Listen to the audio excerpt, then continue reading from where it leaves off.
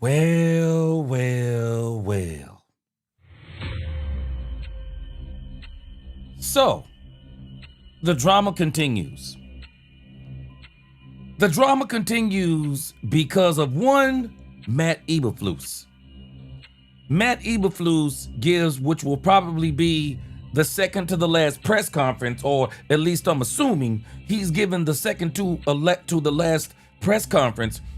And Matt Eberflus, watch what he does. While taking accountability, he plays the victim. And all of a sudden, he makes up an excuse, and he throws Jerry Jones under the bus. Then we have Trayvon Diggs over in Green Bay, saying that he still believes he's one of the top cornerbacks in this league. And then we got Mr. Irrelevant Micah Parsons, who we won't even see for another whole year, coming to the defense of Trayvon Diggs. You can't make this stuff up. Let's talk Cowboys. We're about to talk facts. Yep. Let's go. Yeah, we're going to talk about all this old dumb nonsense tonight.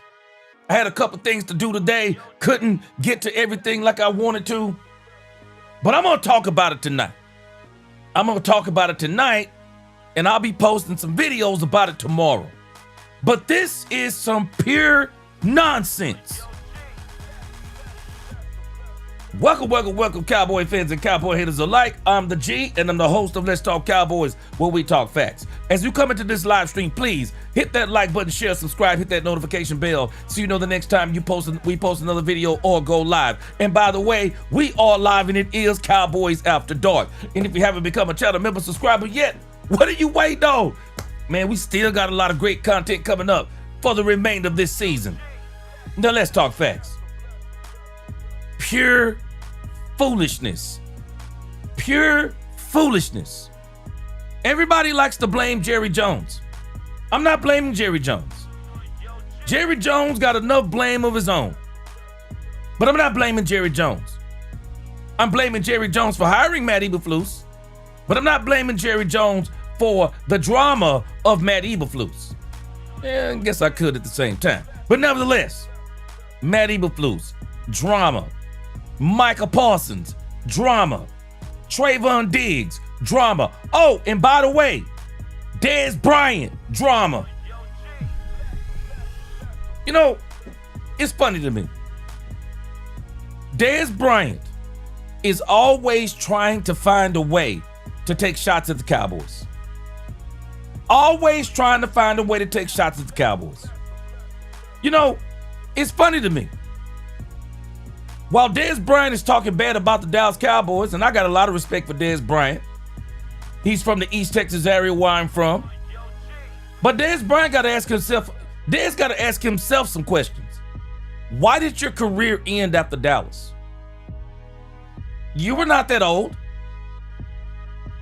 We've seen plenty of receivers play well into their 30s, 35, 36, 37, 38. Why did you not continue to play? Dez Bryant, you know, and I can't get with this. I have a hard time with people who try to blame people who made them into millionaires. Oh, I struggle with this. How somebody gonna make you a millionaire? And every opportunity you get, you try to take the side of a player, another player that Jerry made into a millionaire. Y'all do realize, right? We got a player that's disgruntled that even when Jerry traded him, Jerry did him a favor.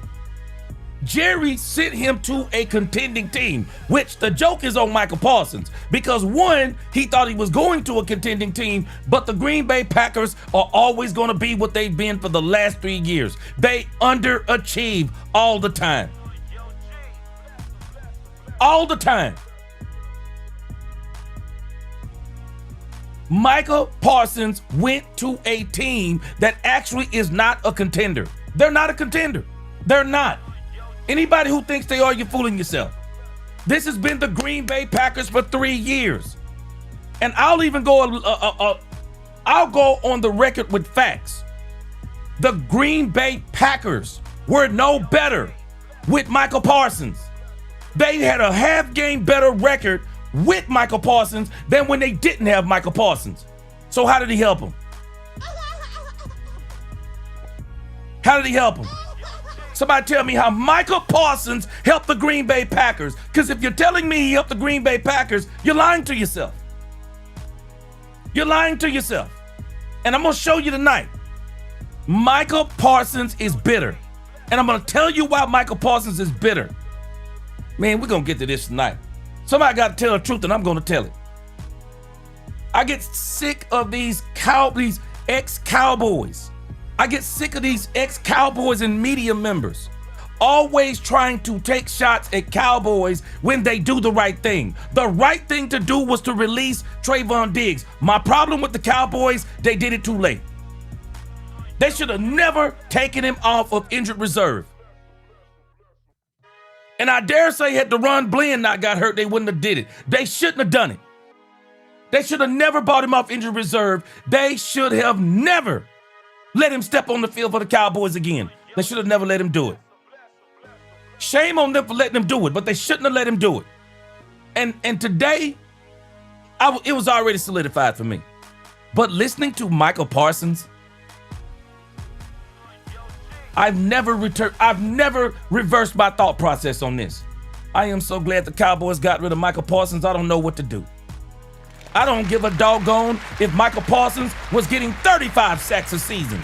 I don't want a player like that on my team. And Green Bay better get ready, because all they're going to get from Micah Parsons is what they're getting right now, a whole bunch of talking, because that's all he's been doing all season long. And in the grand scheme of things, he hasn't done anything for the Green Bay Packers. Nothing but a stat pattern. Yep, we talk about all the sacks that he gets, but tell me, where does he make the impact on the game that gets you over the hump and gets you to the next level? Green Bay's going to find out something. They paid him a whole lot of money for a whole lot of nothing. And they're getting exactly what they get with Micah Parsons. A whole lot of talking. That's all you get. A whole lot of talking, a whole lot of sacks, and nothing else. There's no in between. It's a joke, man. It's an absolute joke. And then got the unmitigated gall to be talking about the Dallas Cowboys. It's an absolute joke. And I'm telling you, this is why I ride solo. Because I can't deal with folk out there, some of these folk out there who ride for players. Who ride for players who we know doggone well don't need to be rode for. Man, it's absolute nonsense. Man, let me tell you what we're going to be talking about tonight, boy.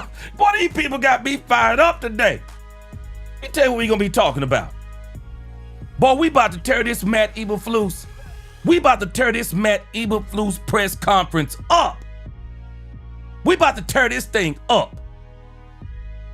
You get to the last game. You get to your last press conference and the last game because you know doggone well you didn't save your job. And now you're going to come out and try to throw Jerry under the bus. I got you, Matt Eberflus, but you get no passes from me. We also going to talk a little bit more about Micah Parsons. Micah Bitter Parsons. Man, let me tell y'all something. I have never seen two men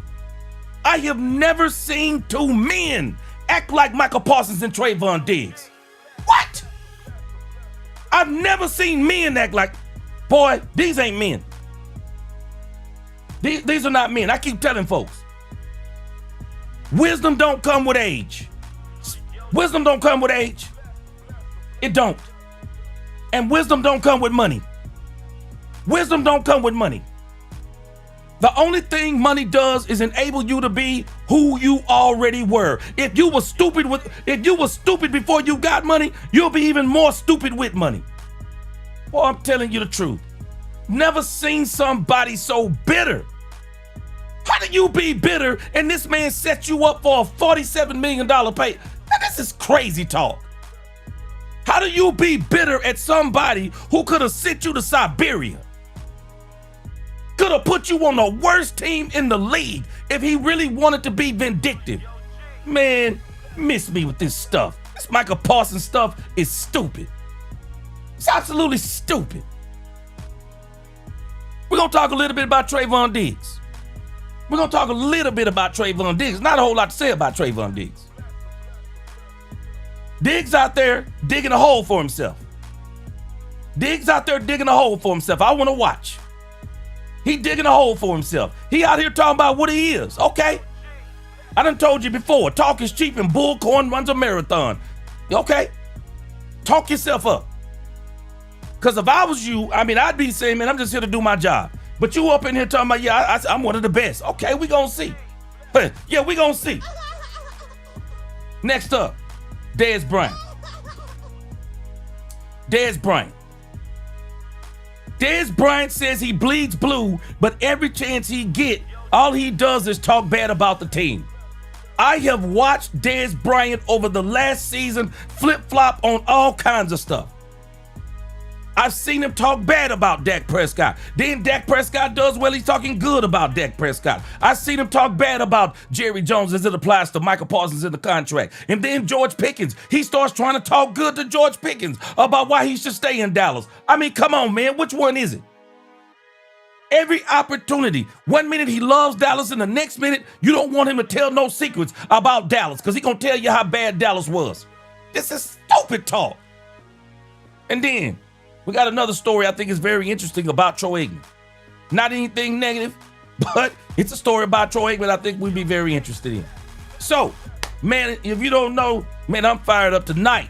These are our subject matters. Matt Eberflus, Micah Parsons, Trayvon Diggs, Dez Bryant, and Troy Aikman. Let's go. Let's get it.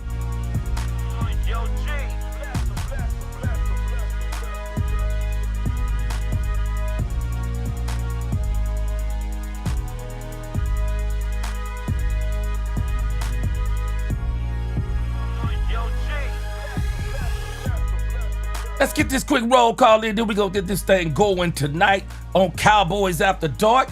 I appreciate y'all rocking with me. Let's get this thing cranked up. What's going on, Truck Rich? Happy New Year. Danny, what's going on? I'll be looking at my email tomorrow. I'll let y'all know in your emails who got the prizes. Top Gunner, Happy New Year to you. What's going on?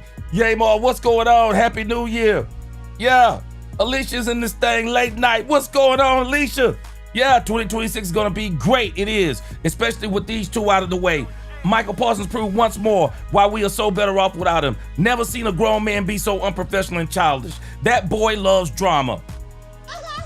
All day long. Sir Knows, what's going on? Top Gunner, what's going on, Top Gunner? He says Top Gunner, #1 stunner. Yes, sir. Fresh off Little Country County bid. They can't keep a brother down. Yes, sir. I'm glad you out. Yes, sir. I'm disappointed in the boys, but I see great things ahead. I do too. Yeah, they got, and again, we're going to talk about it. Lonnie Cabal up in this thing. What's going on? Tex Tech 23, what's going on? My alma mater got blanked today. Ooh-wee. Yeah, it's college football, but y'all already know I don't do a lot of watching of that. Bumpy TY5X from the 903. What's going on? Jeremy Betts, what's going on? Yay, Martin, this thing. Q-Town, dude. Ronan the Voice. Chris Donaway. Davion Wallace. All y'all up in here tonight. Mark Davis, what's going on? Good to see you. Got the crew up in here. April Showers. Miss Matrix, what's going on? Tyrone Church is back in the congregation tonight. What's going on, Tyrone Church? Hey, you know what? We're going to play that Kenny Clark. We're going to play that Kenny Clark since you mentioned that tonight. We're going to make sure we play that. Blue Star's up in this thing. He said haters will say otherwise, but the Cowboys won the trade, period. Well, I'm going to explain why you're telling a fact there, Blue Star. I'm going to tell you why that is a fact that you're telling. I'll come back to that. I'll come back to that when I talk about the Micah Parsons thing. But again, appreciate you rocking with me. April Showers, Jesus Barado, what's going on? Good to see you up in here. Papa Shug up in here, what's going on? What's going on with your text? He said, preaching J.A. I'm just getting started tonight. It's Cowboys After Dark. Man, I'm going all in on this stuff. Christian Legal, what's going on with you? Good to see you. Chris Dunaway's up in this thing. What is going on? Von Dela Cruz, what's going on with you? Happy New Year. What's going on? Yeah. Newhouse fam is up in here. What's going on? Let's go. TJ Combo, what's going on? TJ Combo said my mind was already made up on these two before the season began. Loved them to death, but they were just toxic. And my guy tried to tell us before he was traded to Houston. Yes, sir. I agree with you. Toxic, bro. SM Anderson, what's going on with you tonight? Good to see you. Marlon Dillard, the queen is in the building. My sister from the beginning. What's going on? Michael Plant is up in here. What's going on? Let's see. Hey, Tracy, what's going on? Tracy Bethune. Hey, Tracy Bethune, we're going to talk about this with the bad coaches. We'll talk about that in a moment. I like the comment, though. What's going on? Titan Omega Music. Let me come back up here. I want to make sure. Kevin Howard, don't let me overlook you there. What's going on, Kevin Howard? Happy New Year. Yeah, one more time. Run Mac 07 up in this thing. I am him. What's going on? Good to see you this late night. What's going on? OP and Spencer, what's going on? Happy New Year. All right, Quentin Scott is up in here. Yeah. We about to go in tonight. Kitty Boy, what's going on? It seems that Diggs and Michael planned everything out. Kitty Boy, let me tell you something that people might not. Hey, we're going to talk about this some more. But if you're not paying attention, if you don't think, I brought this up last night, listen to Micah Parsons as he's talking about this. If you don't think Micah Parsons and David Mulugeta had something to do with Trayvon Diggs coming to Green Bay, okay, I'm going to let you tell it. I'm going to let you tell it. But you can tell by the way they are talking. It doesn't make sense in the grand scheme of things. For if there is a team that should have stayed far away from Trayvon Diggs, it's the Green Bay Packers. Why? Because he can't play zone, or at least that's according to him and his advocates. He can't play zone. So now he's about to go to a team that plays zone 78.5% of the time. He's about to go to a team that plays zone, and all of a sudden he's going to start playing good. If Trayvon Diggs plays good in zone with the Green Bay Packers, let me tell you something. It shows you even how little character he has, even more of how little character he has, because that means that he was actually sabotaging the Cowboys exactly the way some of them were saying. They were saying that there were people, y'all might not have heard it, but Jerry Jones was saying it. They didn't trust Trayvon Diggs on the field because he goes rogue. Wait a minute, what do you mean he goes rogue? Man, I'm telling y'all, this stuff with Diggs stinks. Diggs don't have an agent. All of a sudden he gets David Mulugeta, and instantly, where does he go? Green Bay Packers. Man, this is nothing new. And this is one of the reasons why Jerry was going at David Mulugeta the way that he was, because I'm telling y'all, I told y'all this at the beginning of the season. Y'all keep on applauding some of these people who out here applauding these agents. I'm a proponent of players getting paid. But what I'm not a proponent of is agents trying to run the league. If this NFL isn't careful, I said it last year, I'm going to say it again. The agents will be running this league. And do not for a second listen to these doggone media members. You want to know why? Because a lot of them have agents too. And this is why they are pro agent, because they got agents too. They're not going to tell you the dirty underbelly of how dirty and nasty that these agents can actually be. I want y'all to think about this. David Mulugeta.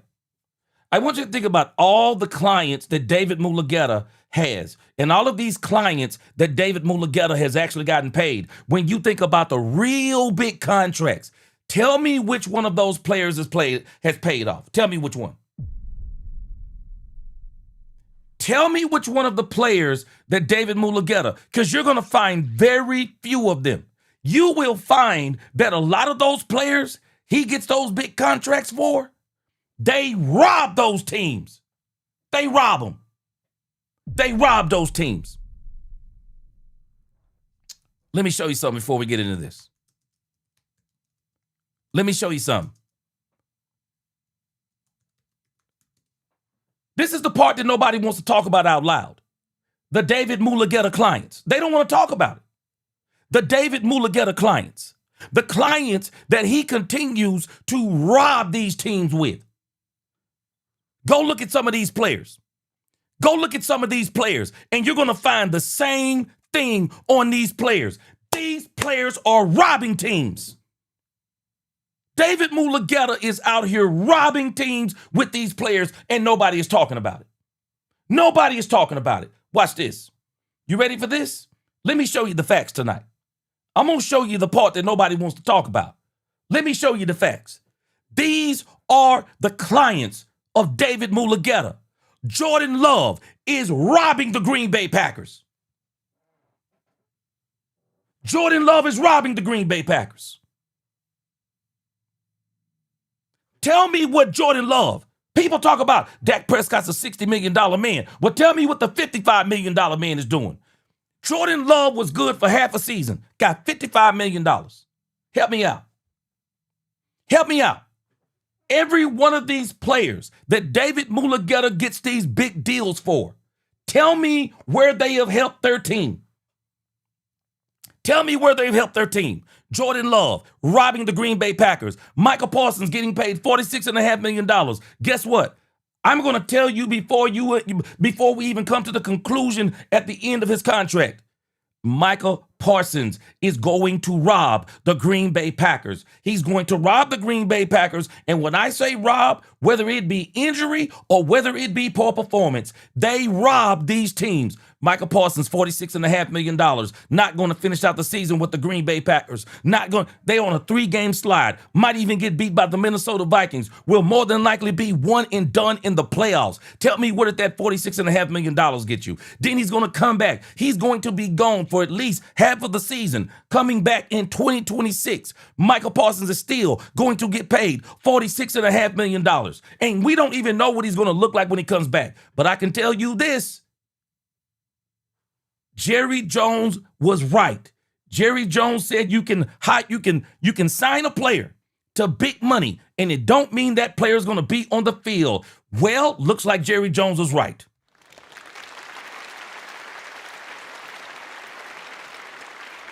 Micah Parsons, $46.5 million, basically robbing the Green Bay Packers. Deshaun Watson has to have one of the craziest deals we've ever seen. $46 million. How many snaps has he played for the Cleveland Browns since David Mulugeta got him that deal? Come on. This dude robs teams.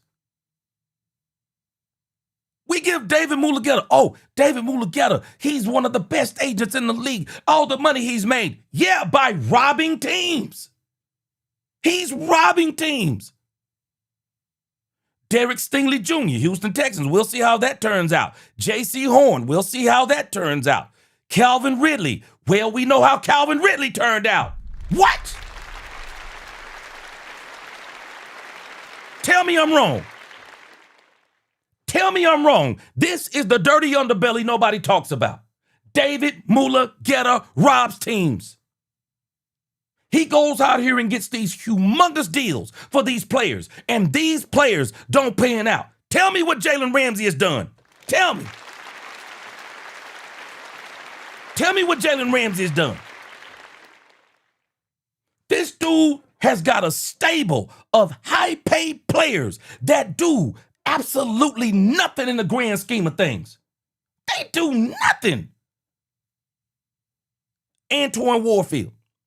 We'll see Whoever. We'll see how, Tampa Bay. We'll see how this turns out with the Tampa Bay Buccaneers. I got a strange feeling they're going absolutely nowhere. A.J. Terrell with the Atlanta Falcons, probably going absolutely nowhere in the next 2 to 3 years. Look at this. Justin Fields, stop it.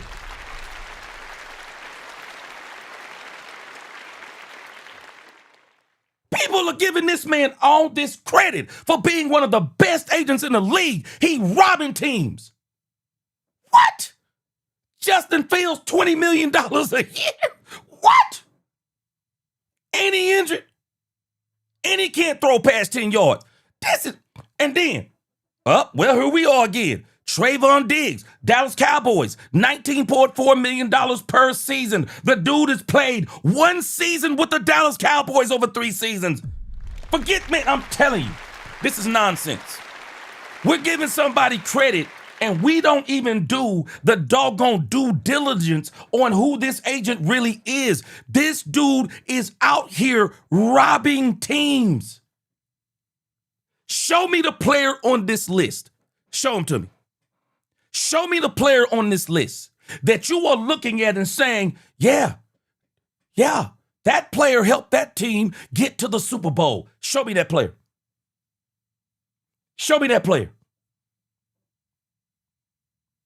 This dude is out here robbing teams. You can go just down this list. Show me the players that this man has that is actually out there.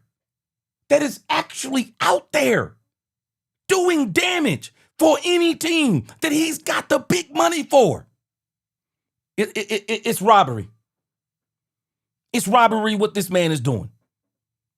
And people are out here, don't say anything about David Mulugeta, because do you know who David Mulugeta is? I know exactly who he is. He's a robber. That's exactly who he is.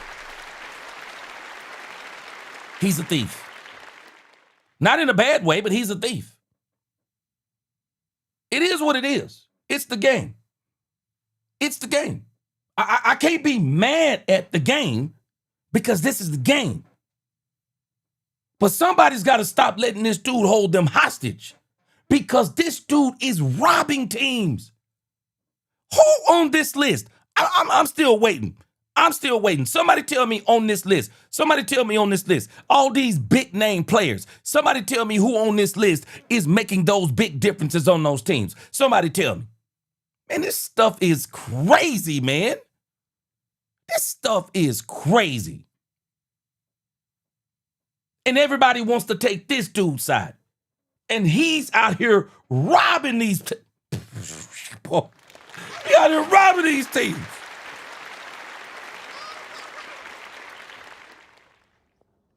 All these huge deals for players who are contributing.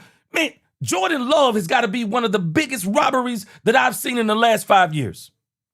They literally paid this man for sitting on the bench for 3 years, I believe. Then he comes and have half of a really good season, and they pay him $55 million. Man, let me tell you something. Matt LaFleur, you got to pass because Micah Parsons got hurt. But if I'm Green Bay, this Matt LaFleur last season coming up in 2026. You out of here, bro. Matt LaFleur advocated for Jordan Love getting paid. Matt LaFleur advocated for Micah Parsons. And it sounds like he advocated for Trayvon Diggs. Bro, I'm telling you right now, if y'all don't go to the Super Bowl next season, you out of this thing.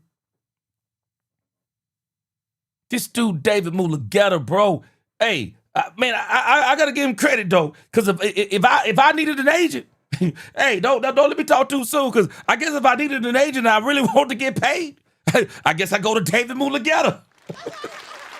I guess I would go to David Mulugeta. I mean, if I want to get paid, if I want to get paid for actually doing for not doing what I'm getting paid to do, I guess I'm going to David Mulugeta because he's got a whole lot of players that are getting paid for doing a whole lot of nothing. I'm just talking facts. Somebody got to tell me when I'm wrong. Somebody got to tell me when I'm wrong. It's the game. I can't fault him for the game. I can't fault him for the game. I'm just telling you the game he runs on teams. This dude goes out here and gets tremendous contracts for players that don't even produce. It's crazy. It's crazy. And Jalen Ramsey is the only one on the list that's even sniffed a Super Bowl. But go back and look at that Cincinnati Bengals Super Bowl. Man, Jamar Chase was cooking this man. Jamar Chase was cooking this man. And a lot of people say it was an offsides call, even though they didn't call it, because I believe they wanted the Rams to beat the Cincinnati Bengals. But had Joe Burrow had had one more half a second, go back and watch the last game of that Rams Cincinnati Super Bowl. Go back and look at it. Man, Jamar Chase had burnt the uniform off Jalen Ramsey. He was running wide open. You couldn't get no more wide open than what Jamar Chase was running on Jalen Ramsey. Man, Jalen Ramsey got cooked all day long by Jamar Chase. Boy.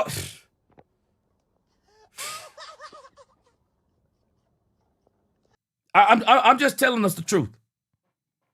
I'm just telling us the truth on David Mulugeta. I'm telling us the truth that nobody talks about. What was the dude for the Raiders? Who was the dude the Raiders cut this year? Who was the guy the Raiders cut? Let me see. Let me see. I didn't see him on the list. Let me prove my point even further.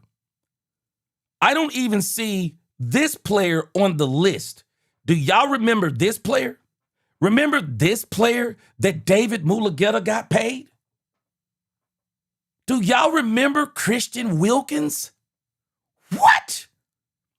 David Mulugeta got Christian Wilkins paid. What? You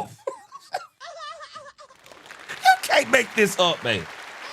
You can't make this up. It's the game. I don't know what else to say about it. It's the game. But people out here people out here acting like the David Mulugeta is this, that, and the other.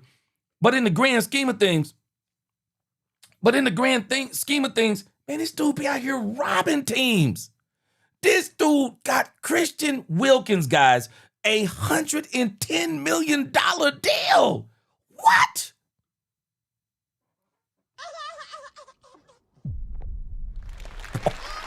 Man, we gotta start telling the truth about this stuff, man. And this dude out here robbing teams. And the reason why I'm saying that the Cowboys already won this trade with Micah Parsons, let me give you the two reasons. One, drama. Micah Parsons ain't worth the drama. Micah Parsons is not worth the drama. I'm sorry, he's not worth the drama. He wasn't worth the drama anymore for the Cowboys. Number two, the reason why the Cowboys won this trade, the money. The money. Y'all are going to find out exactly what I told you before the season started. Go back and look at these Super Bowl teams of the last few seasons. It's not the edge rushers and the pass rushers that are winning the Super Bowls for these teams. It is their defensive tackle play. The Eagles destroyed the Kansas City Chiefs with defensive tackle play. Go back and look at Kansas City Chiefs. Chris Jones, who's their edge rusher? Chris Jones is a defensive tackle. Go back and look at the Los Angeles Rams. Who did they have a defensive tackle? Aaron Donald. The Cowboys did exactly what they needed to do. If you're serious about a Super Bowl, show me who your tackles are. Show me who your defensive tackles are. Show me who your offensive tackles are. That's when I know you're serious about winning Super Bowls. If you show me an edge rusher that you paid a lot of money to, you're telling me you're serious about winning games, but you're not serious about winning Super Bowls. Because when you go back and look at all these high-paid edge rushers, man, I'm telling y'all, I've done this before, and it is so simple when you start looking at the math on this stuff. You go back and look at the highest paid edge rushers. Show me the highest paid edge rushers, and I'm going to show you players that are not contributing to their teams winning and going to Super Bowls. They're not going to Super Bowls, and I got all the facts to prove it. Micah Parsons was never going to be worth the money for the Dallas Cowboys. And the Green Bay Packers have already figured this out the hard way. The Green Bay Packers were no better with Micah Parsons than they were without Micah Parsons. And I'm going to prove that fact too. I'm going to give you facts. I'm not giving you conjecture or my opinion. I'm giving you facts. Are you ready? Show me the edge rusher that has helped his team get to the Super Bowl. Help me out. Show me. Micah Parsons, $46.5 million, not even finishing the season with the doggone Green Bay Packers this season. Aiden Hutchinson with the Detroit Lions. Aiden Hutchinson is not going to help his team get to the Super Bowl this year. TJ Watt, Pittsburgh Steelers, is not going to help his team get to the Super Bowl this year. Myles Garrett may absolutely be the most wasted talent in the NFL in the last 5 years, but Myles Garrett is not helping his team get to the Super Bowl this season. Daniel Hunter, I got a strange feeling he's not helping the Houston Texans get to the Super Bowl this year. Max Crosby with the Las Vegas Raiders will not be helping the doggone Las Vegas Raiders get to the Super Bowl this year. Trey Hendrickson will not be helping the Cincinnati Bengals get to the Super Bowl this year. Nick Bosa will not be helping the San Francisco 49ers get to the Super Bowl this year. The verdict is still out on Joshua Hines. Brian Bowens is not going to be helping the New York Giants get to the Super Bowl this year. Nick Bonito, the verdict is still out. Montez Sweat, the verdict is still out. Now we did see Montez Sweat go with the Philadelphia Eagles, but it was not Montez Sweat. It was the defensive tackle play of the Philadelphia Eagles. So we'll see how it goes with Montez Sweat in the Chicago Bears this year. Rashawn Gary will not be helping the Green Bay Packers get to the Super Bowl this year. Andrew Van Ginkel will not be helping the Minnesota Vikings get to the Super Bowl this year.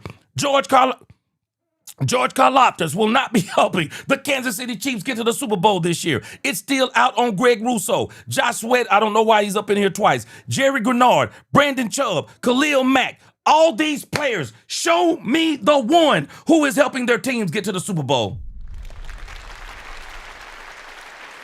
Paying all of these edge rushers, all of this money, and they are not contributing to getting their teams to Super Bowls. The only one we could even credit on here is Nick Bosa. Jerry was right. I don't care what anyone says. Jerry was right about Micah Parsons. Micah Parsons' sacks were not equating into wins. And they did not equate into wins for the Green Bay Packers. Aiden Hutchinson is healthy this year. Aiden Hutchinson came back and look at the Detroit Lions.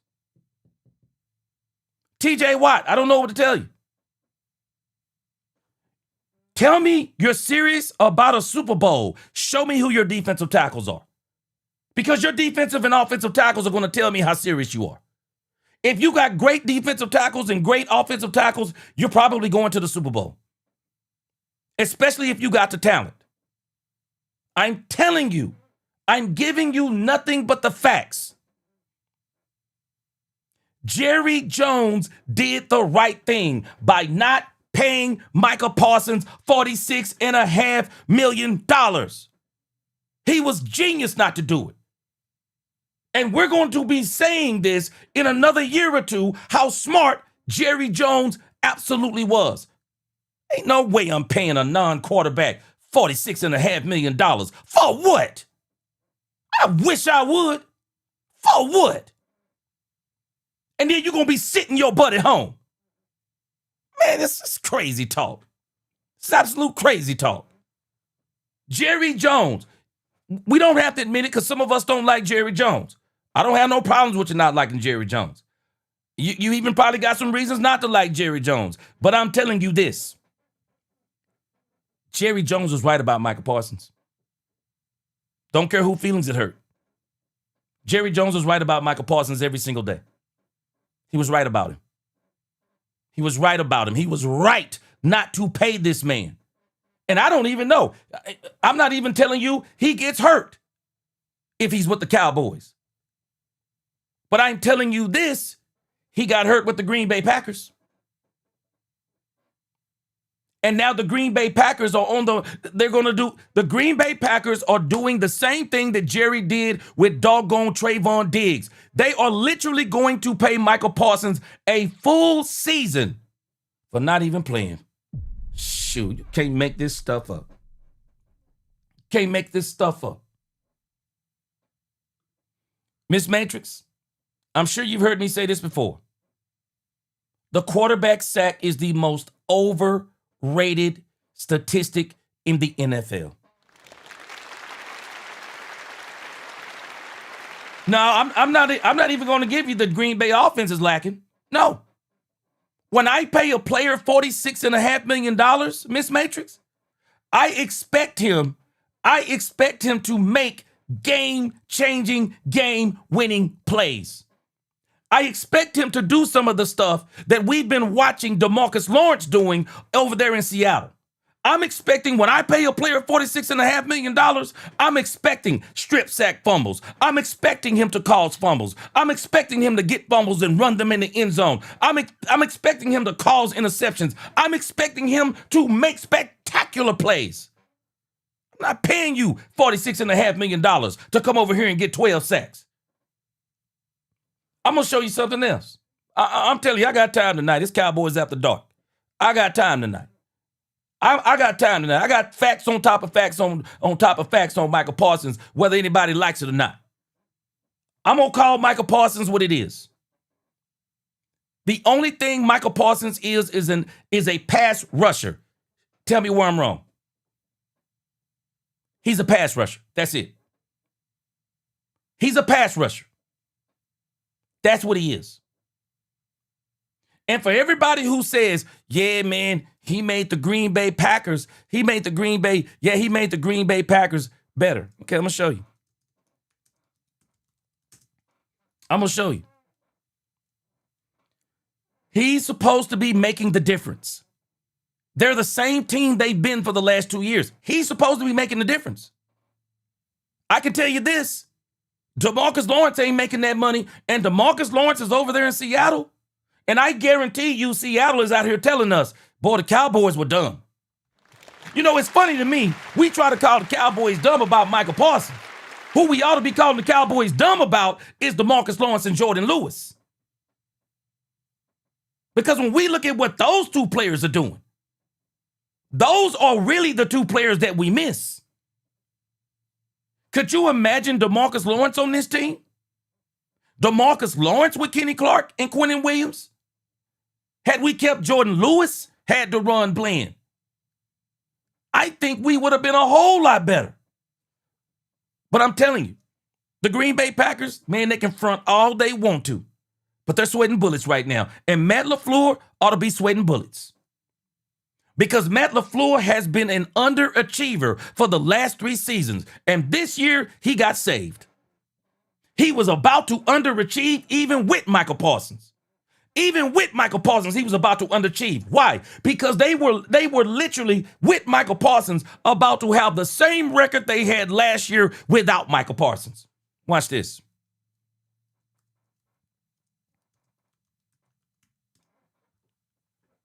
Look at this. Tell me this isn't crazy. So the Green Bay Packers record last year, this is their record. The Green Bay Packers record last year, hold on, let me go back. The Green Bay Packers record last year was 11-6. They were 11-6. They are actually going to win less games this season with Micah Parsons than they did last season. Now, somebody says Micah Parsons didn't finish the season, but that's not what I want to show you. What I want to show you is that when you look at the Green Bay Packers record, they were only a half game better than what they were the previous season without Micah Parsons. Make it make sense. Make it make sense. When I pay you $46.5 million, I'm not just wanting sacks from you. I literally expect you to get in the end zone sometimes. or you do something that helps somebody on the defense gets to the end zone. I'm expecting spectacular plays from you. And to be honest with us, if we're truly being honest, Micah Parsons has only been doing what Micah Parsons does, get sacks. This is why I always tell people, don't you ever compare Micah Parsons to Reggie White. Because there is not a person who ever saw Reggie White that will tell you the only thing he got was sacks. No, that dude was a game wrecker. Reggie White was a game wrecker. He didn't just get double teams, he ate double teams. He got to the quarterback. He got strip sack fumbles. He got other people into the end zone. Reggie White was a monster, and he was not a one-trick pony. We have given this man claim to fame. His claim to fame is a one-trick pony. He is a pass rusher. That's all he is. Bottom line, that's all he is. And Jerry was right. There is nothing, even before Micah Parsons' injury, they were already on this trajectory. And y'all might not remember this, but I literally said, and I'm going to show you the proof. Because sometimes when I'm saying stuff, people think, I don't know, maybe sometimes people think I'm just talking. But let me show you the road to the playoffs. Do y'all remember my series, The Road to the Playoffs? Of course, I had to abandon that series because our road ended. Yeah, our road to the playoffs ended. So I had to end the road to the playoffs. But let me show you what I had already predicted about the Green Bay Packers. Let me show you what I predicted. I actually predicted that the Green Bay Packers could actually lose their last 4 games. I predicted this. Watch this. Let me show you.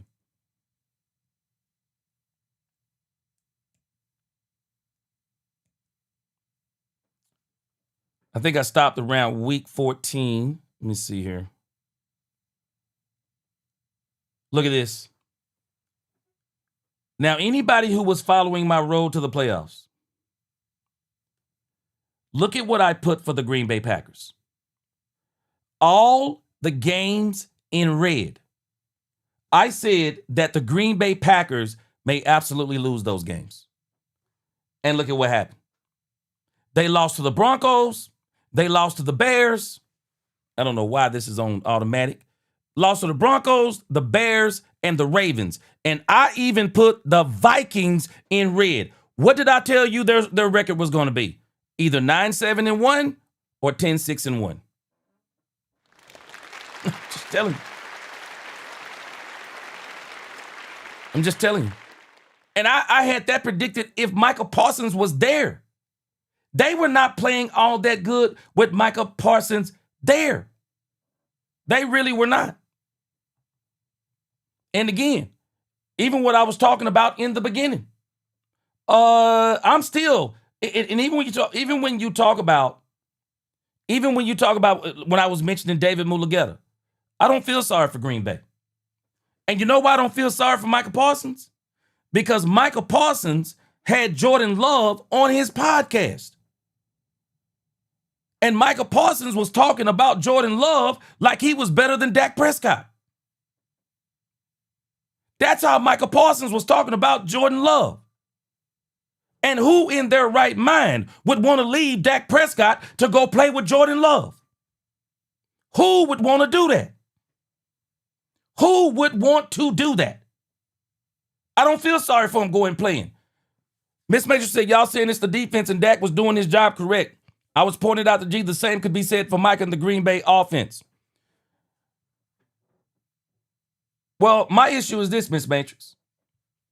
But I'm going to tie all of this in together. Because I'm tying this in even to David Mulugeta.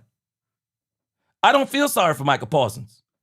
I'm not even giving him that it was the offense that was struggling. I'm not even giving him that. Because he went to that team knowing who the quarterback was. And he actually put Jordan Love on a pedestal. Micah Parsons did that. Put Jordan Love on a pedestal. Absolutely did. Don't feel sorry for him. Nobody feels sorry for Dak Prescott. Dak Prescott's defense is bad. Nobody feels sorry for Dak Prescott. And again, let's flip the script again. But let's talk about the difference between Dak Prescott and Micah Parsons. See, people were not saying this before, but I bet you will agree now. Dak Prescott is better at what he does than what Micah Parsons is at what he does. And Dak Prescott is more valuable to his team than Micah Parsons is to the Green Bay Packers. I'm giving Micah Parsons no leeway on this. Absolutely no leeway. It's the same Green Bay team that it's always been. It's the same Green Bay team. And again, I've seen Dak Prescott make the spectacular plays. I've seen it. I haven't seen Micah Parsons make the spectacular play. Somebody give me Micah Parsons. Somebody give me Micah Parsons. Give me Micah Parsons' signature play. Give it to me. I'm giving him no leeway tonight. Give me Micah Parsons' signature play. Tell me what it is. Give me his signature play. Give me the signature play. Give me the signature play with the Dallas Cowboys that Micah Parsons made that turned an entire season around. Give me the signature play that he made in the playoffs that flipped the momentum of the playoffs. Give me the signature play that everybody said that's the signature play for Micah Parsons that shows you who he is. Give me the signature play, because I could give you a ton of them with Dak Prescott. Dak Prescott has had signature play after signature play after signature play. I'm giving Micah Parsons no leeway. He decided to go to a team. He decided to go to a team that has Jordan Love as the quarterback. That's on you. That's on you. And I'm going back looking at some of these Green Bay games. And admittedly so. Now, I'm not going to sit here and be subjective here. They have held teams to enough points to be able to win some of these games. But at the end of the day, they didn't win them. They didn't win those games. You think about this. Let me see. I can't remember which week that Micah Parsons got hurt. But again, even with Micah Parsons, they were no better than they were without him. He's supposed to be the difference maker. Absolutely supposed to be the difference maker. He's supposed to be making the plays that say, I'm worth $46.5 million because I made a play that switched the game. Nobody can tell me that play. They can't tell me that play because it doesn't exist. That play does not exist. All right, let's get to Matt Eberflus. I'll get back to Micah Parsons, which I probably won't talk a lot about Micah Parsons after this because I've already talked enough about Micah Parsons, other than what he said about this issue that's going on with Trayvon Diggs, which he is unequivocally wrong again, even when it applies to Trayvon Diggs. But let's go to Matt Eberflus. Matt Eberflus today is going to get all the business. Matt Eberflus is about to get all the business from me today. Because I see exactly what Matt Eberflus did today. I see exactly what he did. I think Matt Eberflus pretty much knows the party is over for him. And his interview told me everything I needed to know, that it seems like he kind of knows that the party is over. All right. First of all, Happy New Year to everybody. All right. Okay. Open up for questions. Calvin Watkins, Dallas Morning News. Matt, how difficult has this season been? Now, let me say this about Eberflus as we get ready to start talking about Matt Eberflus.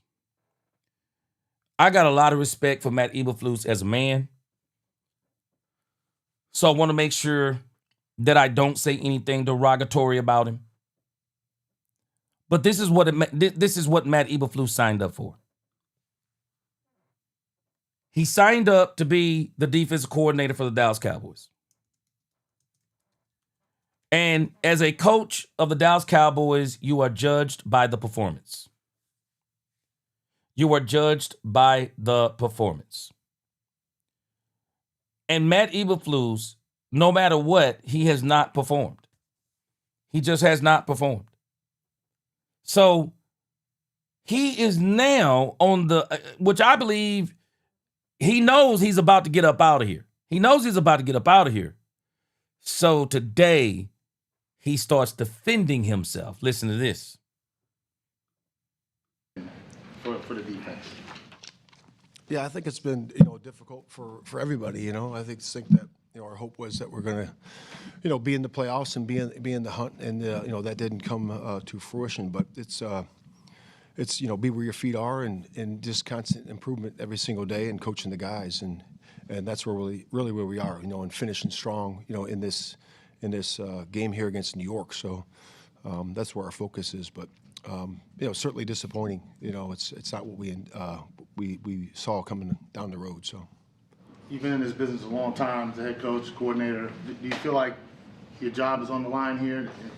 This head into the offseason? Yeah, I mean, I knew you were going to get a couple of those questions, and it's really my mindset has always been the same. It's 1 week at a time, 1 day at a time, and you're focusing on coaching your players, getting them in the best positions, and teaching them the scheme. Whether it's first or second down or the third down that we're doing today, but that's always been my focus.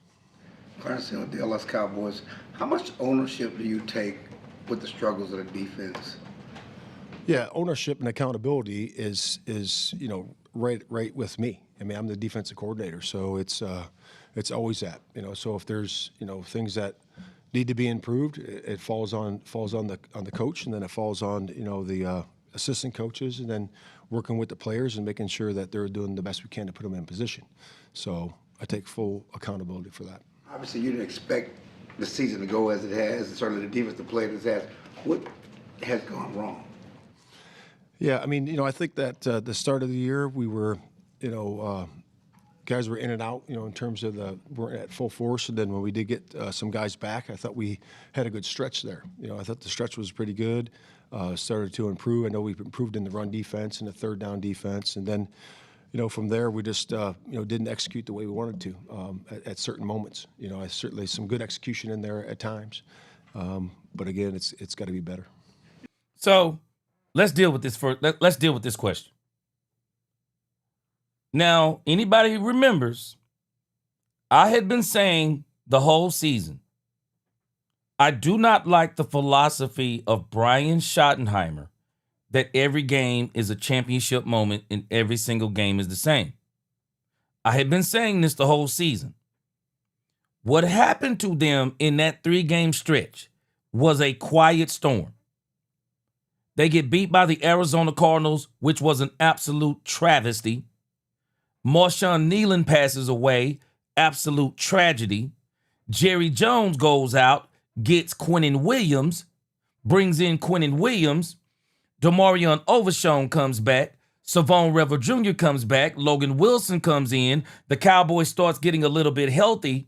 And so not only were the Cowboys hyped up somewhat because Quinnen Williams came to the team, but they used Marshawn Nealon as a launching pad and a motivation because they said they were playing for Marshawn Nealon.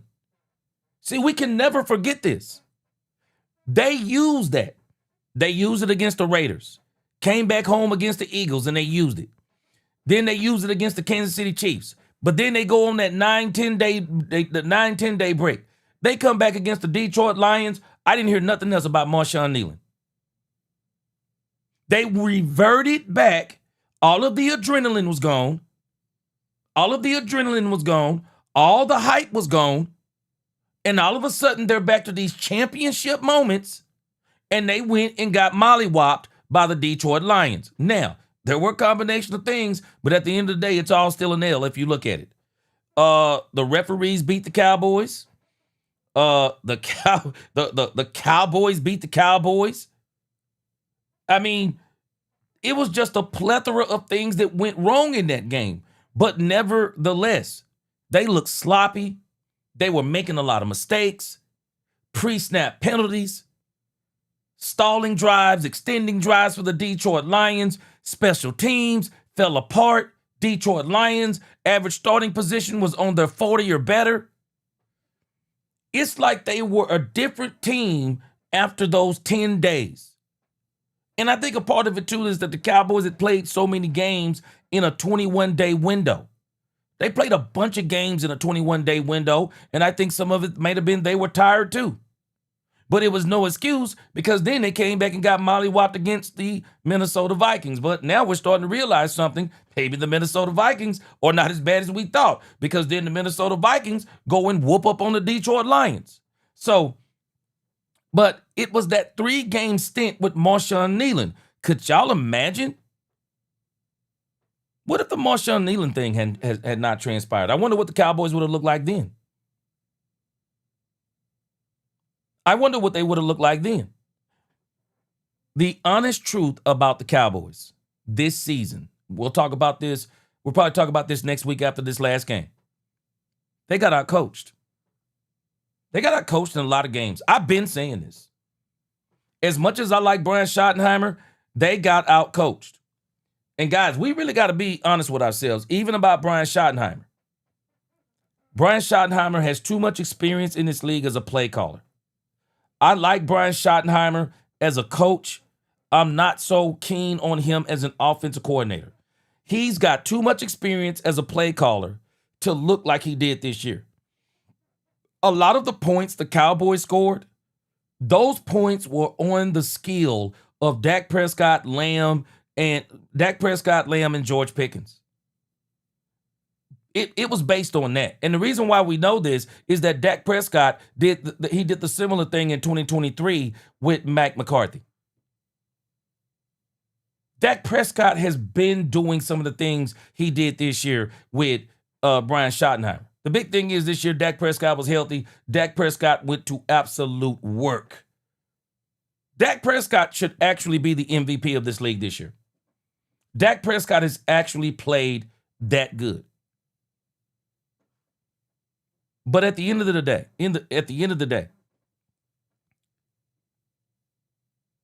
Jadeveon Clowney said that he's got a lot of energy on the sideline. So, I can't argue against that. But Matt Eberflus, he got fired from the from the Chicago Bears. The Cowboys should have never hired him. It was too fresh off of that whole Chicago debacle. And some of the same things, but his defense, even when they were losing in Chicago, his defenses were good. They were not bad.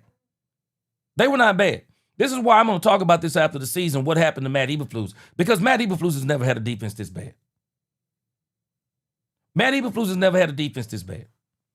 And when I think about this whole issue, with Matt Eberflus, my biggest knock against Eberflus is how stubborn he is. Rather than trying to do the best with what he had, he got forced to do different things. Brian Schottenheimer had to go into the coaching room with him and try to help him devise ways to do this and do that and do this. Then in the 3-game stretch with Quentin Williams, we saw him change to the 5-man front. But then he comes out of the bye week, not the bye week, but he comes out of that 10-day break, and he lets the Minnesota Vikings totally take him out of the 5-man. The Detroit Lions take him out of the 5-man front, let the Minnesota Vikings take him out of the 5-man front, and he just went back to playing pretty much zone. Now, these last few games, he's tried to do some things differently, and it still didn't work. Because I do think the other side of Matt Eberflus is, and I will be fair about this, I do think the other side of this is he doesn't have the players.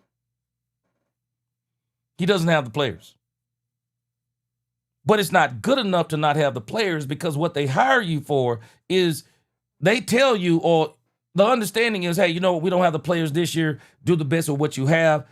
And if you'll show us that you'll do the best with what you have, next year we'll get you the players that you want and the players that you need, and then your system will look a lot better. But Matt Eberflus has proven to be so stubborn. And for me, that's the reason for me he's got to go. When you took the job, I think you had a certain expectation who was going to be on the team. And now watch Clarence Hill. Man, Clarence Hill has been doing some real lowball stuff lately. I like Clarence Hill, but I really do think Clarence Hill has been doing some stirring up of some things. Clarence Hill is bringing Micah Parsons into the conversation with this particular question. How you want to play? How much did that change at the start of the season when Micah left? Yeah, I don't know if it changed that much. Obviously you have an all-pro pass rusher that wins really quick. That's certainly going to help any defense. If it's Micah or if it's Miles or whoever that might be, that impact player is always going to help. To a certain degree, in pass downs and other downs. But again, you can't look back, right? It is what it is, and then you just focus on where you are. Now, I think Eberflus gave an honest answer here.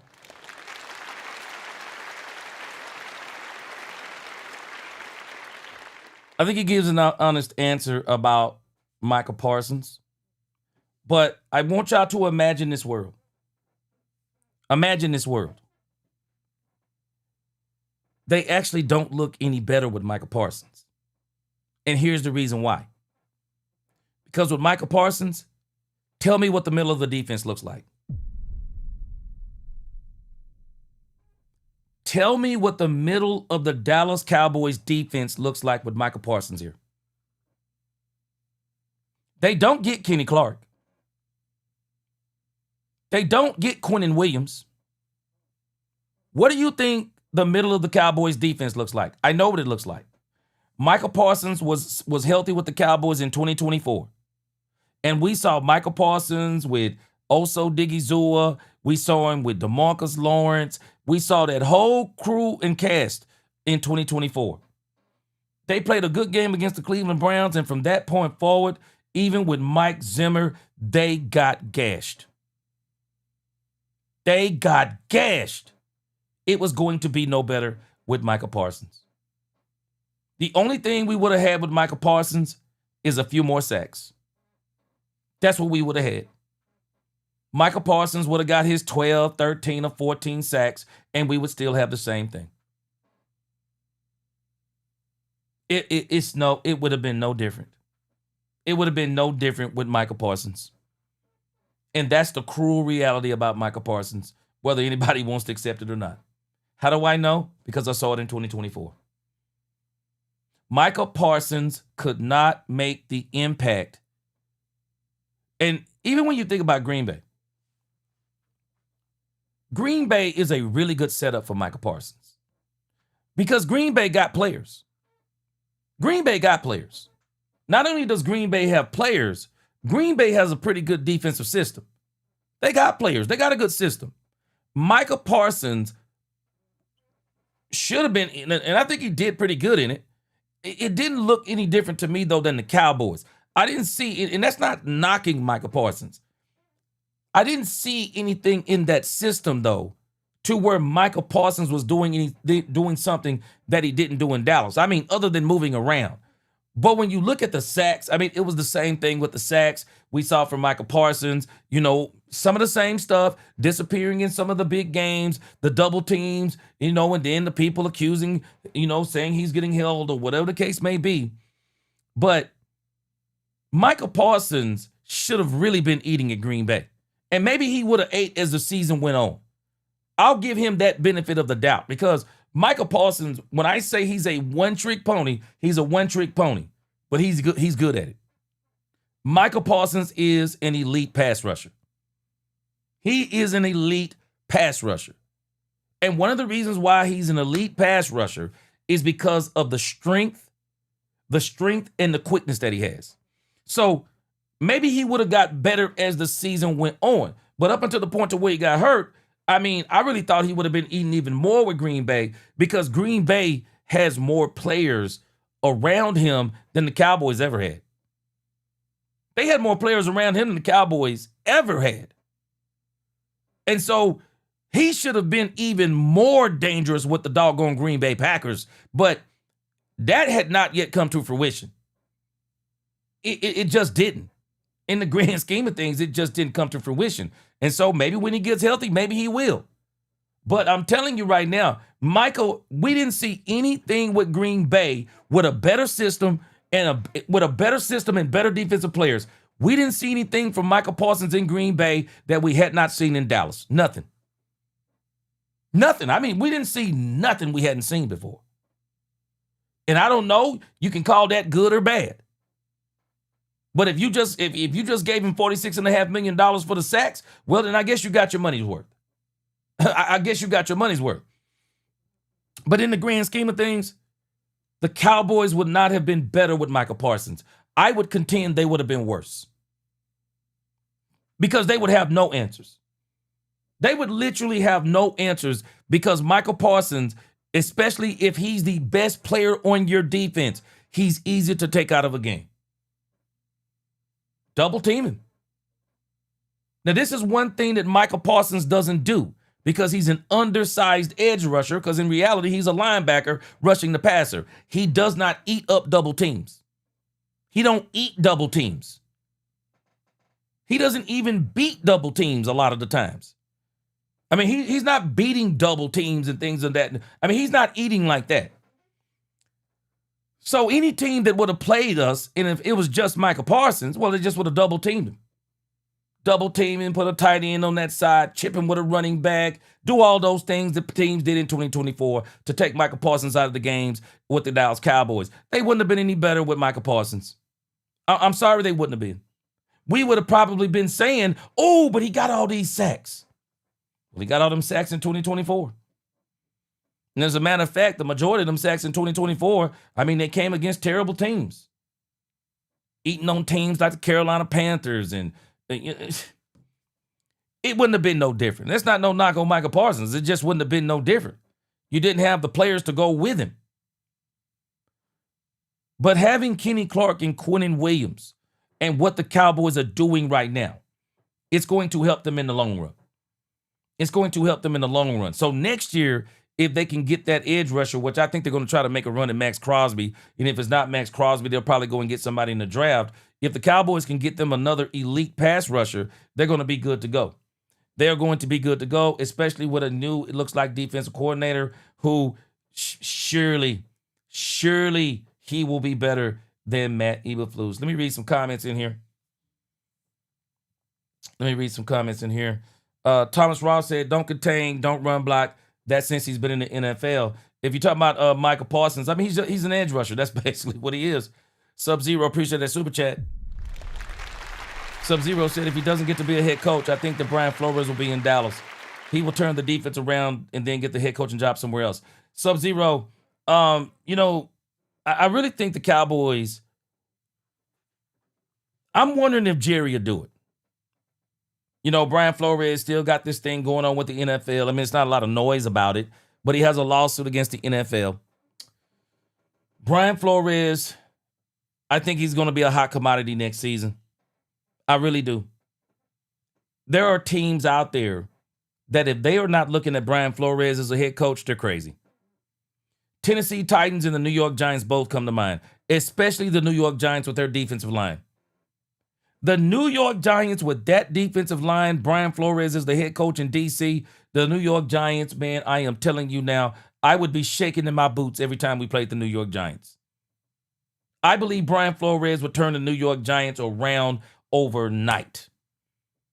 Overnight, especially where they are drafting, with their draft position and the defense they already have. Man, I'm telling you, Brian Flores would turn that team around overnight. Again, you're talking about them. You're talking about the Tennessee Titans. You're talking about, it sounds like the Cleveland Browns are going to get rid of Kevin Stefanski. There are teams out there that should absolutely be looking at Brian Flores as the head coach. Yeah, I agree with you. I think Brian Flores is going to probably have an opportunity, Sub-Zero, as a head coach. I do. But if he doesn't get a head coaching job, Dallas is where he needs to be. We saw what happened when Dan Quinn came to Dallas and turned the defense around. I think Brian Flores can have that kind of impact on the Dallas Cowboys defense, especially with the players the Cowboys are going to get him. I really think if Brian Flores really weighs this out just really weighs this out in the advantages of going to Dallas, if you really want to show this NFL how good you are as a defensive coordinator, what better place than Dallas where you're under a microscope? What better place than Dallas? You're under a microscope. It's all eyes on you, like Tupac said. All eyes on me, bro. Brian Flores coming to Dallas, all eyes on him. Expectations go out the roof. Everybody's watching him. Brian Flores turns this Dallas Cowboys defense around, helps the Dallas Cowboys get to second or second round NFC Championship or even a Super Bowl. Brian Flores gets to write his own ticket. And then when you figure in the cost of living, you figure in those state sales tax, you figure in the weather, you figure in all of the amenities that come with being with the Dallas Cowboys. Man, I'm telling you right now, and especially Brian Flores does not seem like to me to be the kind of coach that can be bought or be a yes man. He would be the jolt the Cowboys need. I absolutely agree with you, Sub-Zero Prime. He would turn the Cowboys defense totally around. Question is, would Jerry do it? Davion Wallace, I agree with you. We're better off now with them gone. So happy and excited for the future. We were never going to move on with those two players. And I still say the Cowboys need to clean house. They're not the only players that need to be gone, and then we got coaches that need to be gone too. Because I not only think Matt Eberflus needs to be gone. I think Matt Eberflus. I believe Matt Eberflus' entire. I believe Matt Eberflus's entire staff that they brought in with him needs to be gone too. Hot Boy said, why didn't we see them put more around Micah in Dallas like they did in Green Bay? Well, it's kind of funny, Hot Boy. It kind of happened organically with the Green Bay Packers. Micah Parsons just went to a defense that was already good. It just is what it is. Cowboys haven't had a good defense, and I'll use that word even loosely with Dan Quinn. The Cowboys just haven't had a good defense since Dan Quinn.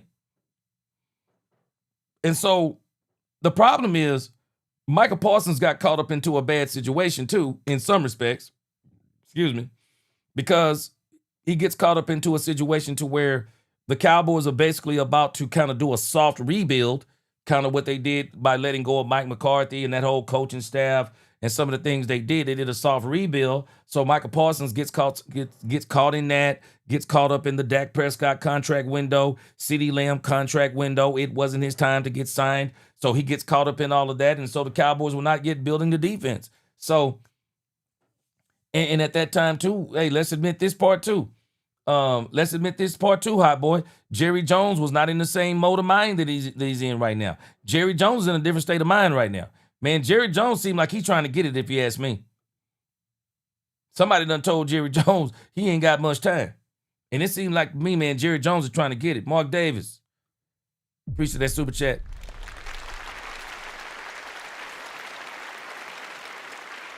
So when you think about all of those things with Micah Parsons, he kind of got caught up in that. And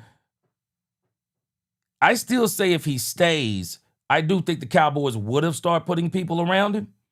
But I can tell you this, they're not going to get Quentin Williams and Kenny Clark type. They were not going to get that type of talent with Micah Parsons here. At least not this season. Had he been here this season, they were not going to get that talent around him this season. And then I don't know, maybe next season they could have, maybe got another player, but man, the Cowboys, in the grand scheme of things, you think about it, man, the Cowboys were in a tough situation. They really were in a tough situation with Micah Parsons. You make a good point right here, good bad. Let it go, man, let it go. Parsons don't get the marketing attention in Green Bay as he did in Dallas. I agree with you. I agree with you on that, good bad. That's why he keeps involving Cowboys in his interviews. Yeah, I agree with you. I absolutely agree with you. Yeah, Thomas Roth, he runs out of gas. One of the reasons why he runs out of gas is because you got to think about how, you're thinking about how hard he's working, and then he's getting chipped, he's getting double teamed. I mean, kinds of things are happening to him. So Micah Parsons, the reality is, the best thing that happened to Micah Parsons was going to Green Bay. The best thing that happened to Micah Parsons was going to Green Bay, and the best thing that happened to Dallas was trading Micah Parsons. I think it was good for both of them. Same thing with Trayvon Diggs. I think it was good for both of them. It was too much drama. It was way too much drama, and it was it was getting out of hand, and those types of things start to affect the locker room. Sub-Zero said, I don't understand how a team is willing to pay someone like Mike all that money to be a one-trick pony. Now, Sub-Zero, let me tell you why the Green Bay Packers did it. And it makes sense if you think about it the way Green Bay is thinking about it. Follow this. Green Bay says, we got our quarterback, check. We got our wide receivers. They had a very good draft on wide receivers, man. They got their wide receivers, check. They got one of the best tight ends in the game, check. They got a great running game, check. Their offensive line they feel is good, check. Defense already good, check. They were saying when they got Micah Parsons, and I understand it, I believe the Green Bay Packers thought that Micah Parsons was going to be their Charles Haley. I believe they thought Micah Parsons was going to be their Charles Haley. And that's why Green Bay did it, because Green Bay is saying, we don't actually need no players. We're missing one player. They got Micah Parsons. And it didn't work out for him. It didn't work out. And I don't feel sorry for him. You paid Jordan Love $55 million. You let David Mulugeta take you to the woodshed, same way he does a lot of teams. You let David Mulugeta take you to the woodshed for Jordan Love, who only had a half of a good season, and he has struggled mightily, whether it's been injuries or whatever the case may be, ever since Jordan Love got that contract, and then he went into the next season, and he hasn't been right since. And that seems to be, man, somebody's going to have to start talking about this sooner or later. This seems to be the story for a lot of these David Mulugeta players. They get the contracts and they don't work out for whatever reason, like it's some kind of curse. They get the money, they get hurt, or there's some other issue going on with them. But go back and look at that list again and do the history on those David Mulugeta players. Boy, if people were to do the work on those David Mulugeta players, I guarantee you, man, wouldn't nobody let that dude take him to the woodshed no more. I'm telling you. George Pickens, man, he got his hands on George Pickens, and George Pickens I think he's got his hands on George Pickens, and George Pickens may absolutely be another one of, I mean, it's going to be a cash cow for him too, because the Dallas Cowboys are going to pay George Pickens. Miss Matrix, she said about Jerry adding without subtracting. Jerry was going to add, but the Micah Parsons contract, man, I'm just telling y'all, that's a big contract. $47.5 million. Man, that's a huge contract. I don't care if you're talking about void years or not. That's a huge contract because again, the Cowboys, I believe, still would have added with Micah Parsons being here, but they wouldn't have been able to add the way that they want to with Micah Parsons being here. I mean, we really got to think about this. We're not getting Quinnen Williams with Micah Parsons here. How do we do it? How do we get Quinnen Williams with Micah Parsons here? I don't see how we do it. And you definitely don't get Kenny Clark and Quinnen Williams without Micah Parsons. I mean, it's a whole chain reaction. So even if the Cowboys were going to add, which I do believe they were going to add, the only way they were going to be able to add with Micah Parsons was it was always going to be the draft. But this thing with Quinnen Williams, man, y'all watch what I tell you. Y'all are going to call me a prophet by next season. Y'all going to be giving me prophet status. The best thing that Jerry did was get Quinnen Williams. I'm telling you, it is one of the best moves that Jerry has made in years, to get Quinnen Williams and Kenny Clark. The Cowboys have solidified their defensive tackle position.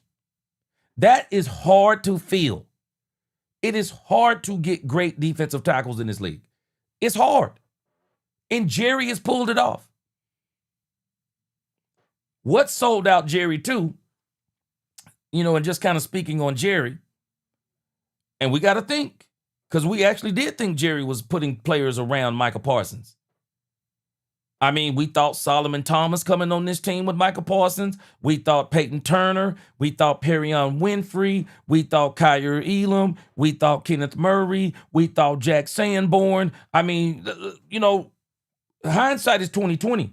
But the reality is we did think that Jerry had put players around Micah Parsons. Those players didn't turn out. And I think a big part of those players not turning out, and this is the bad part, I think a big part of those players not turning out is this man right here we're listening to. I'm Todd Archer with ESPN. What's disappointed you the most? I just think that, we wanted. It's funny. It's almost like they're talking in past tense with Matt Eberflus, like they pretty much know he's gone. I mean, I know they're talking about the season too, but it's like they're talking in past tense like they know he's gone. To see more progress during the course of the year. and it was just more. It was more up and down. You know, it just wasn't linear. You know, and you'll have some of that. You know, during the course of the year where you're starting to stretch at a good stretch right there, having some good games, and then you'll have a little dip, and then you'll spike back up. You know, so just that's probably the biggest thing. A lot of time people talk about after-action reports and things. Is there a part of you that's already kind of started to go through that at all to see where the disconnect has been? Because track record suggests you've been a good coordinator, position coach, and things like that, and then it's just not happened. Have you done any of that? Yeah, you always do that. You know, you're always looking at those things, you know, throughout the course of the year, always doing self-scouts, always looking to see where you can improve, move players around, you know, with who you have available, and then move the scheme around. So you're always doing that every single week. Now, see, this goes to what James Slater was saying and what Trayvon Diggs said. Now, Trayvon Diggs was saying this like it was a bad thing. But in the grand scheme of things, the reason why the Cowboys kept changing things up every single week is they couldn't find anything that worked. I mean, that's the cruel reality. The Cowboys couldn't find anything that worked. They got in that 3-game stint. That worked, but I still say a lot of that was that quiet storm of Quinnen and those guys coming, and then the thing that happened to Marshawn Nealon. And then the Cowboys go on that 10-day break, come back against the Detroit Lions, and the wheels popped off. The wheels absolutely popped off, and they really popped off when they got beat by the Minnesota Vikings. I mean, we might could have excused the Detroit Lions, but you wound up getting beat by the Minnesota Vikings, which it is kind of funny because the Minnesota Vikings then came back and beat the Detroit Lions with a backup quarterback, I might add, because their defense was so good. But, you know, nevertheless, one of the reasons why they're doing all of these adjustments is because they couldn't get anything that worked. And then, of course, Matt Eberflus' system, I still don't understand the system that, you know, it's, you know, that Tampa 2, cover 2, or whatever it was. You know, why was that so hard for these players to get? Why was that so hard? I mean, it's mind-blowing to me. It's mind-blowing to me. And this is why I really think the Cowboys need a defensive coordinator who can really give this team a jolt. Really think they need a defense coordinator that can give this team a jolt, for sure. I'm sure with the Athletic. Why do you think things didn't work out with Trayvon Diggs? Yeah, you know, it's I'll just really, you know, say what Shotty said yesterday because I believe that's how we all feel. You know, we wish him the best, number one, you know, in Green Bay, you know, and then sometimes things just don't work out. You know, it's just, you know, performance-based, other elements and different things like that. But, you know, sometimes it just doesn't work out. And sometimes when a guy gets a fresh start, it's a good thing, you know, for him. And that's just where it is. You know the sad part to me about Trayvon Diggs?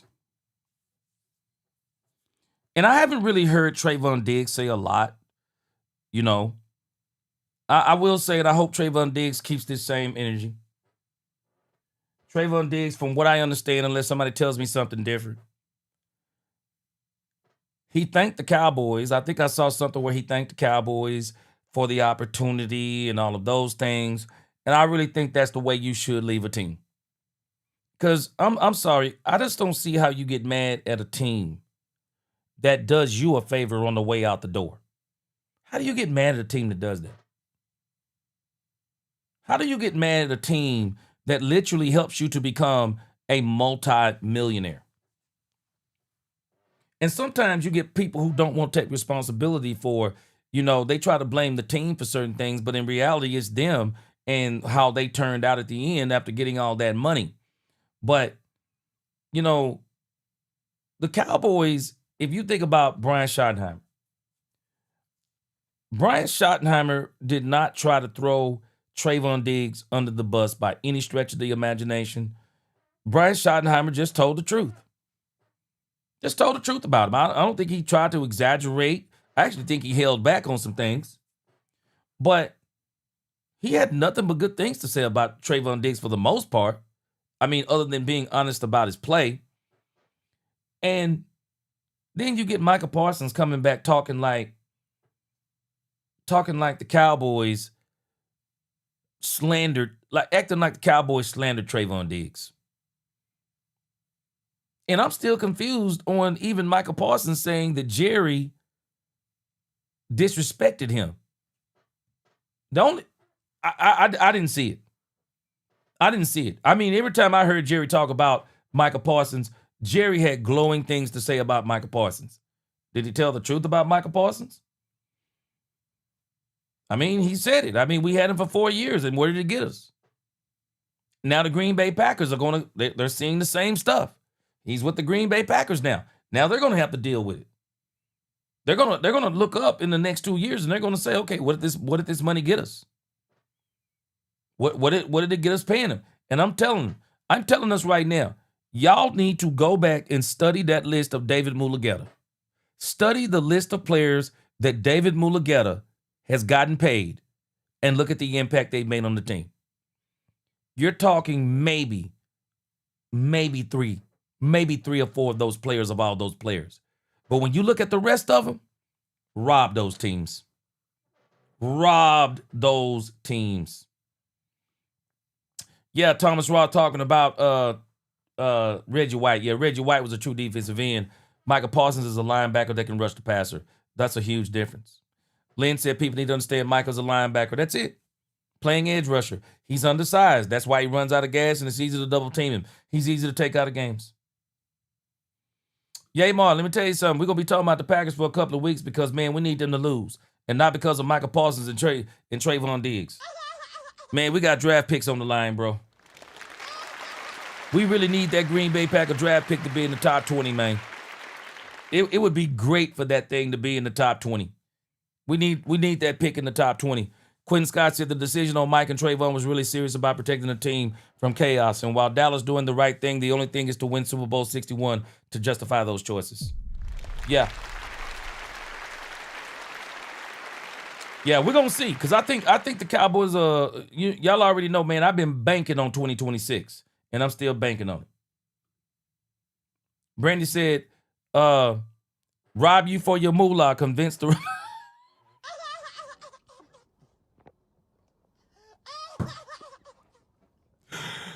Brady called him, rob you for your moolah, convince the Browns to pay Watson. I'm telling y'all right now, man, if people really did their homework on David Mulugeta, man, this dude has gotten players paid who just didn't turn out. They just don't turn out. It's like they're cursed. You pay them the money, they're either loop-de-loop and they get injured, or they're loop-de-loop and injured. It's crazy work. It's crazy work when you think about it. It's crazy work. Bass says, I think it's a mentality for some, not saying all, but for some, when they get paid after having worked for the money, they say to themselves, I've secured my future. I'm not risking myself. I don't have to. I agree. Bass, I think there is some truth in that. I think there is some truth in that. Have to be careful being satisfied, man. One of the things that I talk about, when you think about, the Bible and Paul and pressing on towards the mark, one of the things that Paul said, the things that I counted as gain, I counted as loss, so that I could gain Christ. And I'm saying all that to say, if you truly want to reach the ultimate levels in life, and even on the other side of life, if you want to reach those ultimate levels, you never look at one. You never look at just one successful thing and go, I've made it. No. Never be satisfied. Be satisfied, but don't be satisfied. Always keep pushing. Always keep pushing. Never settle. Because once you settle, you're dead. Christian Legal said, hey, G, if we had Brian Flores at the beginning, then Flus, I think the players we got would be way better.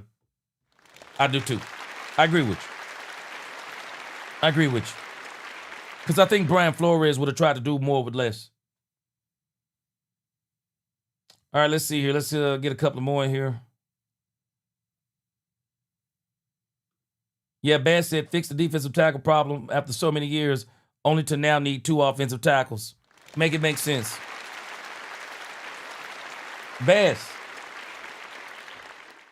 keep your eyes and your ears open.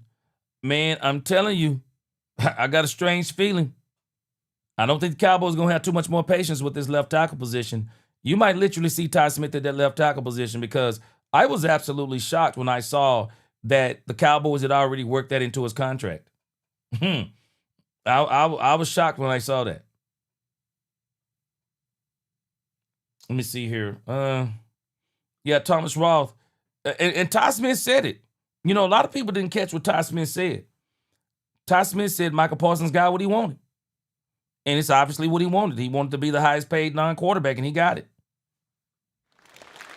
You got to be careful making those things be your goals.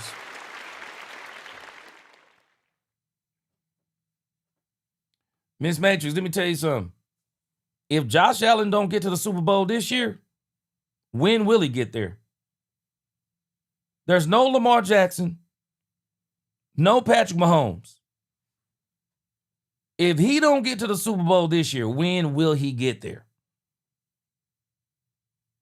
What's going on, Jenkins Gaming? Good to see you. What's going on, Derek Posey? All right, let's see. Let's get a little bit more in here. Matt Eberflus. When you talk to the team this week, what do you want? Now, you know, it's kind of strange to me. And this is why you got to be careful reading some of these headlines on X too. So Clarence Hill posted over on X. Clarence Hill posted that Jerry said it was unanimous to let go of Micah Parsons. But listening to Matt Eberflus, it didn't sound like it was unanimous. This is why you got to be careful reading the headlines of some of these media writers. Because as I'm listening to Matt Eberflus, that is not what Matt Eberflus said. That actually is not what Matt Eberflus said. I'm not even sure if I can take that this is Eberflus. I'm gonna have to really think on this. I guess he's saying, in a sense,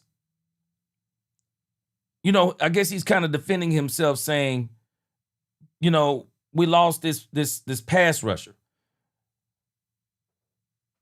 I guess that's a good defense. But I'm not so sure he's saying that as in, but I wasn't unanimously on board with trading Micah Parsons, if that makes sense. I don't think that's what he was saying. Y'all tell me. Y'all tell me. Because I don't know if that's what he was exactly saying. You know, because some people are taking this as him throwing Jerry Jones under the bus. Now I'm rethinking this.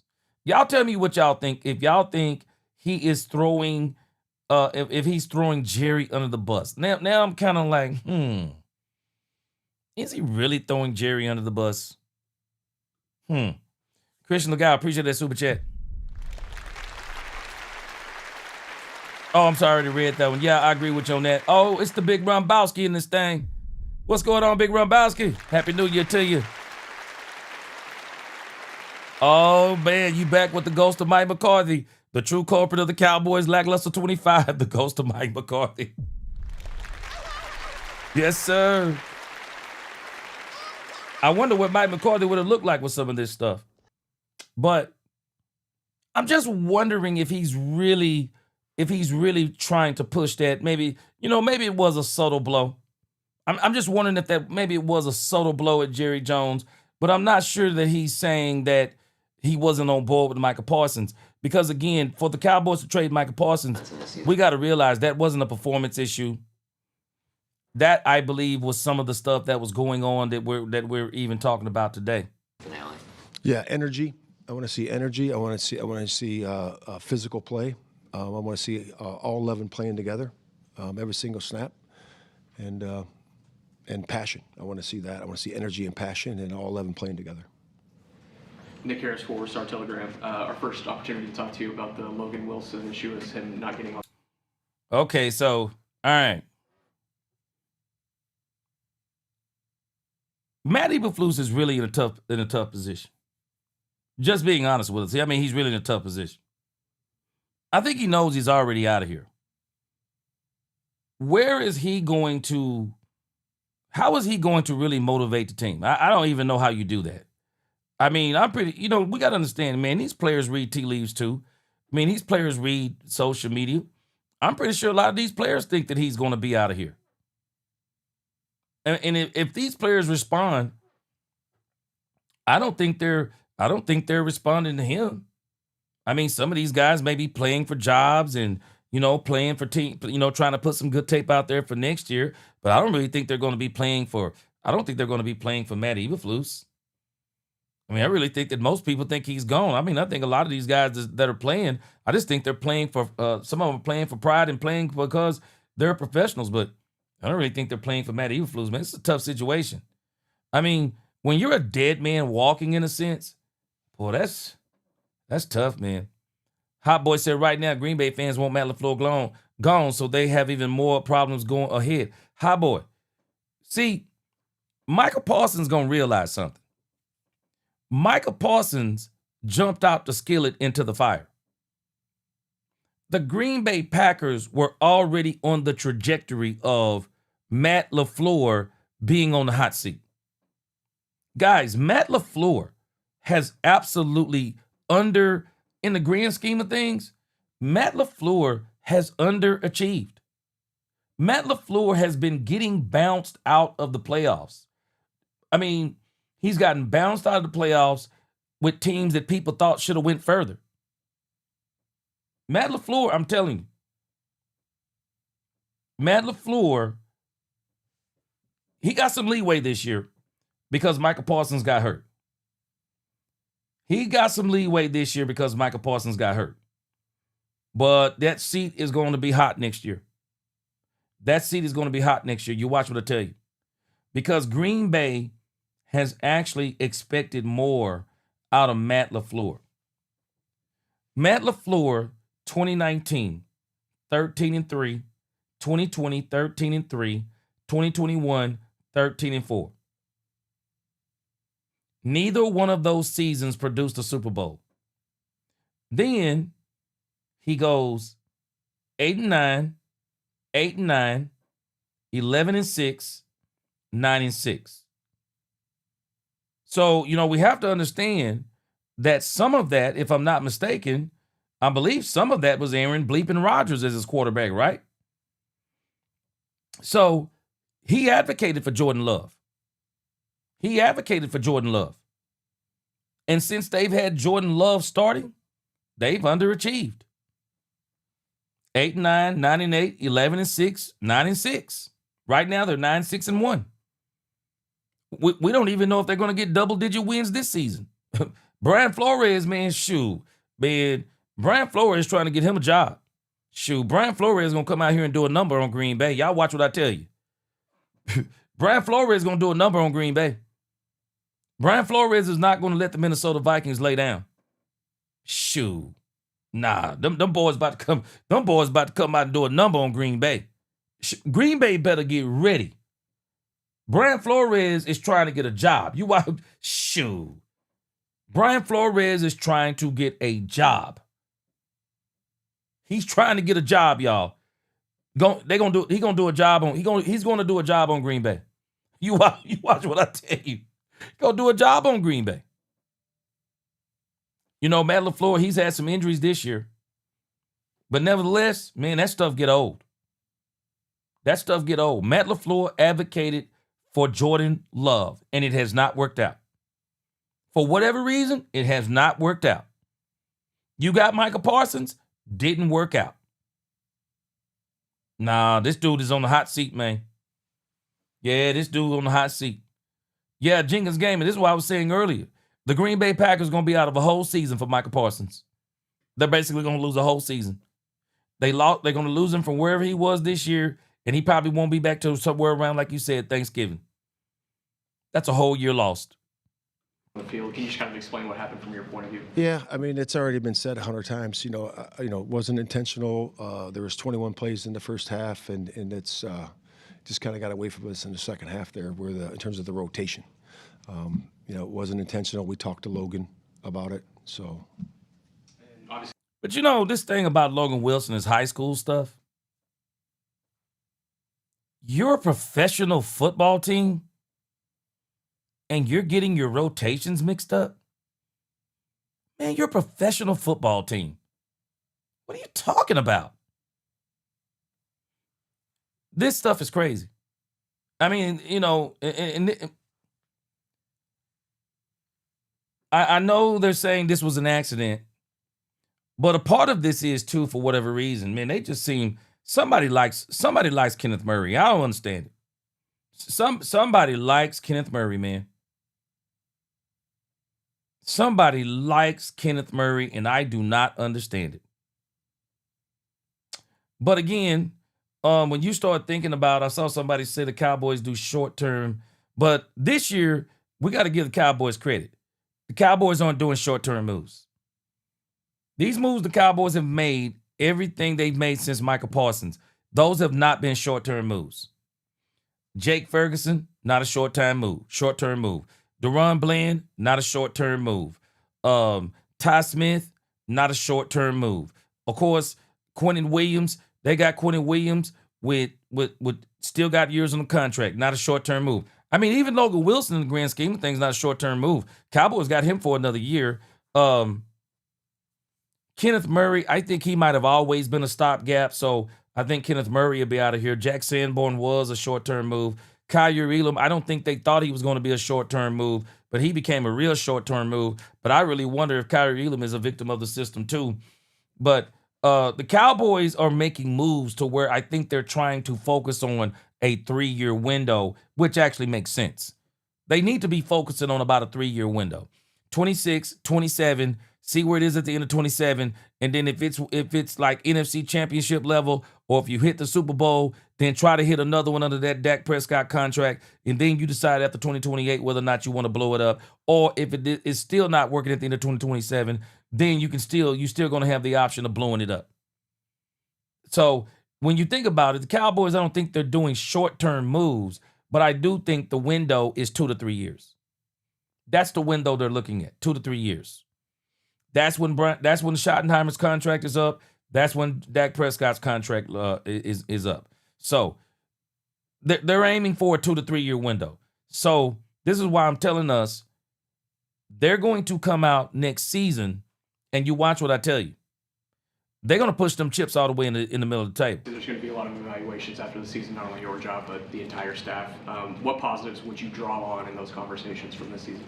Yeah, you always want to learn and grow. That's the biggest thing. Every single week you want to learn and grow and improve as a coach, as a human being, and I'll take that as the same. It'll be just learn and grow, and how can you improve? He asked him what would be, some of the, I guess, some of the good things that happened this year. I'll be honest with you with Matt Eberflus. Matt Eberflus should not have started coaching after what happened in Chicago. Matt Eberflus should have took a season or even 2. He should have took a season or 2 off. Recalibrate. Let some of that stinge and that stink wear off. Get yourself back together spiritually. Go back and look at some of the things you did wrong. I really think Matt Eberflus, kind of when you look at his demeanor, I think one of the issues with Matt Eberflus is I'm not sure if people really take him that serious. I don't know. I'm not sure if people. He seems like he's a professor in the way that he presents things, and I'm not really sure how he connects with players. I'm not really sure because there was about to be a mutiny in Chicago.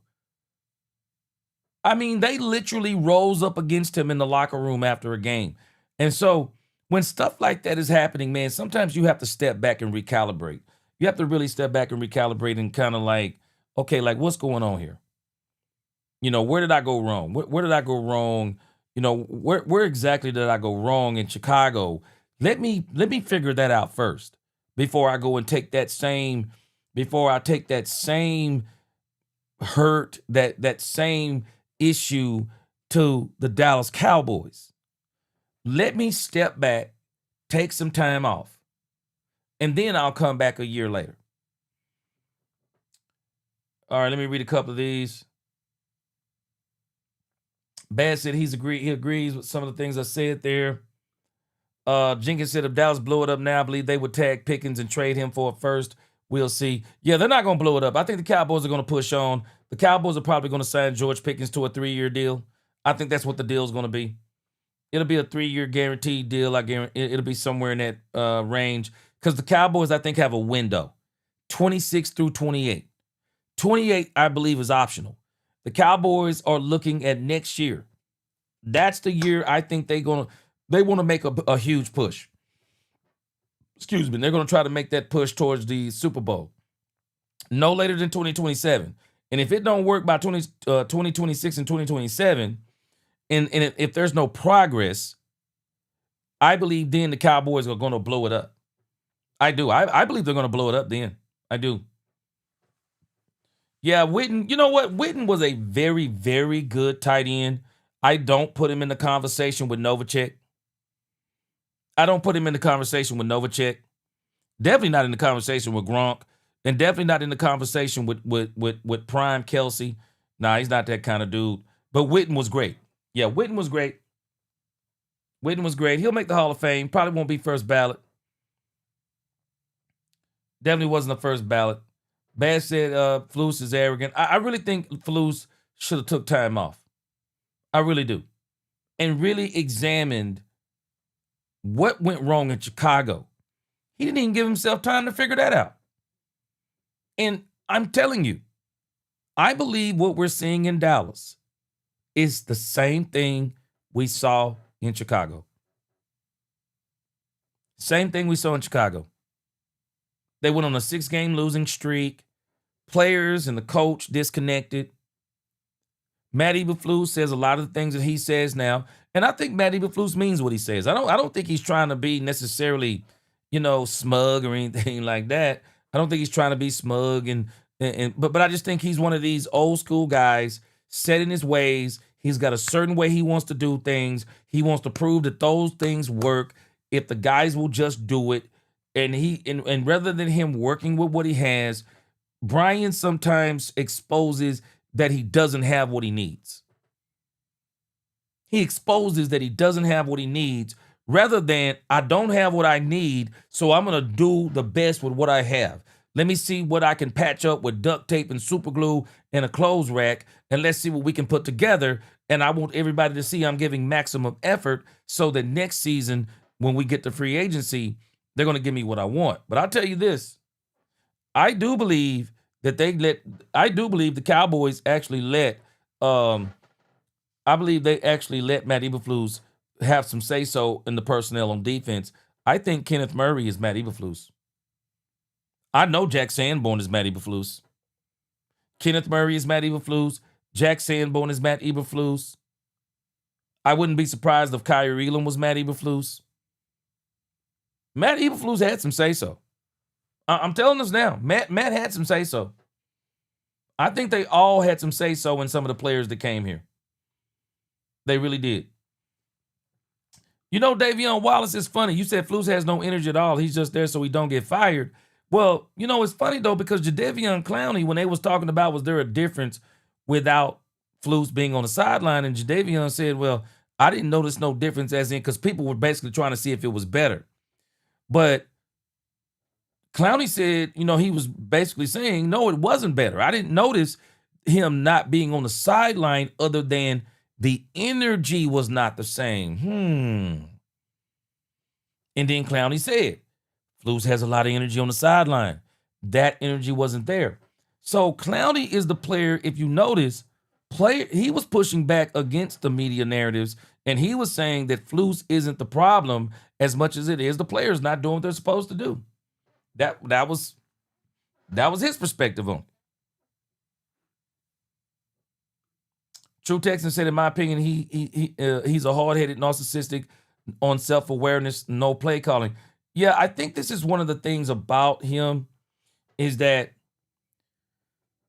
he's just this old school, stubborn coach, and he feels like there's a way things are supposed to be done, a way players are supposed to play, And if he don't have those players, rather than him saying, I'm going to rework and redo and do all this, I'm just going to just run zone 96% of the time like he did at the beginning. But again, I really think Matt Eberflus is going to have some good arguments. Because I'm telling you now, if I was his lawyer, I really would be talking. If I was his lawyer, I would be saying, hey, well, what about the fact that y'all told this man to run a vanilla defense until the season started? Y'all remember that was Brian Schottenheimer's grand idea. Don't show anybody nothing. I still say Nate Newton gave one of the greatest explanations I've heard. Nate Newton said, you do not start trying to put your defense or implement your defense in the first game of the season. You implement your defense during training camp. That's what it's for. Cowboys didn't do none of those things.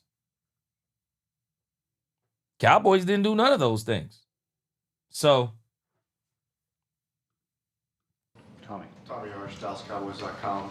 Most years you've been a defensive play caller. Your team has been towards the top of the league in turnovers this year. What do you think hasn't gone your way in terms of taking the ball away? Yeah, that's a great question. Because we're hammering at it, in practice and doing a good job with, in terms of being intentional and all the things that I've done in the past and we've done in the past to create that large number.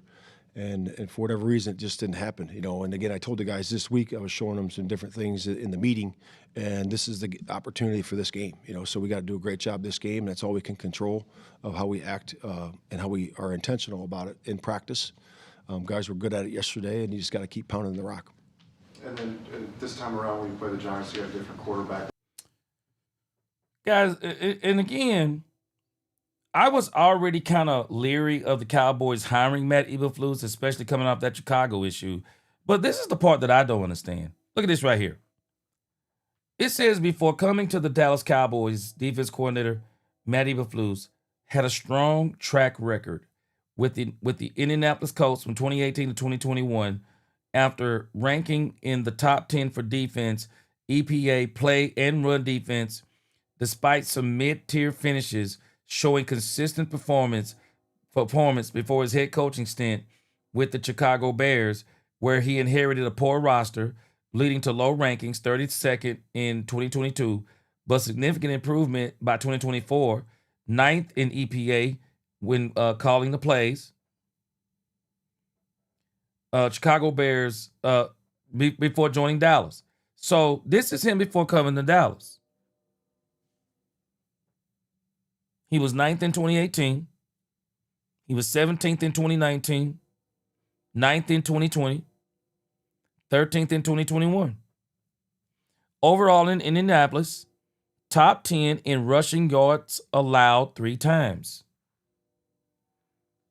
What happened to Matt Eberflus?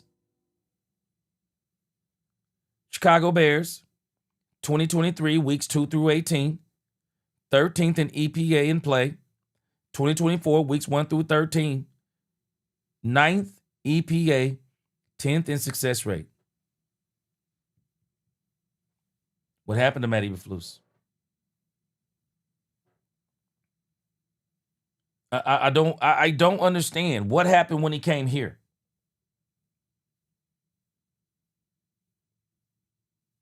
What happened when he came here?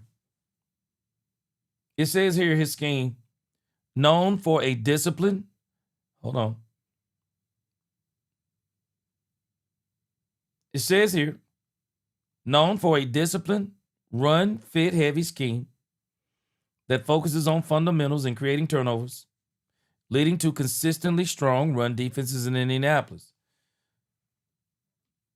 And I'm telling you, I think what's happening with Matt Eberflus and what he has to examine about himself, maybe it's not his X's and O's as much as it is his connection with players. Maybe that's what happened. But it's crazy to me when you look at what he did before he got here. I mean, man, the dude was, I still don't call this like he was the ultimately successful defensive coordinator. But man, he was nowhere near this. But I do think what we are seeing is far as player relationships and the way he deals with players, I do think we're seeing some of the same things that happened in Chicago. And why they were ready, why they basically had a mutiny over there. Peacemaker, he said, I don't think y'all are giving Shotty a chance. Oh, no, Shotty's getting his chance. He's only been the full OC for a season. Now, Peacemaker, Shotty, to me, as a coach, has been great. OC, not so good. Now, I said this before, too. I do think he needs a whole year. I hope he goes back, study what he did wrong, come back and be a whole lot better this year. Because Peacemaker, I'm going to be honest with you, I expected way more from Shotty. Shotty is 25 years deep in the game. Man, we got young defense. We get young offensive coordinators come in this game with no experience. Come in this thing just being a quarterbacks.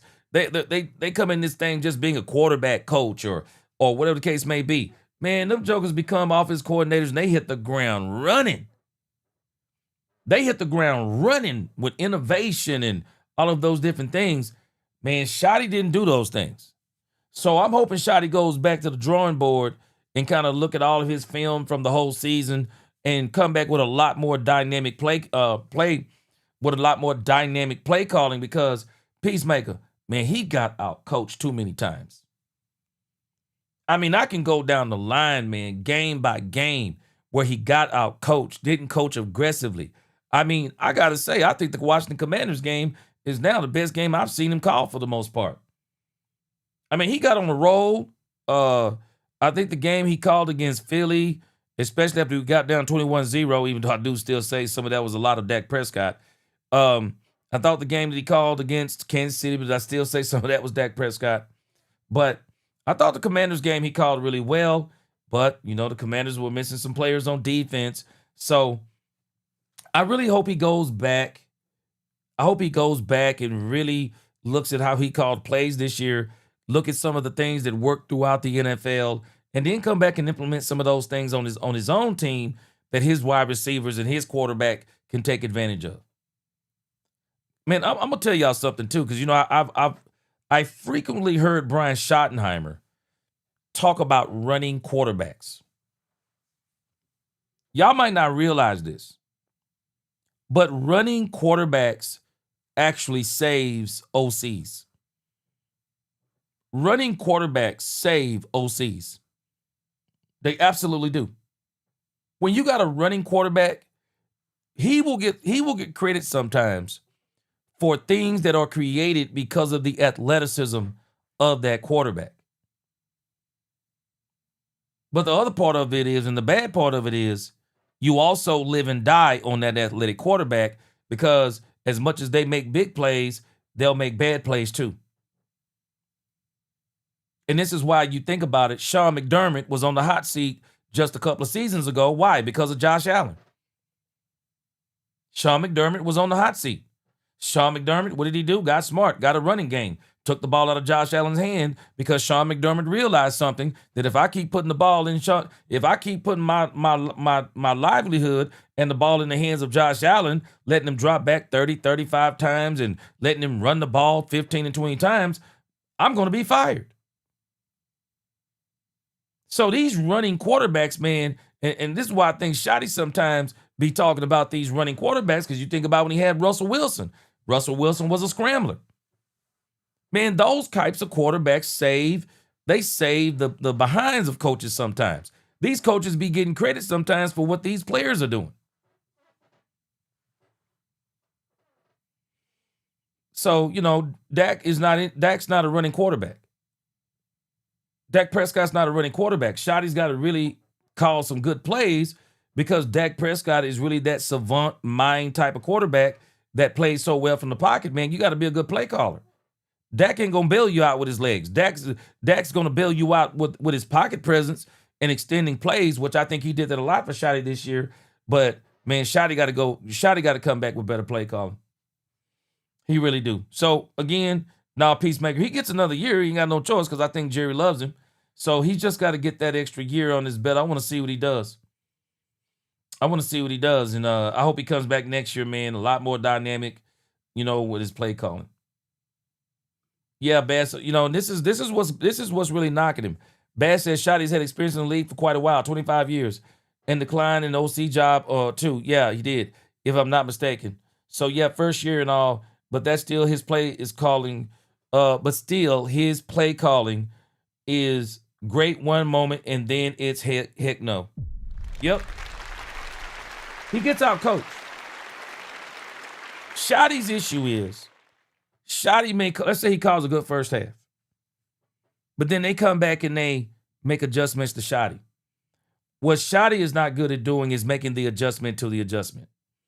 That's what Shotty is not good at. Yeah, Robert Paulson, and I think Ben Johnson, comparison is the robber of joy, but I also think Ben Johnson is actually one of the things that's really illuminating Brian Schottenheimer as a first-year coach in his play calling because, man, Ben Johnson's play calling has been incredible. Ben Johnson has done a lot more with less. What's different about Dart and what they do with him there versus earlier in the year with Russ? Yeah, I think he's a special. And again, Christian, look out. I don't know if he wants a running quarterback. I don't want to put those words in his mouth. But if you haven't noticed, man, Brian Schottenheimer talks about the running quarterback a lot. I mean, he talks about the running quarterback a lot. Guy, young player. I think he's got really good instincts. I think he's very gritty, and he's. This time around, when you play the Giants, you have a different quarterback. What's different about Dart and what they do with him there versus earlier in the year with Russ? Yeah, I think he's a special guy, young player. I think he's got really good instincts. I think he's very gritty, and he's a guy that can really take off and run sometimes. In the pocket. Certainly in situational ball, and then they also have the college runs that are in there. I know they haven't done as many as they've done in the past. Since his injury, but they certainly have it in there for situational ball and other times too. But quick, got good speed. I think he gets the ball out of his hands, relatively quick. So I think he's a really good young player.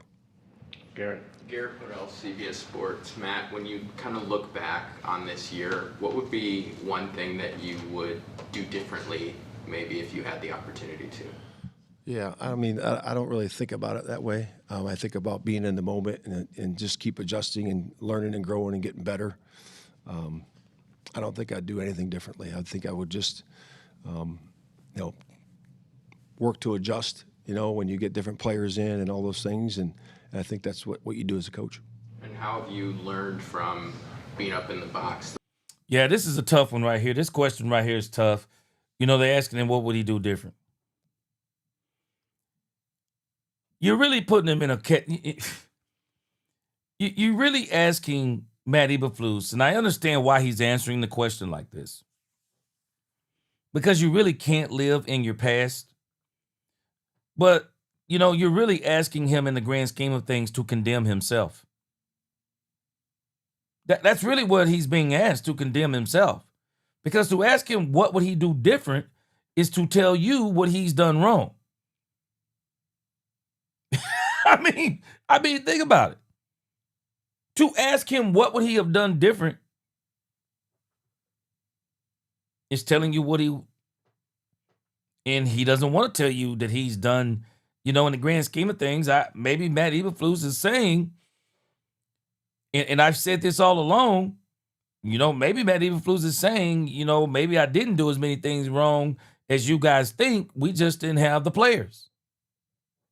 Maybe Brian is saying, maybe Matt Eberflus is saying that y'all think I did some things wrong, but I really didn't do a lot of things wrong. We don't have the players.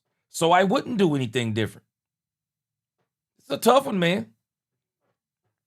This is a tough one. This is why he's answering like this. Because to say what he would have done different would basically condemn him. Christian Legal said, Flus, you need to change your scheme. It's what you need to do differently. See? You got to understand. Christian Legal, if he comes out and says he should have changed his scheme, then he condemns himself. Matt Eberflus is in a no-win situation. He's danged if he do, danged if he don't.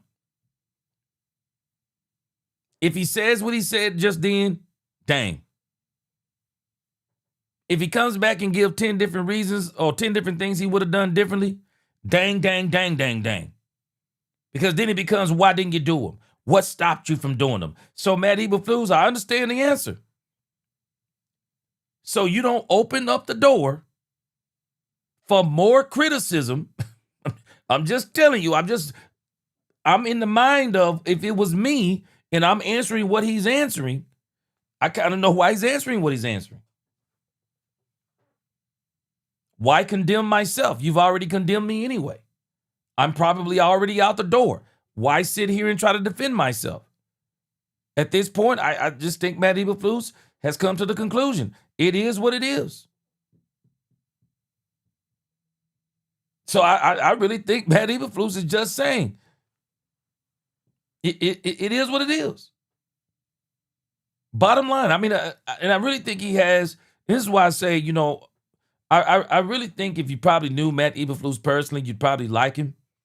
I bet you if you sat down and had conversations with him, he's probably a real nice and lovable guy. Because this is really kind of like a Christian attitude in the sense of you don't dwell on the past. I preach a sermon about this sometimes about, you know, staying in your present, not dwelling on your past, forgetting those things that lie behind, press on towards the mark. And I think that's what he's talking about, how you keep learning. And so Matt is saying something. I think it's a basic principle he's saying, because if he did something different, he wouldn't learn what he's learned from what has transpired. I mean, I get what he's saying from a psychology standpoint. I get exactly what he's saying. So Brian is basically saying, man, I'm not gonna tell you that I do something different, because the only thing you're gonna do is say, why didn't you do them, or who stopped you from doing them? And then it's a whole nother can of worms. And no, Matt is just saying, bro, it is what it is. I'm just telling you it is what it is.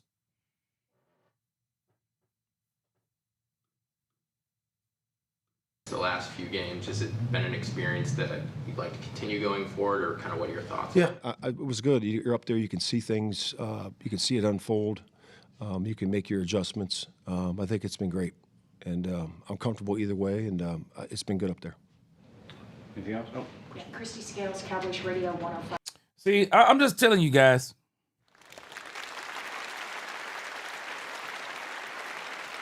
I think this is where Matt Eberflus, you either like this kind of guy or you don't. You either connect with this kind of guy or you don't. But Matt Eberflus is one of these guys, he takes it as it comes. He's not going to sit back and do a lot of, I mean, you can just really tell just by the way he's talking. He's not going to do a whole lot of back and forth. He's not going to make a lot of excuses. He's just not going to make a lot of excuses. For Matt Eberflus, it is what it is. And if he does it his way and it doesn't work, well, then he's done. I mean, think about it. That's what he's doing.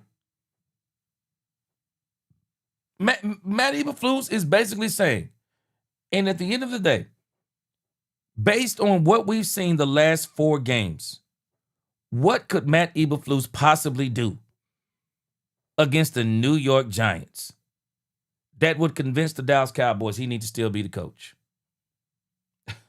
I'm just telling you what Matt is doing, man.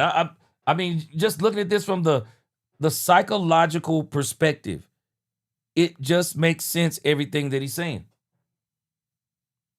And I think, too, he's pushing back, whether we realize it or not. I think he's pushing back saying, I have made adjustments. I have done certain things. And I do think this is a place where I think Matt failed, because if he does it the way Zimmer did it, Zimmer, by the time the season was over, nobody hardly blamed Zimmer for how bad the Cowboys defense was.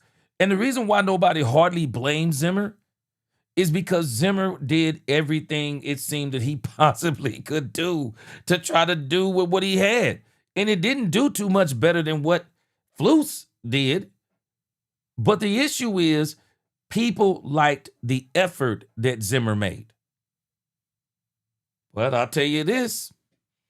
He also had an historically bad defense. And I don't even think the Cowboys even thought to bring bring Mike Zimmer back. I don't think, I think it was kind of mutual. I don't think the Cowboys even tried to bring Mike Zimmer back. But people were not on Zimmer as bad again because he dealt with injuries too. But people didn't deal as bad with Zimmer because we saw, man, Zimmer was trying his boy Zimmer. If there's ever been somebody who's got an A for effort, man, Zimmer got an A for effort, man. Because Zimmer was trying to do everything he could do to work with this defense, man. And at the end of the day, we was looking at the defense going, Zimmer's done the best he could do. That's basically what everybody came to the conclusion of.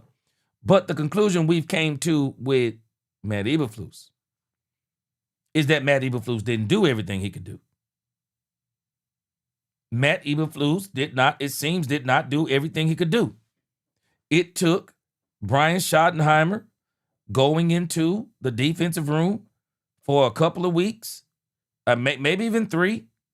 It took Jerry Jones verbally threatening him on the radio. I mean, it was like you were pulling your hair out with Matt Eberflus trying to get him to do certain things, and it always seems like he was reluctant.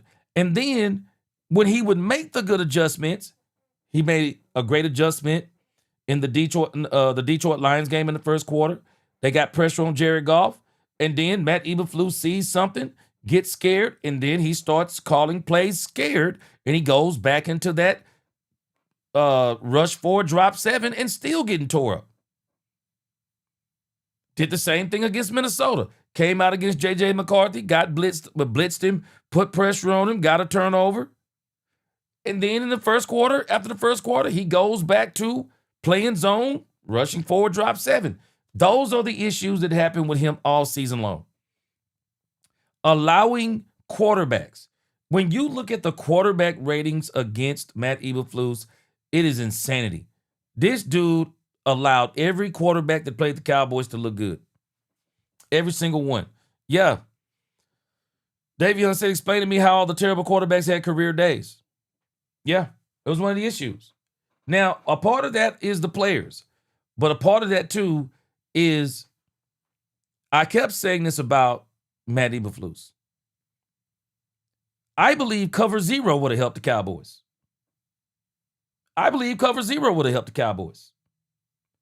If you're getting burned the way they're getting burned, bro, you might as well go down swinging. Don't go out like Willie Lump Lump.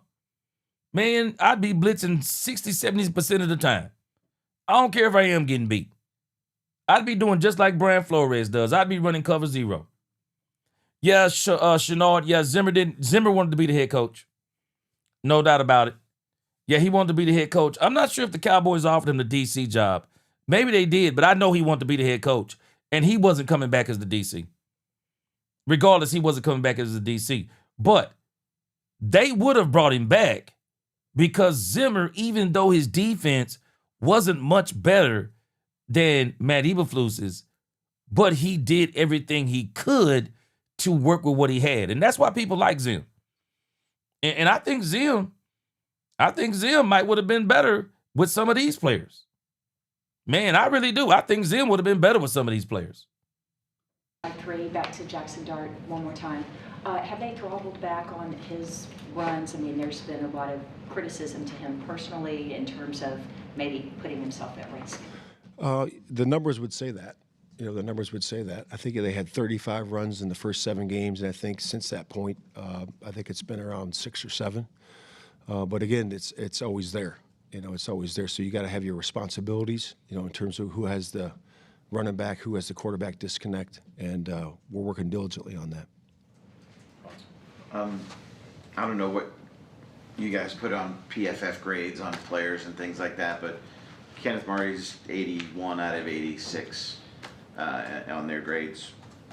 What has he done throughout the year to continue to be on the field as much as he's been?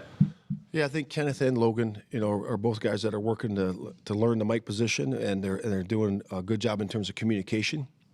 And it's not just him. There's other players that we all wish we would play better and and perform better and coach him better and all those things. But he's done a good job in his communication, and he's had some decent games. He's had a couple game balls. He's played really well in a few games, and I love Kenneth. In terms of his leadership and where he's been in terms of that. And then Logan's got here mid-stroke, and he's still working to learn the scheme, and he's getting better every week too. With Overshown, do you anticipate him being available to you this week as this goes forward? Yeah, we're still working through that. He was out there yesterday. We'll see what happens today, and then kind of work through it from there. And from what he's been able to do this year for his future, where do you see it coming back from the injury? Everybody talks about it's the second year off of it. Yeah. What do you think he can be? I think he can be outstanding. I think Overshown is a heck of a talent. I think he's got that will linebacker, the quickness and instincts and the striking ability and the speed to be able to cover, running backs, tight ends, and cover space. And that's where he is. And I think he's a playmaker. And I think he's got a heck of a future in front of him. One more from Calvin. Upon reflection, do you think your scheme has been?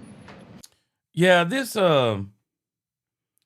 Kenneth Murray conversation is another reason why that Matt Eberflus has to go. It's either him or Brian Schottenheimer, whoever it is. Who in the world has continued to allow Kenneth Murray to be the primary Mike linebacker for this team? It's a tragedy. It's an absolute travesty, man. That is crazy.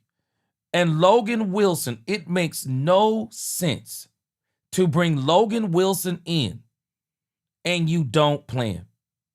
I absolutely believe that Logan Wilson would have been better than Kenneth Murray. But this also tells me Kenneth Murray Jr. seems to be a Matt Eberflus pick. He seems to be a player that he told or asked Jerry to bring him in. And that's why I think he's going to be held accountable for it too. I do. Wicked said Eric Bieniemy is an OC. I would want to coach my offense. Just imagine Eric Bieniemy cooking up with the offense with Pickens, Washington, Ferguson, DK, and Rodgers with Fields and Shador Wait. What should have been? Yeah, I think Eric Bieniemy could be pretty good. I don't know if he would.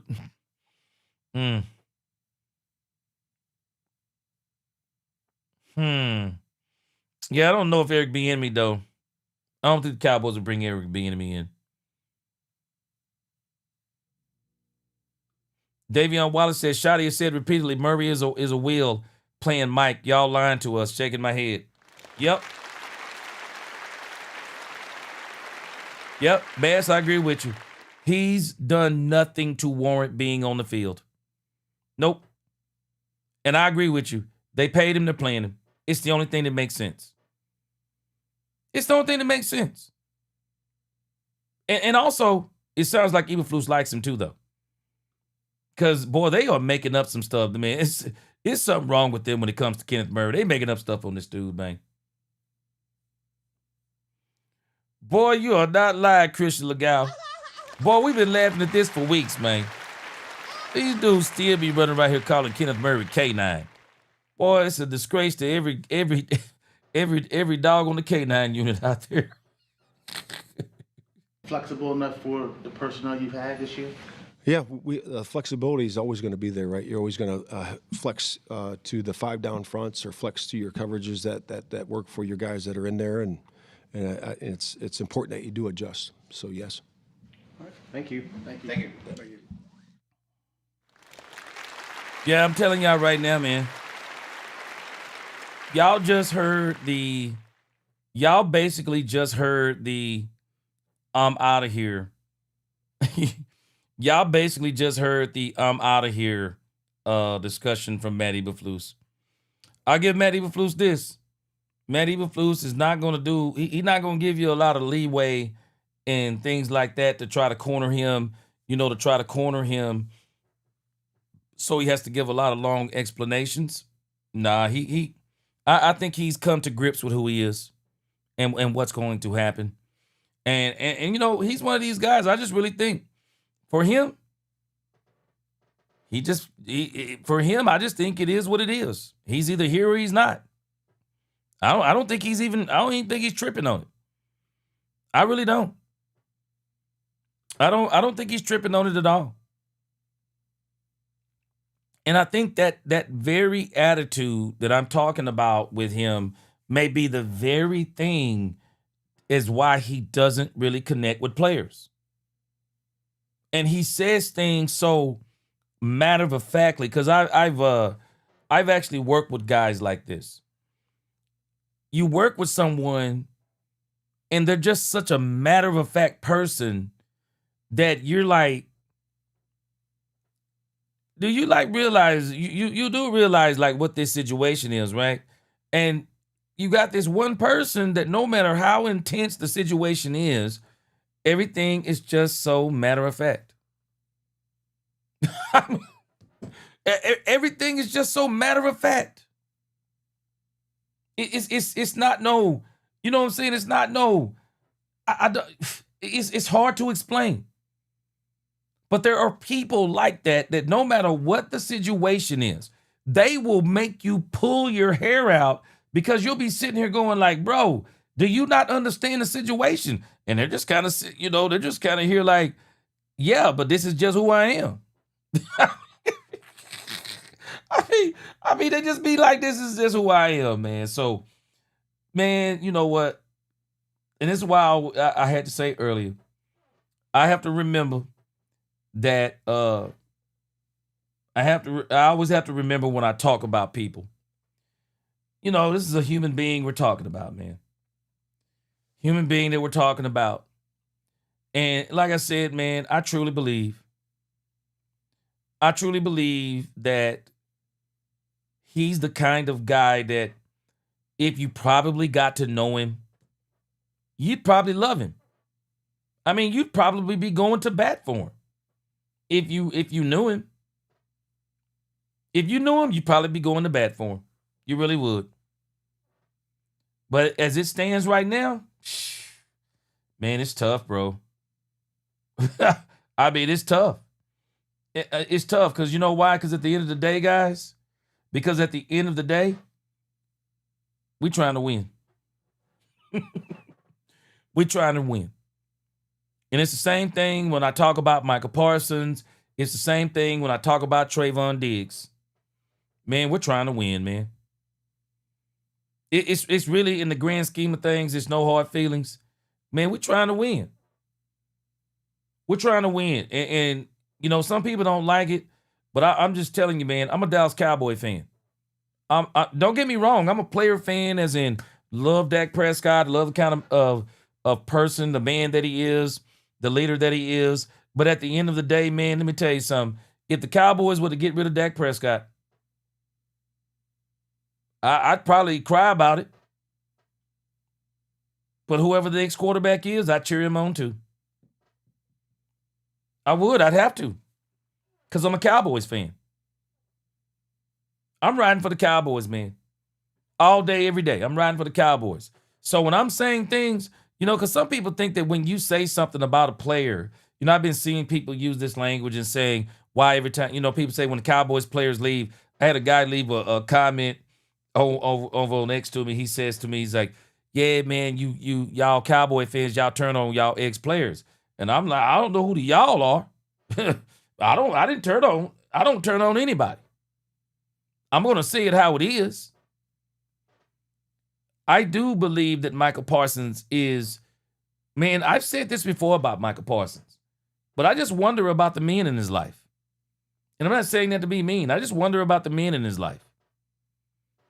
Because, man, I'm sorry, bro, you got too much to be grateful for. You have moved on. The Cowboys didn't send you to a sorry team. The Cowboys sent you to a contender. What more can you ask for? They send you to a contender.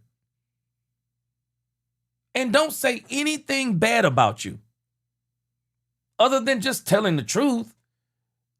And they proved their point. When we played y'all, Dak Prescott got away from you, all those different things. They gave you a sack at the end of the game that probably should have been a sack, should have probably been a tackle. But the Cowboys didn't say anything, hardly anything negative about Micah Parsons. And then when Trayvon Diggs, they didn't say anything negative about Trayvon Diggs in the grand scheme of things. They told the truth. Brian Schottenheimer told the truth and just pretty much left the rest alone. But again, it's funny to me that Micah Parsons, and let's go over here to this what happened today. I don't understand what is Micah Parsons' problem with Jerry Jones, because if Jerry Jones dealt you to the Green Bay Packers, which is a winning team, you're in the playoffs this year, explain to me why you're mad at Jerry Jones again. I don't even know why Micah Parsons is mad at Jerry Jones in the grand scheme of things. Micah Parsons, and people don't want to acknowledge this, Micah Parsons should have never talked to Jerry Jones about his contract without his agent. But a lot of people don't understand what Jerry Jones was explaining.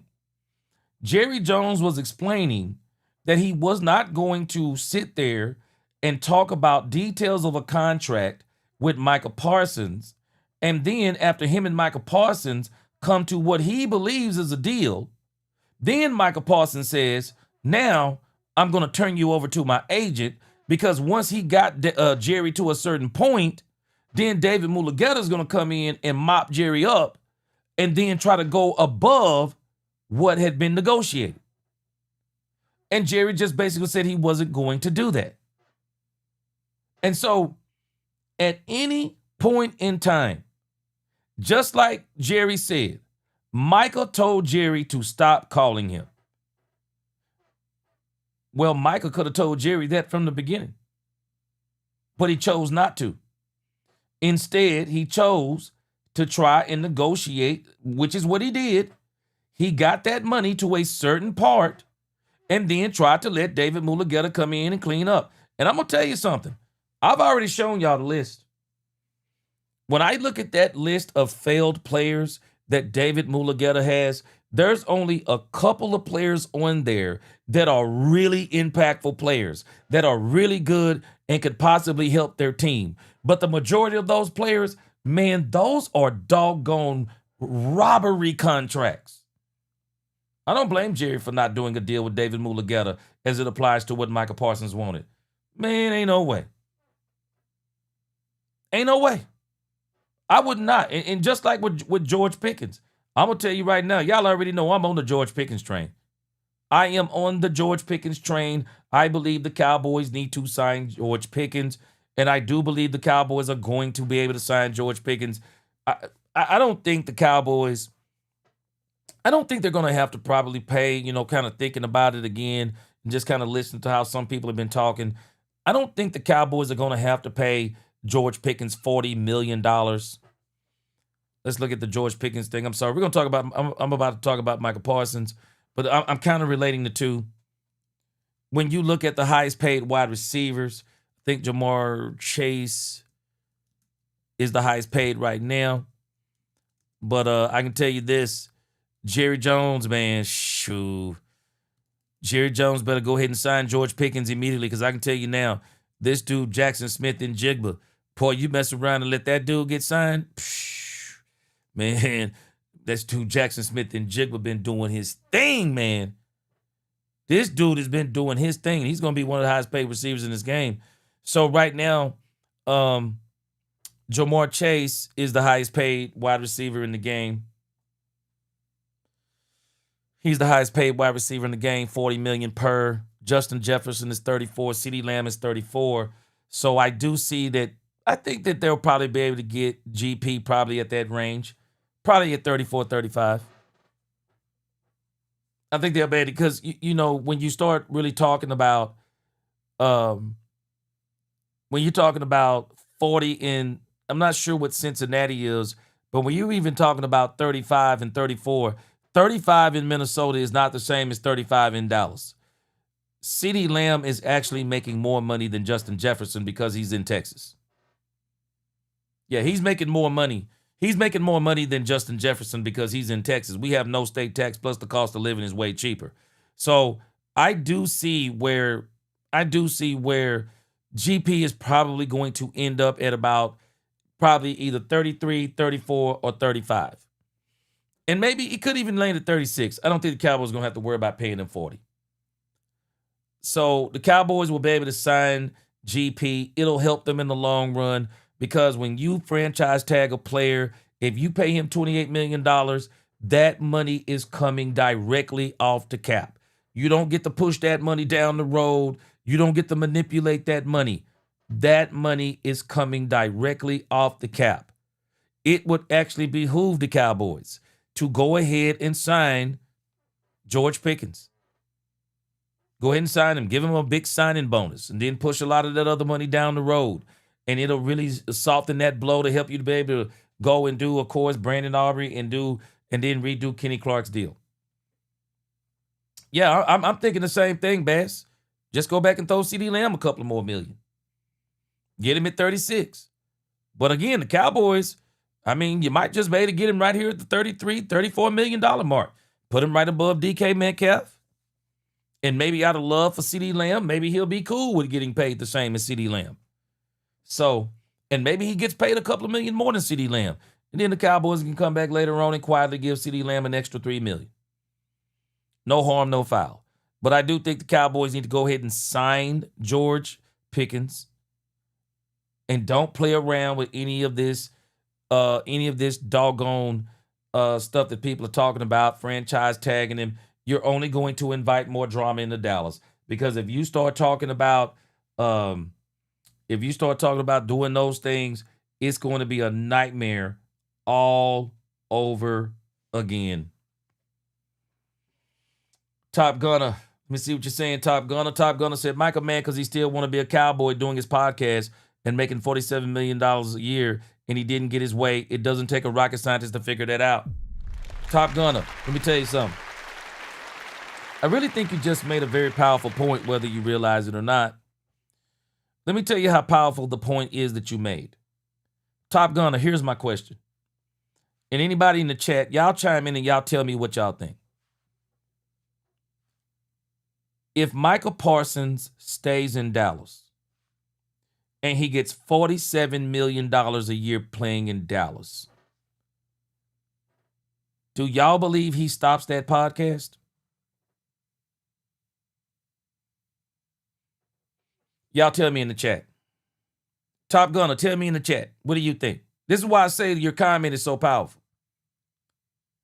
If Micah Parsons signs $47 million a year in Dallas, do y'all believe, in your heart of hearts, do y'all believe Micah Parsons stops doing that podcast? I don't think he does.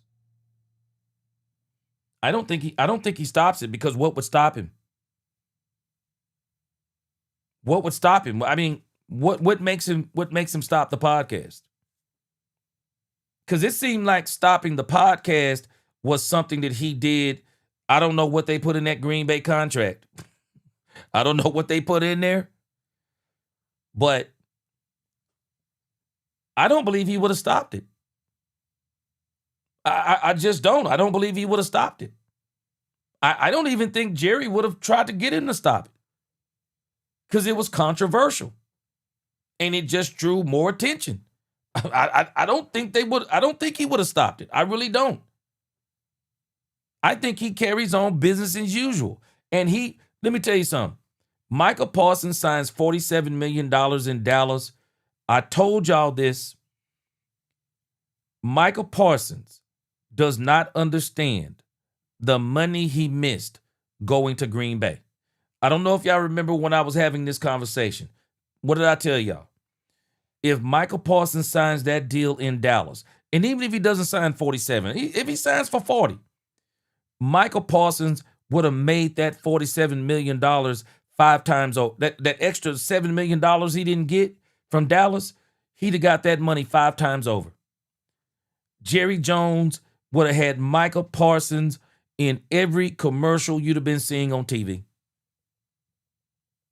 Micah Parsons would have been in every single commercial on television had he still been with the Cowboys and signed that deal. Micah Parsons will not admit it. And this is why I say, Top Gunner, this, what you're saying, is more powerful, brother, than you may understand. It's not just the $47 million. It's not just the podcast. It's everything that comes along with being the highest paid non-quarterback in football and being a Dallas Cowboy. Your star status goes out the roof. Micah Parsons would have been on everything had he stayed in Dallas and got that deal. That deal don't hit the same in Green Bay. That deal don't hit the same being in Green Bay, man.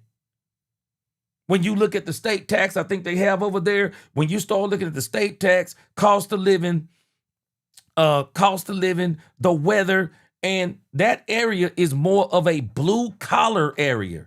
I mean, a blue collar area. That's a place where guys just get their lunch pail in the thermos and they go to work. That's those kinds of guys over there. That's not a hub for stars and large attractions and people. We got the Dallas Cowboys, the Texas Rangers, the Dallas Mavericks. I mean, we got all the Dallas Stars. I mean, we got professional teams in this area, man. Dallas is it. Micah Parsons signs that deal in Dallas. The endorsement deals would have matched his doggone salary. Yeah, I know why he's mad. I know why he's mad. I know why he's mad. Man, let me tell you something. People, man, if you in it for the money, shoot, there ain't no place like Dallas. If you're in it for the money, there is no place like Dallas. Think about the media attention alone you get in Dallas. In Dallas, they hinge on your every word. In Green Bay, man, Micah Parsons say something this here today, gone tomorrow. Ain't nobody checking for Micah Parsons. The only time they checking for Micah Parsons is when he say something about the Dallas Cowboys.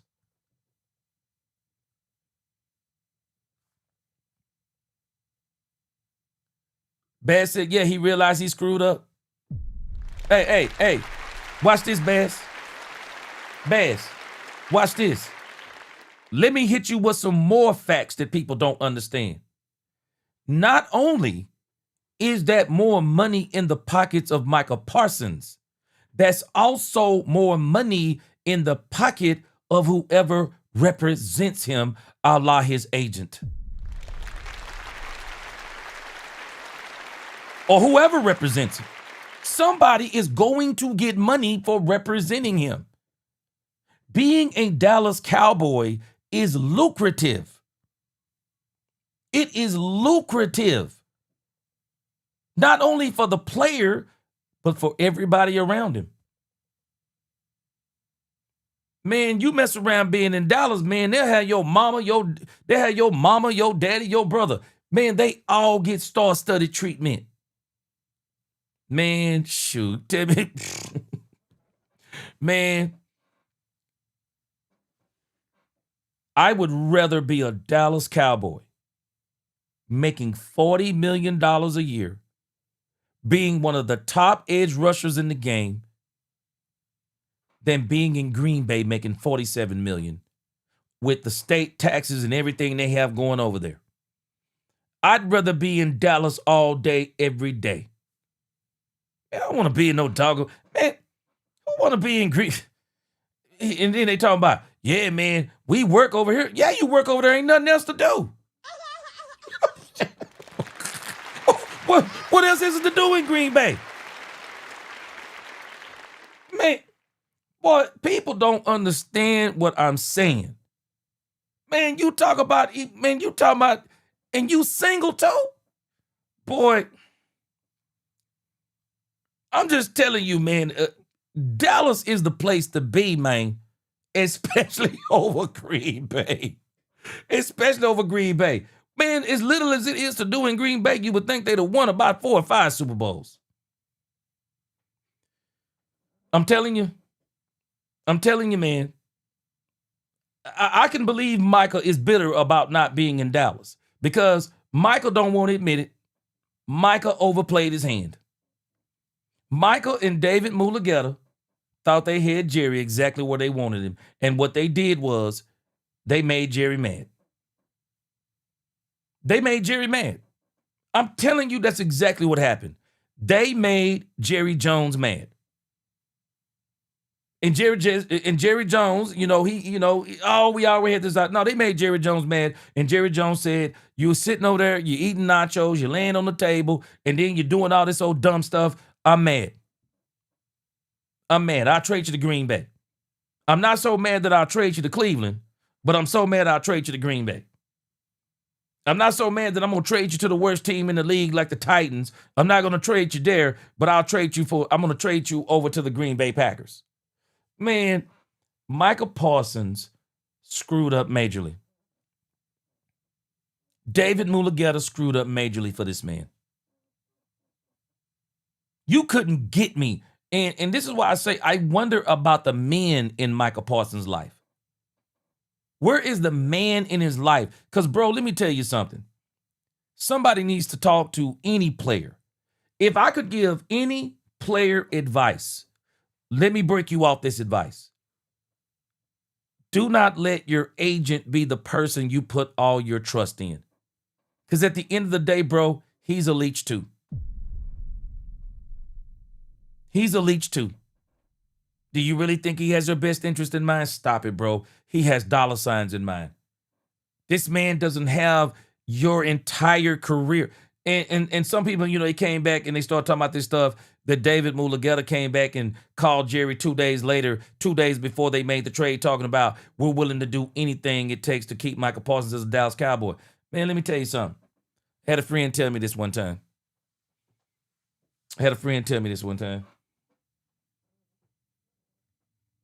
He told me something. He said, hey, let me tell you something. Don't you ever make old men with money mad. Don't you make old men with money mad? And they got something to do with your livelihood? Don't you make old men with money mad? Because when you make old men with money mad, they're going to do something stupid. And it might not even be stupid, but they're going to do something to you. They'll move you out the way. I'm telling y'all, Micah Parsons overplayed his hand. I think one of the reasons why he's bitter, and he'll never admit it, I don't think he wants to be in Green Bay. Man, what attention are you getting in Green Bay? Man, isn't it strange, y'all? We typically don't hear anything about Micah Parsons unless it's in relations to the Dallas Cowboys. It's either something he said about the Dallas Cowboys or is something that he's done that they try to make the Dallas Cowboys look stupid for trading him. But other than that, no one talks about Micah Parsons. Did y'all notice Micah Parsons got injured? Everybody was like, wow, and then it was gone the next day. That quick. Nobody's even thought about Micah Parsons until this Trayvon Diggs thing. I'm telling y'all this stuff with Micah Parsons. Michael know he overplayed his hand. Absolutely. Bass, he says, so when you hear a fan say dumb stuff like nobody wants to play for Dallas, not for Jerry, to that I say, did you hear what G said? Any and everybody wants to play here, but they also want to win too. Man, let me tell you something. Bass, these people are liars. Players want to play for the Cowboys. They want to play for the Dallas Cowboys. They want to play for the Cowboys. And you're going to see, as time goes on, they're going to want to play for the Cowboys even more. they're going to want to play for the Dallas Cowboys. Because every player that comes here, people got to understand something, man. When players come here, they believe they can be the one. They believe they can be the player that helps this team win. They believe it. Quinnen Williams, I don't care what anyone says, Quinnen likes being in Dallas. Quinnen likes being in Dallas because I believe Quinnen believes this team's going to be a winner. I believe he believes they're going to be a winner. Man, people are crazy talking about people don't want to play for this team. Why do we think George Pickens is here? George Pickens wants to stay with the Cowboys. It's just a question of getting paid. But I believe the Cowboys are going to pay George Pickens. I think the Cowboys are going to try to get this stigma off them about not paying players. Jenkins Gaming, if Parsons was in Dallas, he'd be doing his podcast and advertising his endorsements. Yes, sir. Y'all tell me, does it benefit Adidas for Micah Parsons to be in Green Bay, or does it benefit Adidas for Micah Parsons to be in Dallas? Because I already know y'all know the answer. I already know y'all know the answer. Boy, y'all know the answer already. If I'm an endorser, if you're in Dallas, you are more appealing to me playing for Dallas. Because if I'm an endorser, I say, hey, let's give this dude an endorsement. Did you see the deal he just got? It's the Dallas Cowboys. And whether they're winning or not, it's always going to be attention on them. Yeah, let's give him the endorsements. Man, I'm telling you, you got to look at this even from an endorser standpoint. Parsons is more valuable to endorsers being in Dallas than he is in Green Bay. He's way more appealing to endorsers. I wouldn't give you one endorsement being in Green Bay, bro. What's the market? What's the market in Green Bay? I'm not giving you no doggone endorsements. Nobody even paying attention to Green Bay nationally. Green Bay, people talk about Dallas not winning. Man, Green Bay continues to underachieve. They continue to underachieve. In order for Green Bay to be popular, they got to win a Super Bowl. And even that popularity ain't going to last long. They got to win a Super Bowl in order to even get the kind of spotlight that Micah Parsons would need. Blue Star said he disrespected the star every possible way he could have done. Nobody's bigger than the star on that helmet. Facts. CJ Junkins, yeah, Jerry called Micah's bluff. And he made him mad. Yeah, he made him mad. Bass said, I agree, G. I only ever hear or see about is his mom. Yes, sir. Man, let me tell you something. David Mulugeta messed his own self up, man. Shoot. Man, when you got a player that is endorsable, shoot. Boy, you want to be that player's agent. you want to be that player's agent because you getting paid. Man, you getting paid every which way but loose on this player. Then you gonna sit, going over here to doggone Green Bay. Man, shoot. No doggone endorsers. Hey, win a Super Bowl.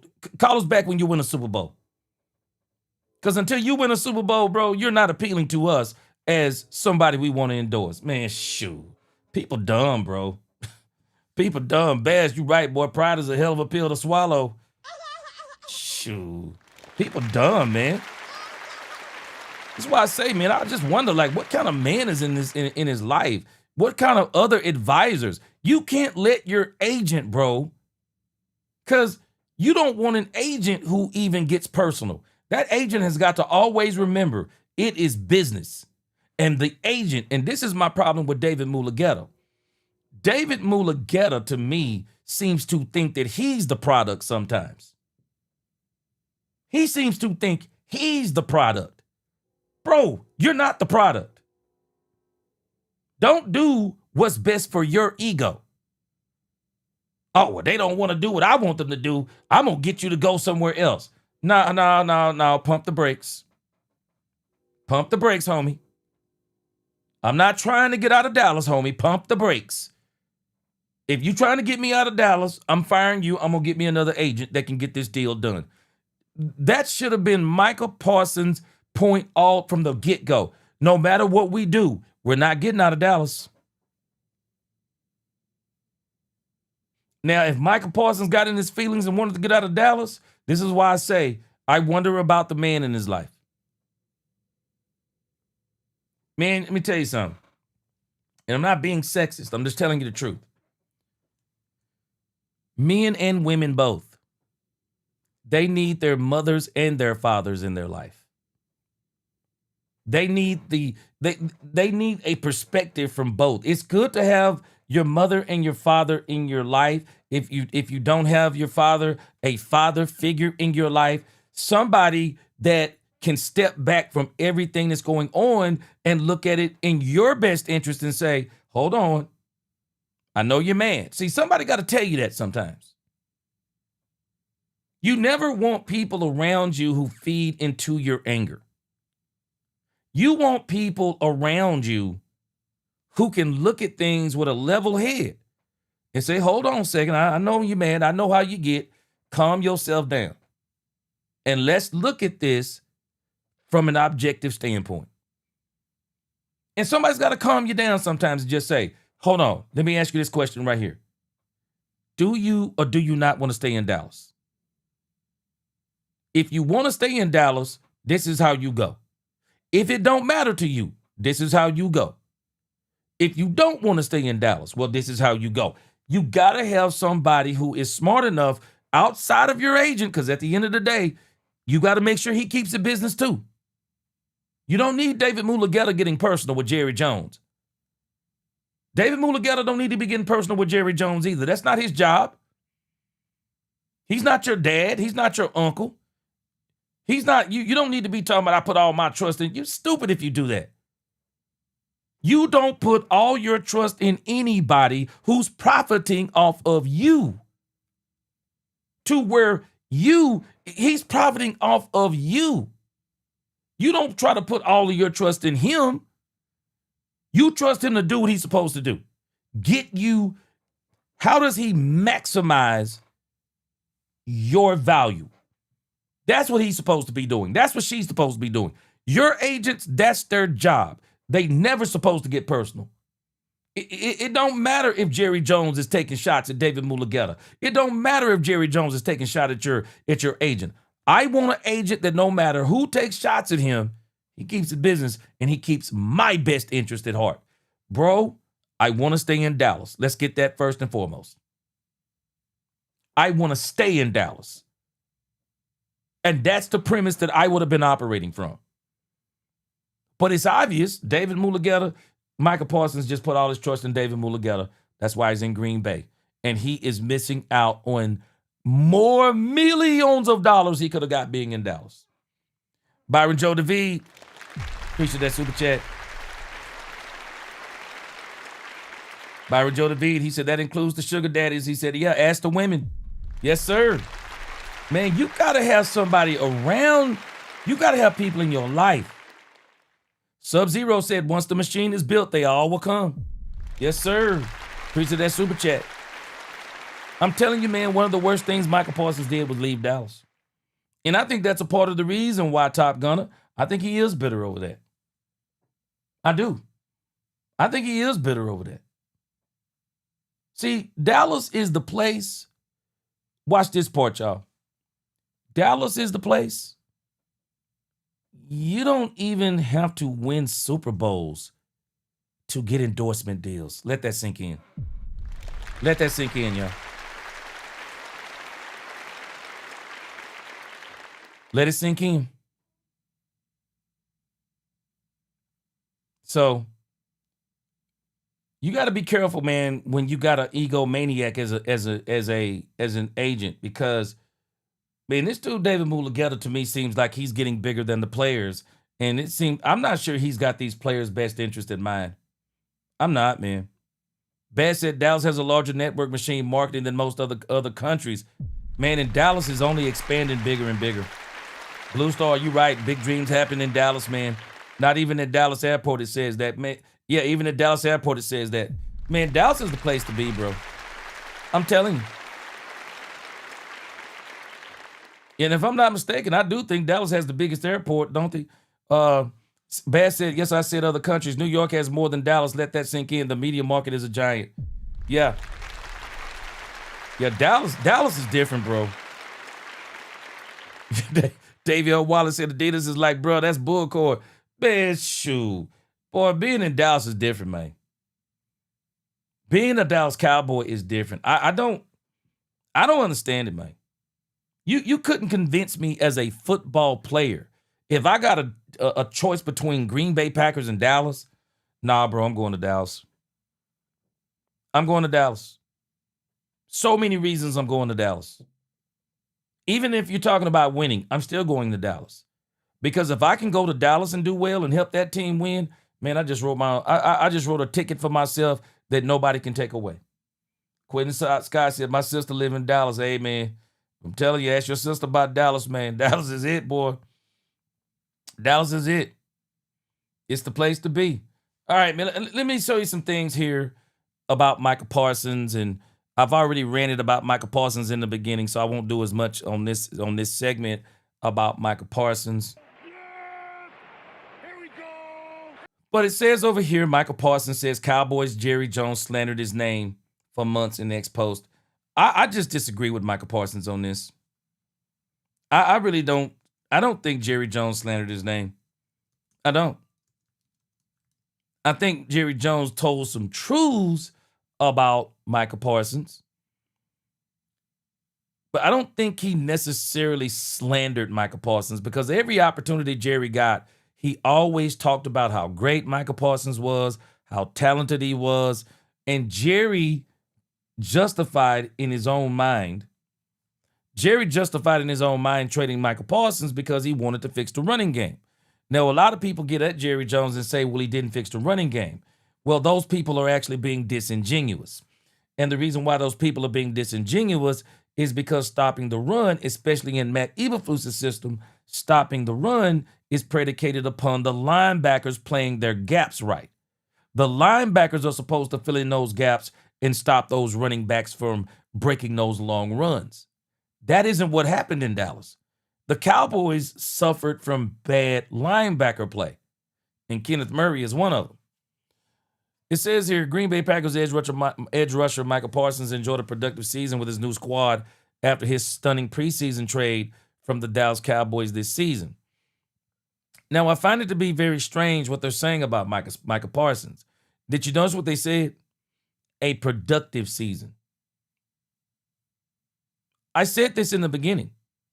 Micah Parsons wasn't having an outstanding season. It was pretty much what he's done in Dallas. It really didn't look any different. And I'll be honest with you, it actually should look better in Green Bay. Because they got better players around him. They got better players, and they got a better scheme. It should have looked better. I mean, you got to think about this, man. For as much as people talk about Jordan Love put up 40 on the Cowboys. Cowboys put up 40 on the Green Bay Packers with Micah Parsons. Make that part make sense. Put up 40 on Green Bay. It says, while Jerry Jones is taking to the airways to defend the controversial deal, Parsons hasn't had much to say about it. That is until New Year's Day. This is a lie. Micah Parsons had a whole lot to say about it. It says Parsons took to the X saying that Cowboys owner Jerry Jones slandered his name for months to media outlets, adding that he is free to respond to other comments critical of him in kind. What did Jerry say about it? I'm still wondering what Jerry said about him. He said, y'all want me to feel bad. Jerry Jones slandered my name to Cowboys media and national media for months, so I think I can react to comment if I want to. What did Jerry Jones say about Micah Parsons that would garner a response? What is he talking about?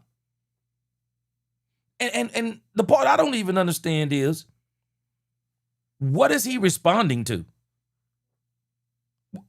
Maybe I missed something. Maybe Jerry said something on the radio. I didn't listen to the last interview. Maybe Jerry said something that I didn't hear. I don't understand what he's talking about. because Jerry Jones always talked glowingly about Micah Parsons. Always talk glowingly about Micah Parsons. I don't even understand what part. Sometimes, man, I'm telling you, people love to play the victim. They love to play the victim because the victim gives them the excuse to fail, to lash out, or to do whatever stupid thing they do. So they have to play the victim. It says Parsons' message was likely in response to blowback he received from a prior post of his in which he responded to a disparaging post questioning once and current teammate Trayvon Diggs' career production. I feel like what point is there in trying to publicly disrespect someone? He's not representing the star anymore. Just give the man a farewell and wish him the best. I don't know why everything has to be negative every time a breakup happens. He's in a better situation right now. Trust me, bro's going to be great again, Parsons said. So somebody's got to help me. When did Jerry Jones slander Trayvon Diggs? When did Jerry Jones slander Trayvon Diggs? They've had nothing but good things to say about Trayvon Diggs. Now, because they told the truth, about some of the things he's been doing all season, those things were true. And it's funny to me, people aren't admitting this part. Jerry and Steven were right again. Maybe they were not right in their presentation, but they were right again. Isn't it strange? The Joneses were complaining about the rehab he did on the first knee that was injured. They were not arguing about the knee that he got operated on this time. They gave him the de-escalation fine of $500,000 for not spending enough time at the facility. But the knee they were really on him about was the first knee. Isn't it strange? Even he admitted that's the knee that started giving him problems. The knee they said he did not rehab right. That's the knee that started giving him problems. How is that not true? Even Diggs said, I started having swelling in the other knee after the second game. Diggs said that. So how is that not telling the truth? But even then, Brian Schottenheimer is the one who I've heard really explaining this the most, because Brian was saying it was a culmination of things. It was a culmination of things. And I'm going to tell you now, man, it's some crazy stuff. What did I tell y'all the other day? Let me remind you of what I told you yesterday. This is the problem with a person like Trayvon Diggs. I don't dislike Trayvon Diggs, but I'm telling you this. Trayvon Diggs is the kind of person, the more you defend him, the more you have to defend him. The more you defend him, the more you have to defend him. Because the more you defend him, he's going to come back and do something else. And he's going to make you look silly. And then you're going to have to try and defend him again. See Clarence Hill. I'm telling you now, these guys are different than me, because if I were people for the Cowboys, Clarence Hill is one of these people, man, I would give him the shortest of shortest answers. I'd be giving people like him the shortest of shortest answers. And if I didn't give him short answers, man, I would literally be like, yeah, I saw what you wrote. I saw what you wrote and you were wrong on that. Let me tell you what really happened. I would literally be doing that to him. Because Clarence Hill went out of his way to try and slander Brian Schottenheimer. Man, I read something that Clarence Hill wrote that was so sickening. He actually had pictures of Brian Schottenheimer with his family, and this man was actually saying that Trayvon Diggs has the right to be with his family too. What? Boy, they better. Bro, that is some cold-blooded stuff.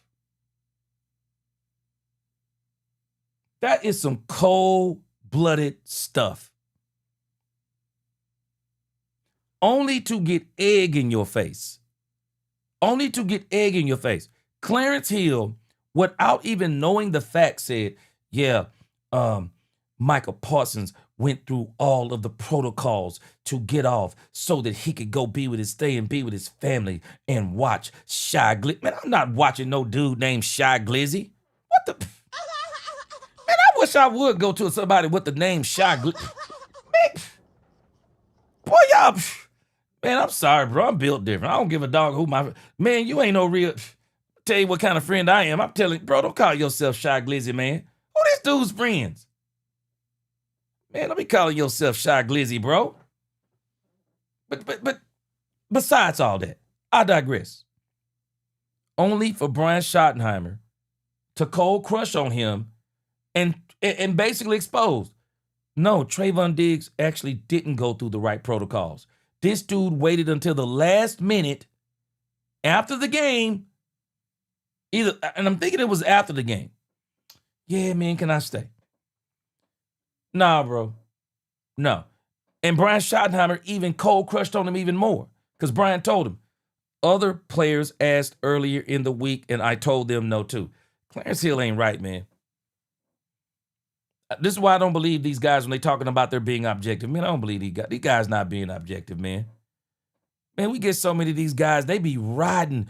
Let me show you this. Let me show you how crazy some of the Cowboys people are that try to ride for Trayvon Diggs. So look at this right here. These are Trayvon Diggs' Pro Football Focus grades. 2020, he was 62.7. 2021, he was 59.6. 2022, he was 66.9. Signs the deal in 2023.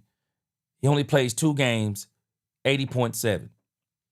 So he plays 2 games in 2023. He comes back towards, I'm thinking it was the end of 2024, maybe. Can't remember exactly when he came back in 2024. He didn't finish the season either then. He had a 56.6 when he did play. When he played this year, 56.1 Pro Football Focus. Now, I do think there is somewhat of a skew saying he's the worst corner in the league right now. And it says his tape is even worse. So, that's either objective or subjective. But I'm going to tell you this. I don't think there's no argument that Diggs has not been the same since the injury. Diggs has not been the same since the injury. And people who are always trying to advocate for him, they make every excuse for him to fail. They make every excuse for him when he's not playing well. It says Diggs and Parsons were teammates on the Cowboys between 2021 and 2024 before a trade sent the pass rusher to Green Bay. Diggs was waived by the Cowboys on December 30th and was claimed by the Packers the next day. Parsons underwent surgery to repair a torn ACL, suffered in Week 14 versus the Broncos. And so it says the Packers star was on pace for a career high in sacks, notching 12 and a half before he suffered the injury. And the reason why he got those amount of sacks is he's on a better team. He's on a better defense. It says Parsons also spent some of his New Year's Day responding to a curious quote from Cowboys defense coordinator Matt Eberflus, in which he admitted that the Cowboys defense was altered when Parsons was dealt. It says the edge rusher responded with 8 crying emojis. Now, this is why I say I'm really torn on what Matt Eberflus. Well, hold on. No, I'm not torn on this part. This is why I'm glad I went back and listened to what Matt Eberflus said. Did y'all notice what they're not putting in this article? And this is why this stuff aggravates me. Look at this. This is Clarence Hill Jr. Cowboys defense coordinator Matt Eberflus admitted things changed for the defense when they lost an all-pro pass rusher who can win quick, but you can't look back. Now, let me ask y'all a question. Is that what Matt Eberflus said? I'm glad I went back and listened to this. Is that what Matt Eberflus said? Or is that a part of what Matt Eberflus said? Because if my memory serves me right, That's not what Matt Eberflus said. This is why I'm glad I went back and listened to this. That is not what Matt Eberflus said. If anybody remember what Matt Eberflus told Clarence Hill, this is why I say Clarence Hill is a sower of discord. Matt Eberflus actually said Micah Parsons wouldn't have made much of a difference. That's exactly what Matt Eberflus said. That's exactly what Matt Eberflus said. He gave Micah Parsons credit for being an all-pro pass rusher. But he did not say that statement by itself. He actually told Clarence Hill that he wouldn't have made much of a difference. Man, this is so disingenuous. This is the kind of stuff that burns me up, man, when people do stuff like this. Hold on just a second. Let me see here. Talk to Logan about bro. That's the biggest thing. Every single week you want to learn. Defensive play caller, your team's been Intentional, and all the things that I've done in the past, and how we are intentional about it, and don't work out. It's just available, and then move the scheme around. So you're always doing that every. Happened. Have you done any of Yeah, that? you See from the defense in the season finale. every single snap. The issue is him not getting on the field. Intentional. Talk to Logan about Conversations from this season. just learn and grow. Yeah, that's a great question. Because we're hammering at it, to create that large number. This is the opportunity for this game. And then this time around when you play the Giants, Russ. He's a guy that can really take off and run sometimes. In the Sports, Matt, when you work to adjust. When you get different Okay, players in and all those things. And y'all hold on a second. I'm trying to find this Clarence Hill statement. The numbers would say that. The numbers would say that. I think they had 35 runs in the first 6. and they're doing good things. But it's been he's getting better every week too. Struggles of the defense. Yeah, ownership and accountability is working with the players. What has gone wrong? Yeah, I think that the start of the year we were, guys were in and out, in terms of we're at full force, and then we didn't execute the way we wanted to. Who's going to be on the team, and how when you took the job? Okay. So I wanted to come back to this right here. And I'm telling y'all, this stuff is so disingenuous, man. So it's Clarence Hill.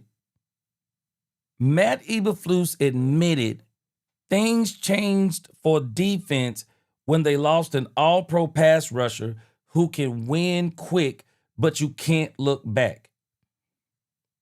This is not what Matt Eberflus said. They're taking that statement out of context because they don't want to play the other part. He didn't want to put the other part in there because it doesn't fit the narrative. See, Clarence Hill wants to create the narratives that the reason why this defense was so bad is because Micah Parsons was not on this team. But watch this. Let's go back now to what Clarence Hill said. This is a bold-faced lie. This is Matt Eberflus. I think you had a certain expectation who's going to be on the team and how you want to play. It's got to be better. Now, this is Clarence Hill. You already know he's talking about Micah Parsons. Now listen to the answer that Matt Eberflus gives. When you took the job, I think you had a certain expectation who's going to be on the team and how you want to play. How much did that change at the start of the season when Micah left? Yeah, I don't know if it changed that much.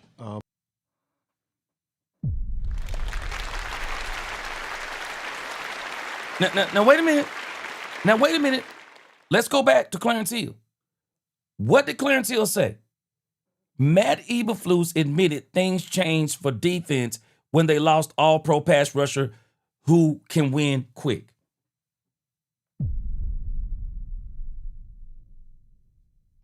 He took what he wanted out of the Matt Eberflus statement and made it into what he wanted it to be. Man, this is diabolical, bro. Obviously you have an all-pro pass rusher that wins really quick. That's certainly going to help any defense. If it's Micah or if it's Miles or whoever that might be, that impact players. Matt Eberflus, in no shape, form, or fashion, turned that Micah Parsons statement. He wasn't making that Micah Parsons statement into what Clarence Hill said it was. Matt Eberflus gave a common sense answer. He's just saying, well, anytime you have a pass rusher that can win quick and play well, they're going to help your defense some. But he never said how much. He never said things change quickly. Always going to help, to a certain degree, in pass downs and other downs. But, again, you can't look back, right? It is what it is. That it. Pardon?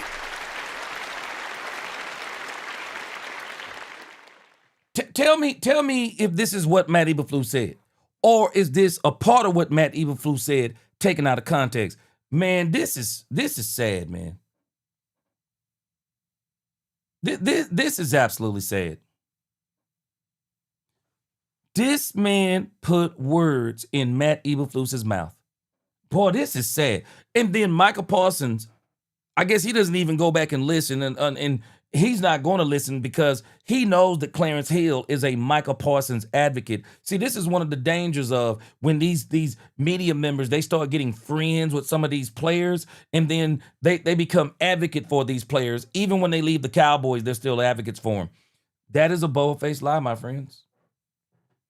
That's crazy, man. This is crazy. I don't even understand this kind of behavior. Says the Cowboys endured one of the NFL's worst defensive seasons, thanks at least in part to the trade that sent Parsons to an NFC rival. Man, see, this is a lie again. It's a lie again because even with Zimmer, the Cowboys had an historically bad defense with Micah Parsons here. Historically bad too. Man, this stuff is so disingenuous, man.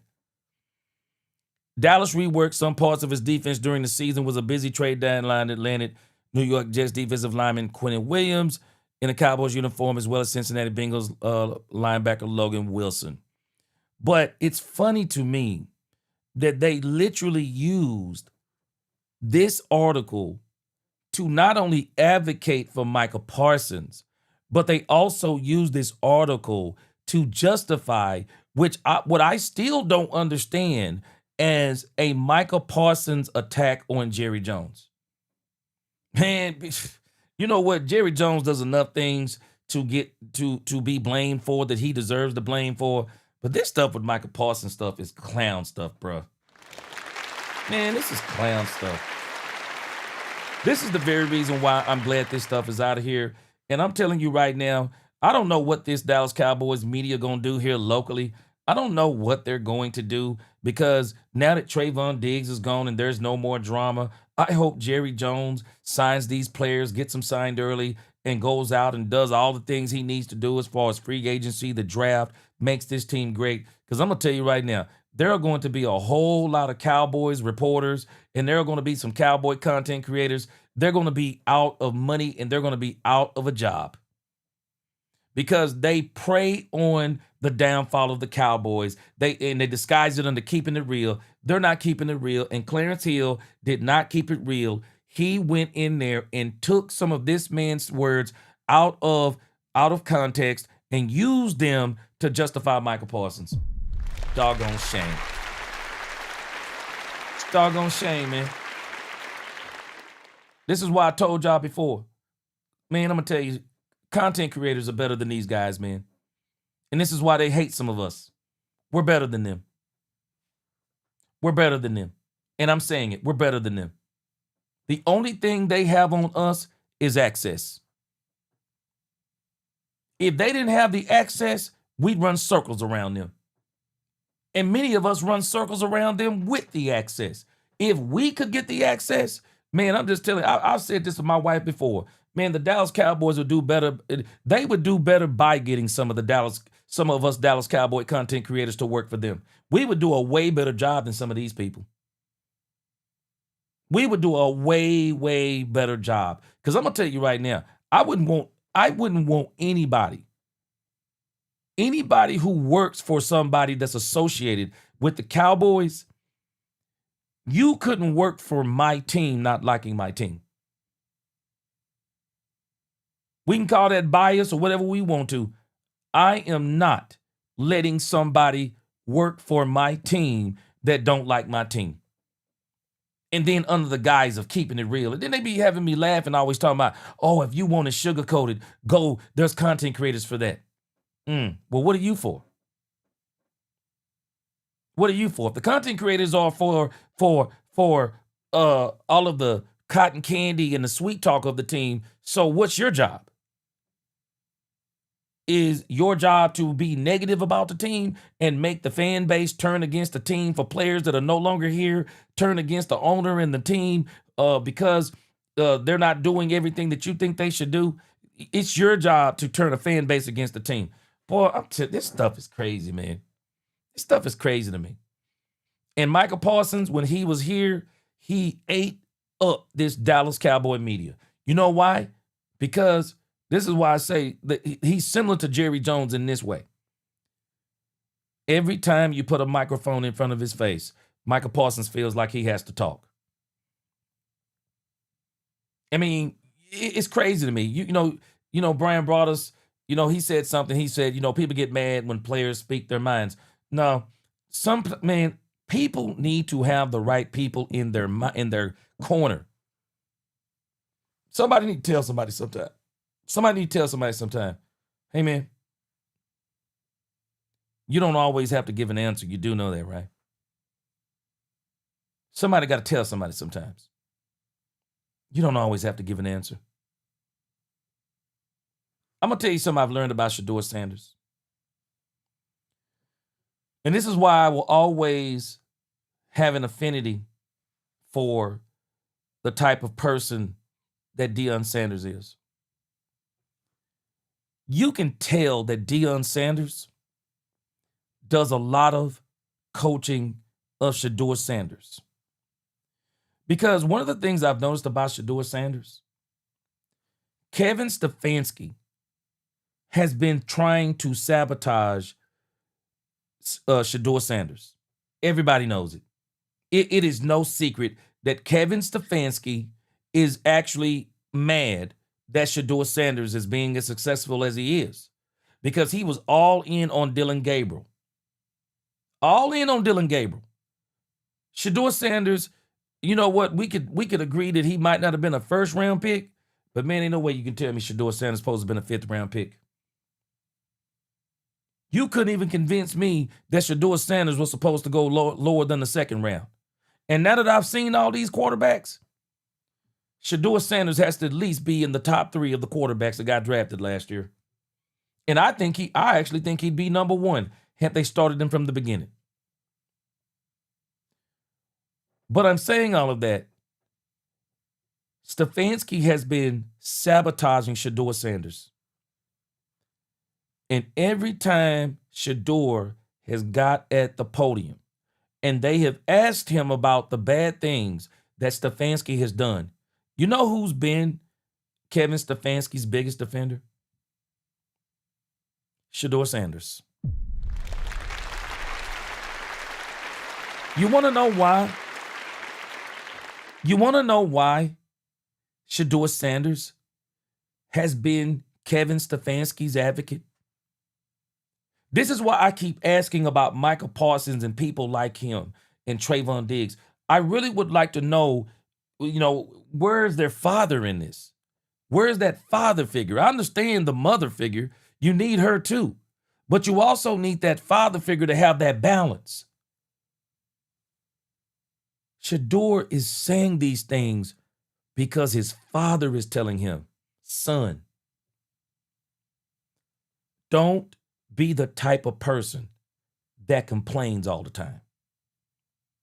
Do all things without grumbling and complaining. Don't be, we know what he's doing to you. We know what he's doing to you, but he can't do nothing to you that God don't allow. So when God allows it, it is up to you to respond in the way that you believe in your faith.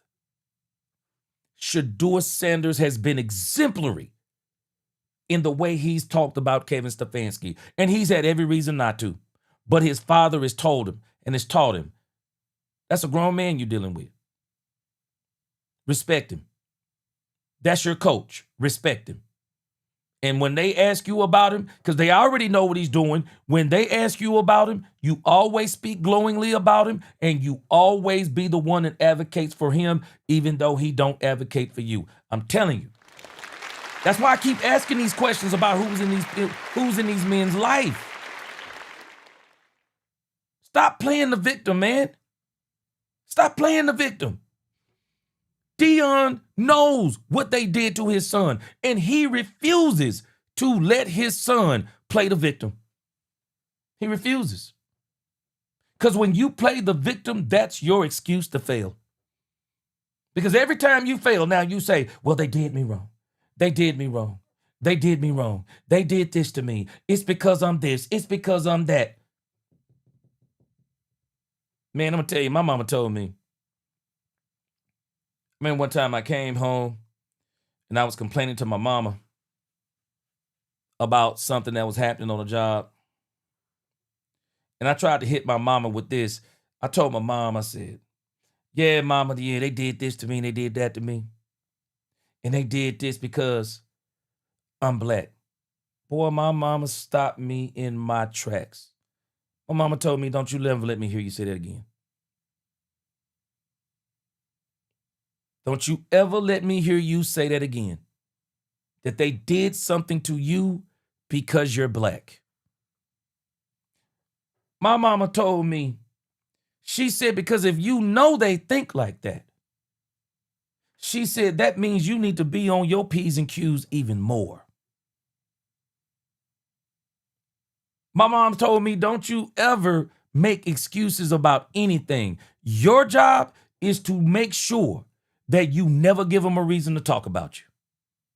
Because if they do, they only making it up. She said, you make sure man, my mama told me, when you go to your job, you outwork everybody. Straight up told me, you outwork everybody.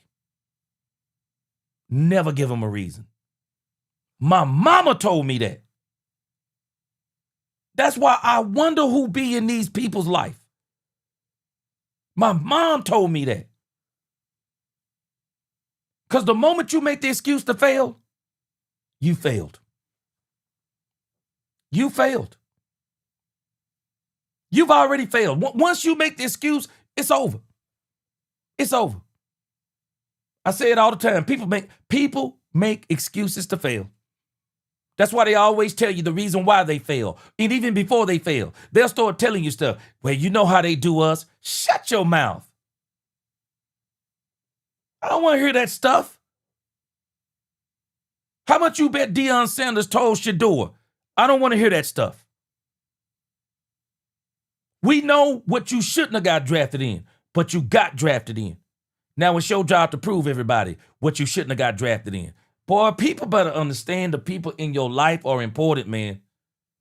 You need somebody in your life who is not just profiting off of you. You need somebody in your life who literally cares about you. And I just wonder, man, when I hear this type of dumb stuff. It's just stupid stuff, man. Even comments I see people make on social media. Man, I just wonder, like, what kind of family they got? Because, man, what kind of people, what kind of upbringing did you have to be saying? And it's just stupid talk to me. Stupid talk to me. Man, I don't understand. I overstand it, actually. It's just pitiful, man. I don't understand how somebody cannot look at something and say, you know what? I got a lot to be thankful for. Because Jerry Jones could have shipped us right to, and there's nothing that David Mulugeta could have done about it. Jerry could have traded Micah Parsons to the Tennessee Titans, and there's nothing they could have done about it. Absolutely nothing. But rather than you being thankful You're doing exactly what you're accusing Jerry of. Slandering your name. Man, let me tell you something. Just because somebody slander your name, don't mean you slander their name. There are people who talk about me. I'm not worried about them talking about me because I'm not going to talk about them. Even with Clarence Hill, I'm not talking bad about Clarence Hill. I'm just stating the facts. That is very misleading. As a person who does what he does, that is so misleading to be taking this comment, to take a comment out of context like this and make this like what Matt Eberflus said. Man, I told y'all, just like I'm telling y'all about Jerry. Man, this dude, Matt Eberflus, has enough to be blamed. This dude has enough to be blamed on. I mean, he's got enough blame to take the... He got enough blame already.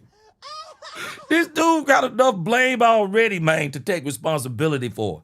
But to put this comment out there and try to make it like he was throwing Jerry Jones under the bus. This is why now, like I said, I had to go back and rethink this because I'm like, he didn't actually volunteer this information.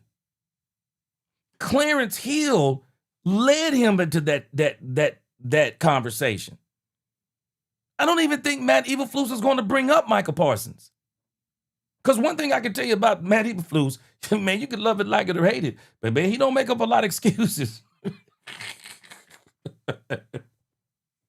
Boy, he don't make up a lot of excuses, man. He don't make up a lot of excuses. He don't. I mean, man, you can love, like, or hate Matt Eberflus, and that's probably why sometimes it even makes people even more madder, because you asking him something and you want him to give this real passionate answer. He's just basically telling you, man, I don't look back. It is what it is. I mean, I guess it is what it is. So, for somebody to go and try to take this man's statements out of context, and I want y'all to think about what this does to Matt Eberflus. How much... For somebody who wouldn't go back and listen to Matt Eberflus and would only take what Clarence Hill said, they would hate Matt Eberflus even more. Man, I'm sorry, bro. That kind of stuff right there is shameful, bro. Man, that kind of stuff is shameful. That's sad, bro. That's sad to do somebody like that. The man got enough on his plate already, man. I mean, all of us in Cowboy Nation already want the dude gone. You got to go take his statements out of context, man. Bro, come on, man.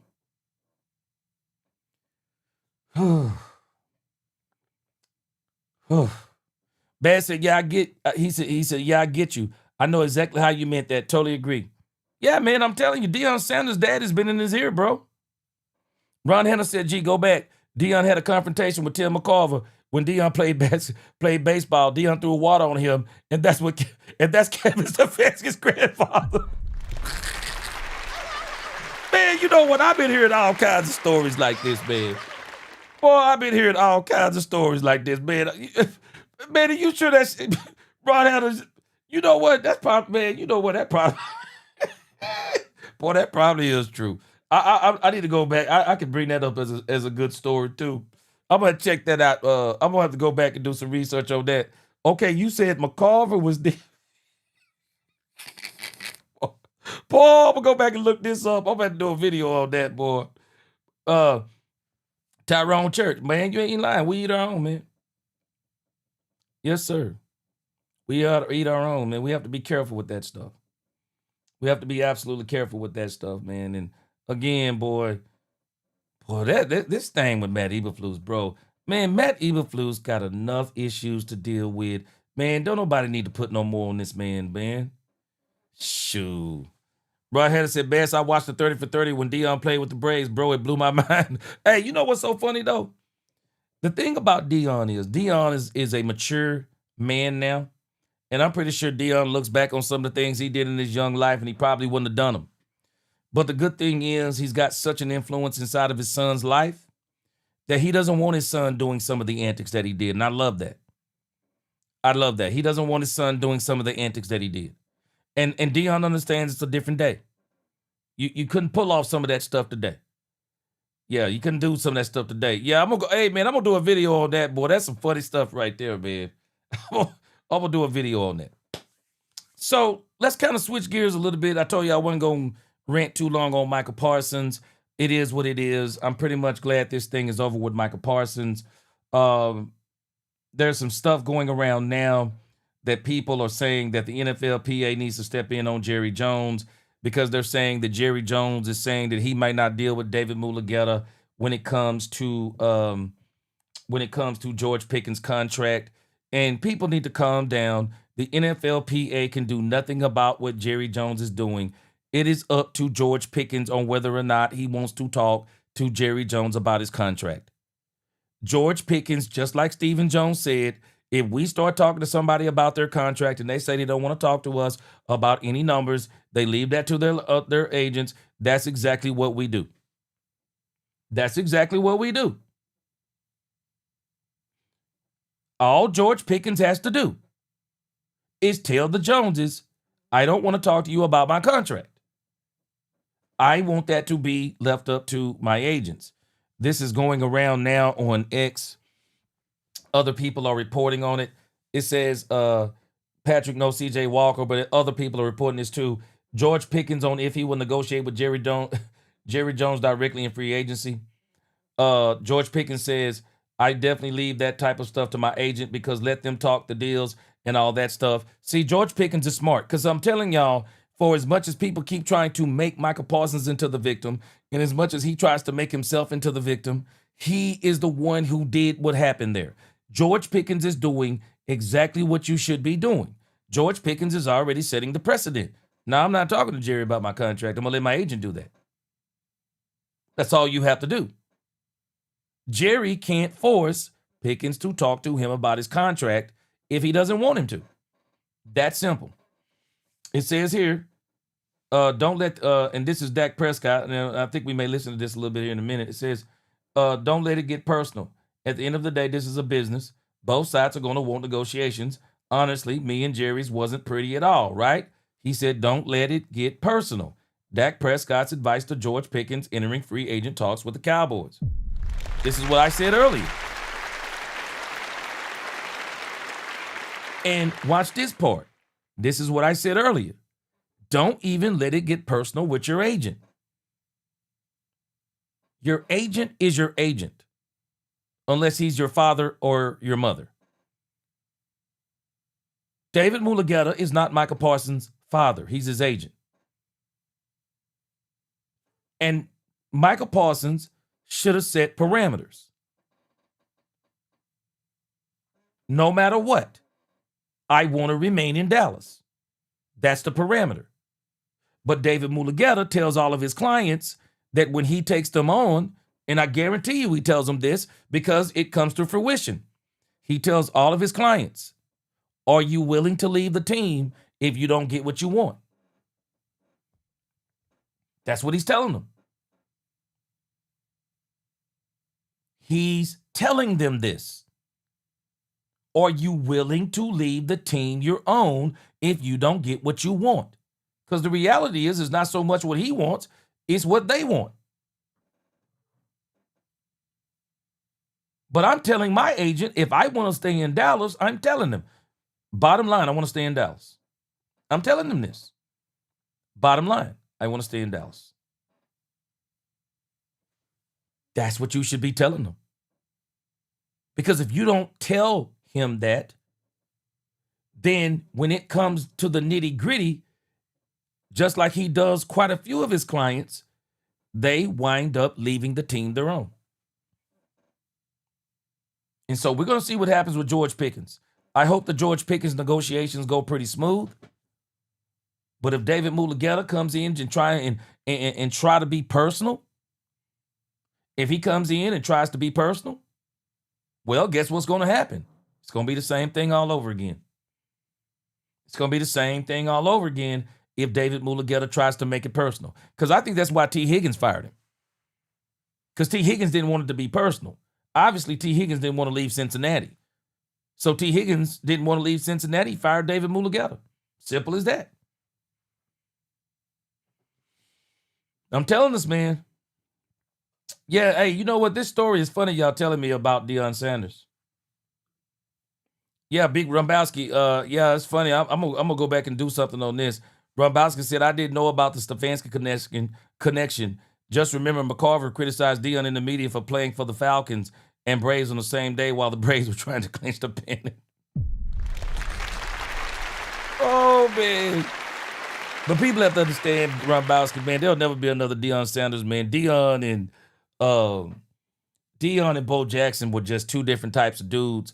And there are very few dudes that could ever do what those dudes did, man. Very few dudes. All right, and let's see. Let me close up the Trayvon Diggs thing also. These are kind of like quick points here. But again, man, this Trayvon Diggs stuff is crazy to me, man. It is what it is, bro.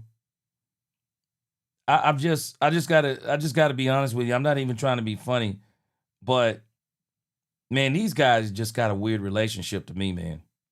That's the only way I can put it. These guys just got a weird relationship. I saw this today, and people are like blowing, bro. I don't know how to. I just don't know how to take some of this stuff today. It's just so weird for me, man. This is the media today, and they are calling this. Hold on, let me see, how do I want to do this? Yeah, I want to let you hear this real quick. This thing with Trayvon Diggs is like banana bonkers, man.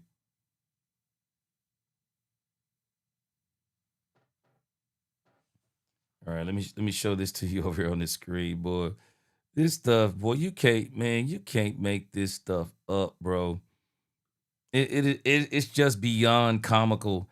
The more you see this stuff, man, you just have to shake your head, bro. That's the only thing I can tell you. That's the only thing I can tell you when you see some of this stuff. Let's bring it up over here. So somebody over here, it's MLF football. This is what they posted over here on X. They said, look. They said, heartwarming. New Packers Pro Bowl cornerback Trayvon Diggs is staying at Micah Parsons' home in Green Bay. This is just weird stuff. It says Micah even offered Diggs one of his cars to use. Parsons and his MLF said Parsons and his BFF are back. Check this out. Are you staying with him until you maybe find a spot to stay? Does he have a spare room? I don't even know if he has a full-time house here yet. Yeah, no, he do. He said I can crash at his place, and he said I can have one of his cars too. So.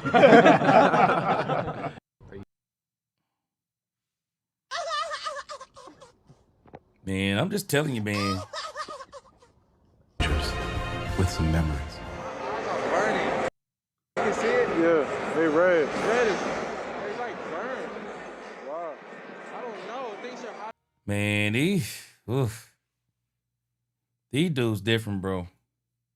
These dudes different, bro.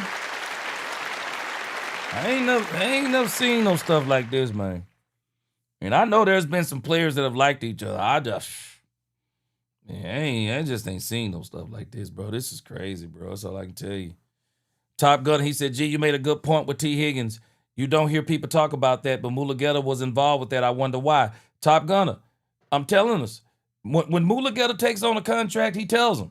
I'm sure he tells them, are you willing to leave your team?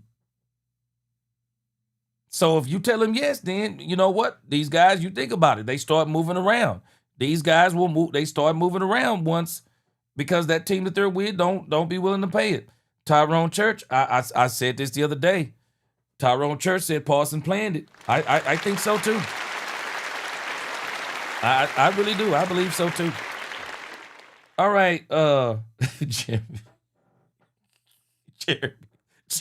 Pitts. Jeremy Pitts. Oh man, I'm telling you, these dudes different, man. That's all I'm telling you. That's all I'm telling you. They different, man. Especially them Diggs dudes. Them Diggs dudes is different. That's all I can tell you. Them Diggs dudes are different, man. All right, let's check out this thing for a few minutes with Dez Bryant. Dez Bryant is talking. It's like the thing that I don't understand about Dez Bryant, and again, I'm not going to talk bad about Dez Bryant. I really like Dez Bryant. But I do think that there may be a bit of animosity with Dez Bryant as it applies to the Cowboys, because Dez seems to, every time that there is a negative, and especially when it comes to Micah Parsons, every time there's something negative going on, it's like Dez jumps on it. It's like Dez jumps on it and then starts taking the side of the player. And I just don't get this kind of stuff. I don't get it. Why get in the middle of something that, you know, because I've said this before, I'm always wary of players, ex-players. I mean, I think it's okay when they give their opinions on certain things, but I start wondering when it starts turning into slander of the team. They start talking, they start slandering the team. And I just start struggling with that stuff because I just don't understand, why do you have to play the role in that part? And so, Dez Bryant is, and I don't have the article. I'm not going to waste a lot of time looking it up. I'm not going to give a lot of time to it. But Dez Bryant, he keeps on defending the thing with Micah Parsons when the reality is Micah Parsons will not take ownership of he never should have been talking to Jerry Jones about his contract. Now, you have that right to do that. But once you start doing that, then you can't get mad when Jerry don't want to talk to your agent when he thought that you and him were negotiating a deal. So you definitely shouldn't be doing stuff like that. And so for anybody who knows how Jerry is, you would be dumb to be talking to Jerry about your contract without your agent. You just shouldn't be doing that. You absolutely should not be doing that. And this is why I'm glad George Pickens has already set the precedent. George Pickens is saying, I'm not going to talk to Jerry about my contract without my agent. I'm not going to do it. He's already set the precedent. That's the way it should go. So I don't understand the stuff about Dez Bryant, but it does seem to me like he's a little bit bitter.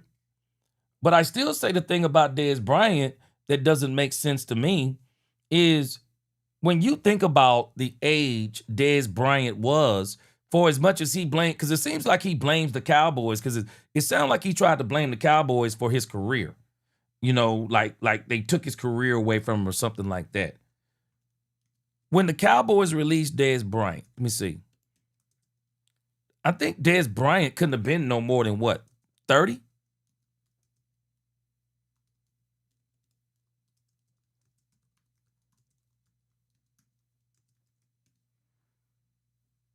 He was 29 years old when the Cowboys released him.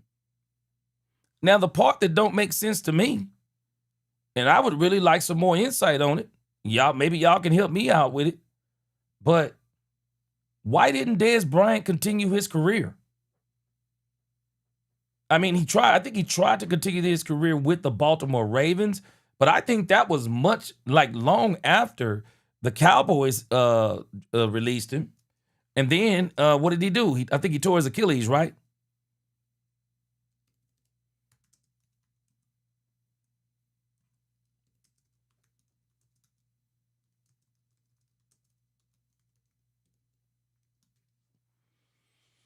He signed with the Ravens. What was that, 2020? Okay, so first he signed with the Saints. Okay, he signed with the Saints in 2018. I mean, what did he do with the Saints? I don't understand that kind of stuff, because Dez was an elite. Dez was he ruptured the Achilles with the Saints. Okay, but how old was he? Man, we got wide receivers and people rupture. I mean, we just saw 40-something-year-old Aaron Rodgers rupture an Achilles and he came back.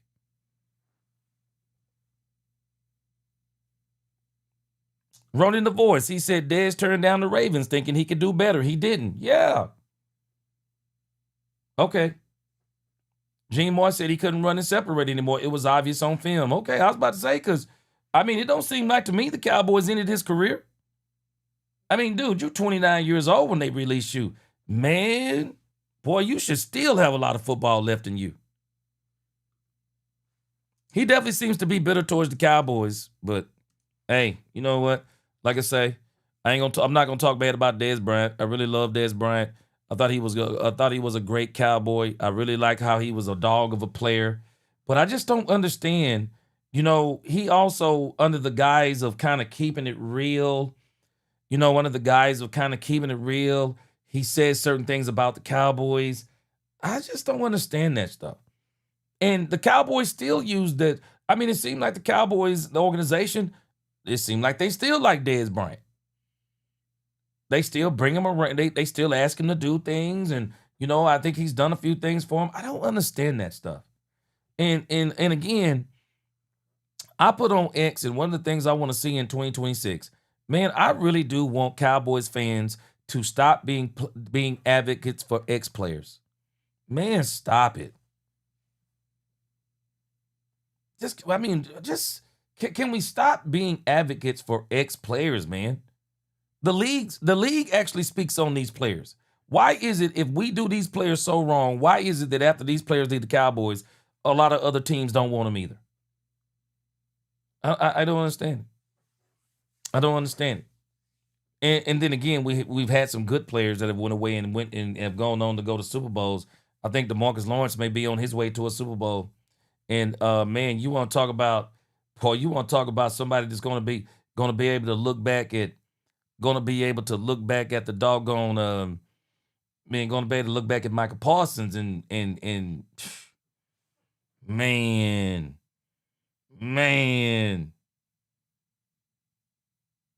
Top Gunner, I think that's the issue right there.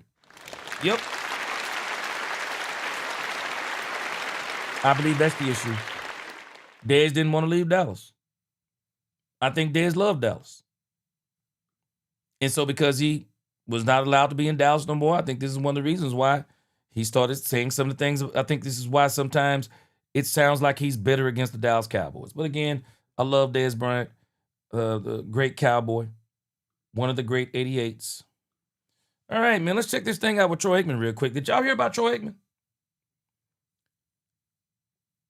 It's kind of funny and ironic in the grand scheme of things. The Miami Dolphins have hired Troy Aikman as a consultant. Y'all see this story? It's crazy.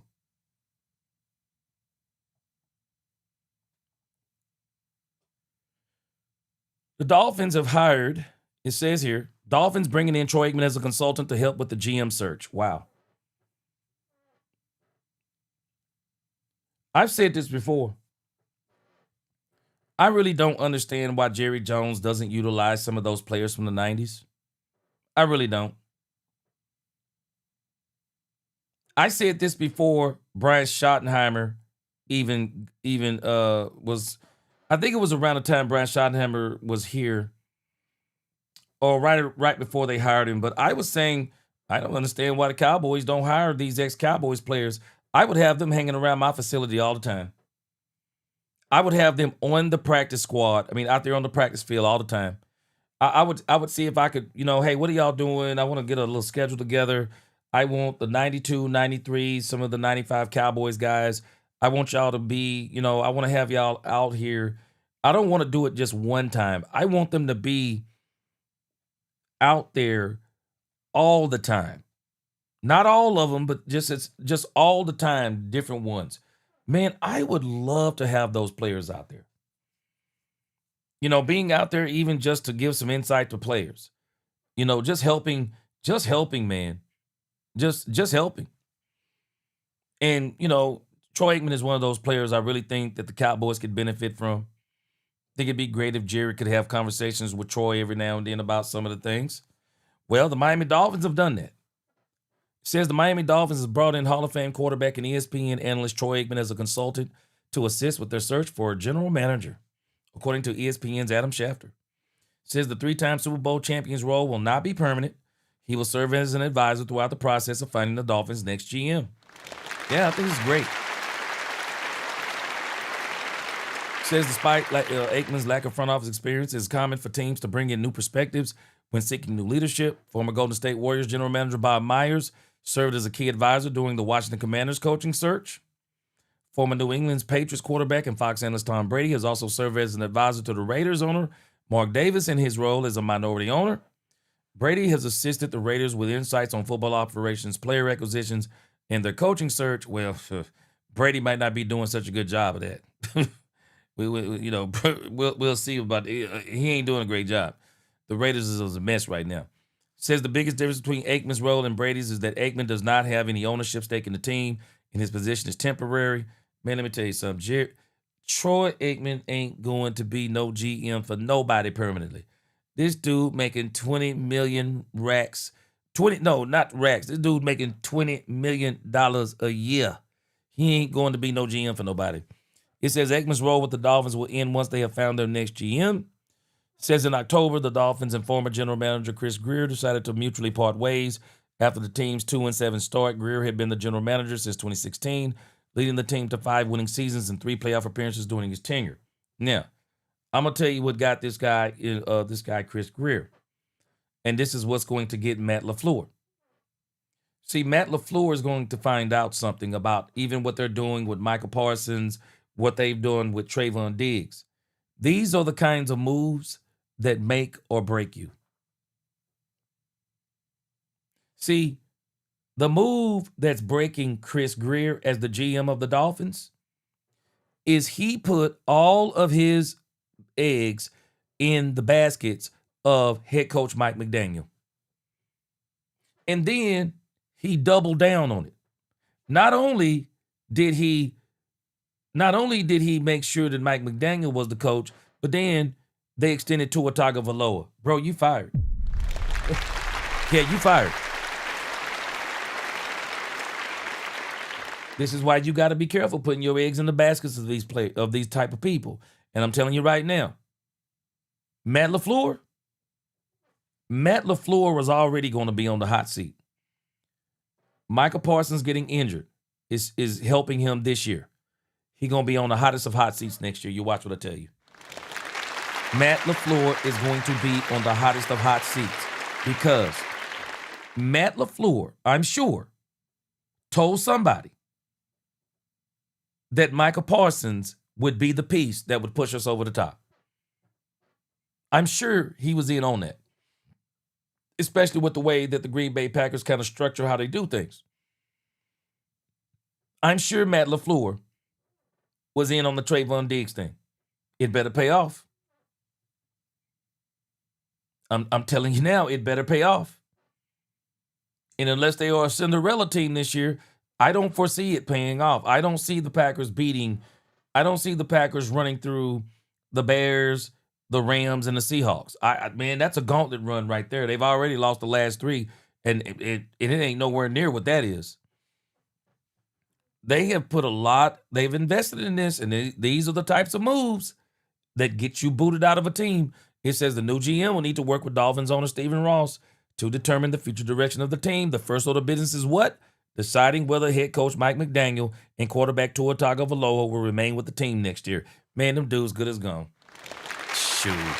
There ain't no way I'm going to be a new GM and Mike McDaniel going to be my coach. No doggone way. Man, Mike McDaniel out of here, bro. McDaniel is 35 and 34 as the Dolphins head coach and has missed the playoffs in the last 2 seasons. Tagovailoa is coming off his worst season as a starting quarterback. McDaniel's contract runs through 2028. Boy, this is another reason why that dude Greer's gone. Get him out of here, bro.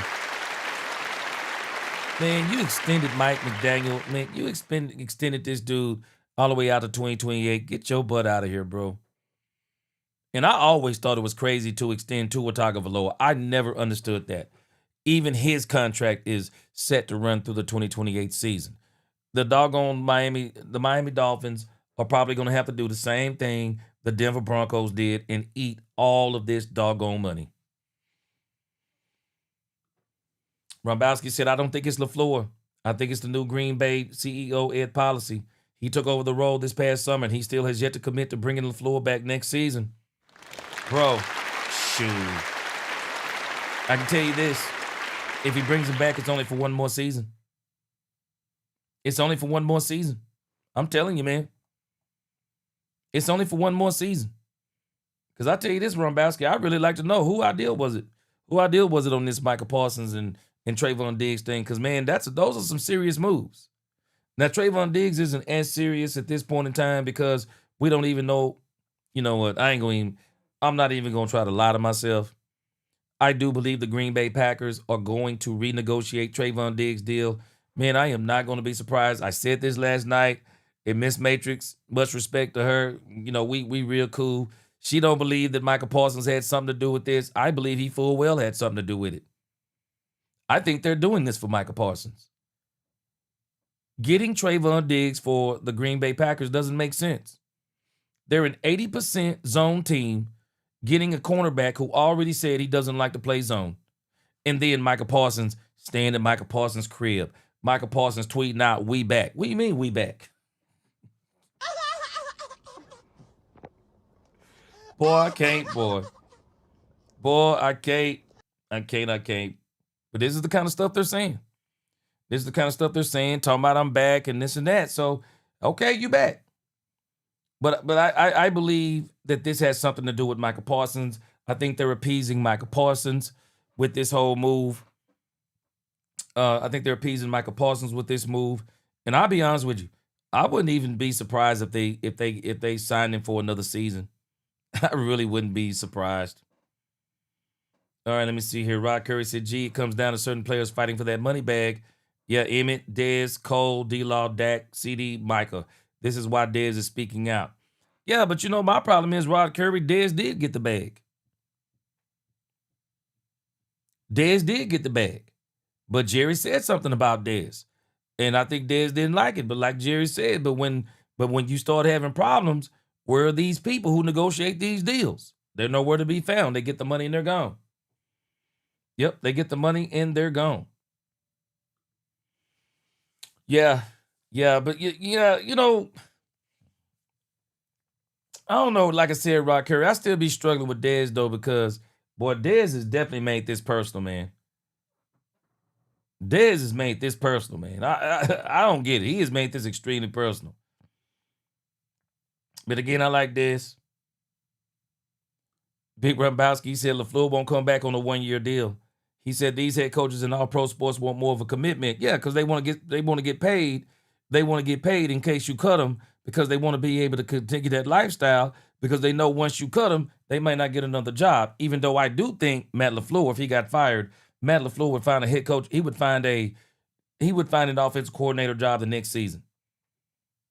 Yep, I believe Matt LaFleur would find a OC job the next season. He said LaFleur would be at the top of my list of most NFL teams in need of a new head coach. I'll tell you this, if not a head coach, definitely an OC. That joker would get a job. Jeremy said, he said, left my butt off. He said, they back. He said, they never left.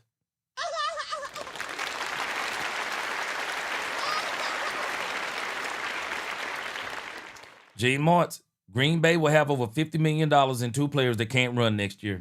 Facts. Gene Martz, I'm telling you, man. If there was one thing Jerry was right about, Jerry said just because you sign a player don't mean you're going to have him playing for you. Micah Parsons is going to miss the equivalent pretty much of an entire season for the Green Bay Packers. It's crazy. Yeah, Jerry Jones, Rod Curry said Jerry Jones doesn't want anyone showing him up. That's why some former Cowboys standouts aren't working for the Cowboys. That's why Jerry hasn't hired a general manager. Yeah, Jerry, that's for sure. Jerry wants to prove he's got the football acumen. He needs to give up on that. But I do think at this point in time, Rod Curry, Jerry's got a lot of people around him. They're making these decisions, and Jerry is just the front man for him. Baby Yoda said, I'm a Dallas Cowboys fan. I can't wait for the 2026 season. Yeah, it's going to be great. I think we're going to have a great build-up for it, too. I think free agency, the draft, I think it's going to be incredible for the Cowboys. I do think they're going to make another major trade. I do think that major trade is more than likely. I think it's going to be Max Crosby. And if it isn't, I think that's what they're going to try to do. Because it's obvious that Max Crosby has got his money. and now he don't want to be in Las Vegas anymore. And when you look at the fact that it would only be 2 years for $65 million, oh, man. Boy, that would be a steal if the Cowboys could get him and sign Pickens. Oh, wow. That would be incredible. Ron Henderson said, please, Michael called Diggs and told him to go to the concert, and Diggs, being a knucklehead, actually did it. Crazy, man. I mean, I'm serious. It's crazy. Bass said Jerry spoke big facts when he said that. Yeah, you know, these guys negotiate these big contracts. Then when their players start acting a fool, you call them up. They don't answer the phone. Well, I tell you this. According to Trayvon Diggs, Trayvon Diggs said he's still one of them. Yeah, he said he's still one of them. Tyrone Church, the Cowboys might not even have to trade for Micah Fitzpatrick. Never know. Steelers may cut ties with him, so the Cowboys may be able to pick him up. Ronan the Voice, he said these players are spoiled in Dallas. They think they're better than they are. Well, I can tell you this. That's exactly what Jadeveon Clowney. He didn't say they didn't think they better. He didn't say the better than they are part, but he said, man, he said he looked around. He said, man, he said these players are spoiled, man. He started looking. He said these players are spoiled. All right, before we get out of here, let's check out. Let's check this out real quick.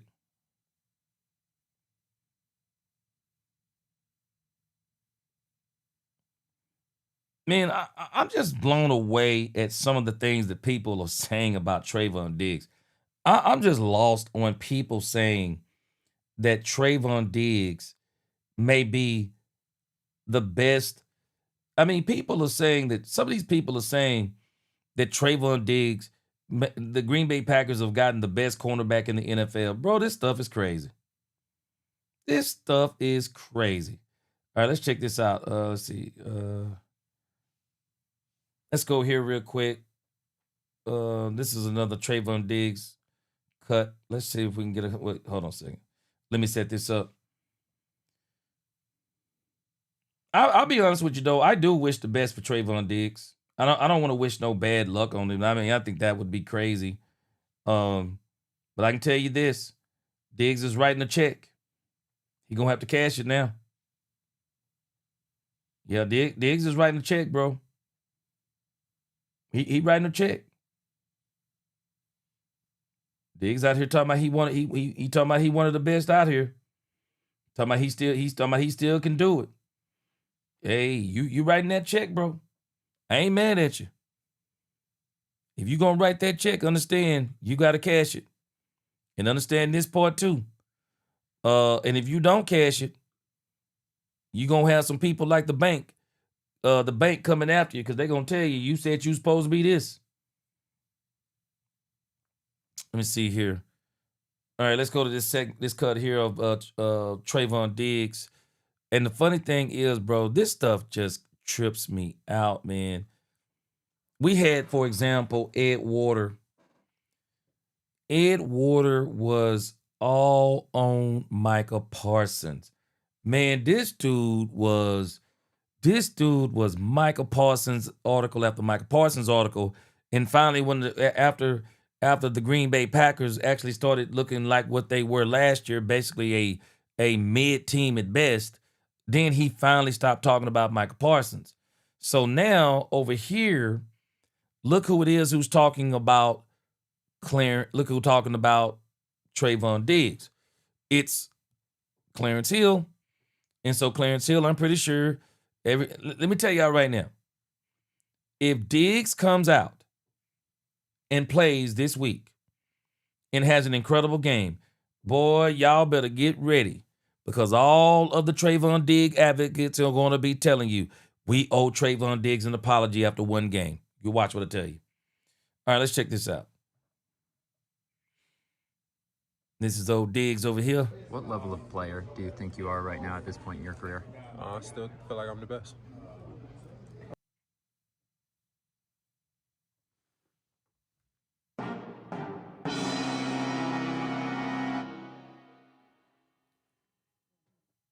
When you make those comments, this is the stuff that you sign up for as a player.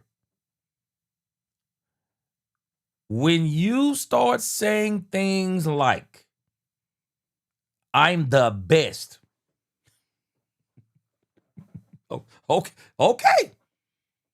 I didn't write that check. You did. How soon did you get in contact with Micah after you found out that he would be joining him up here? Right away.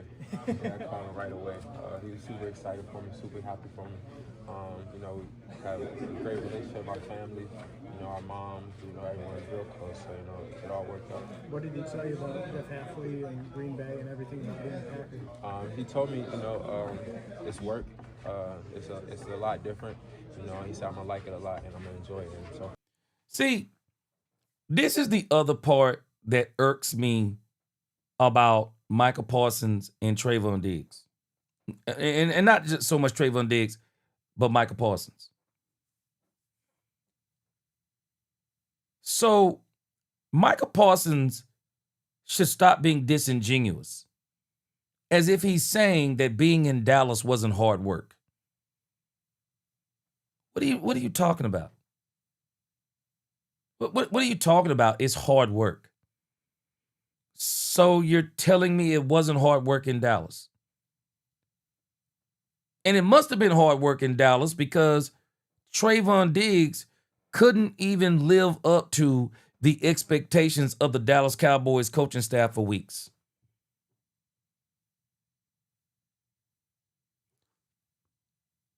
Micah Parsons is the only person I've heard that has said that playing in Green Bay is this, that, or the other. I've never heard another player. I've never heard other Green Bay players say this. I haven't heard ex-Green Bay players say this. I haven't heard any of this stuff.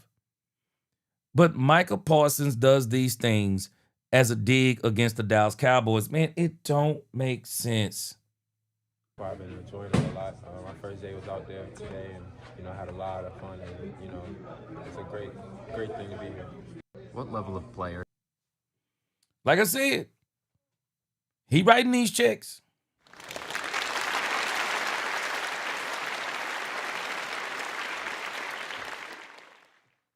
He's writing these checks. That's all I'm telling you. He's writing these checks.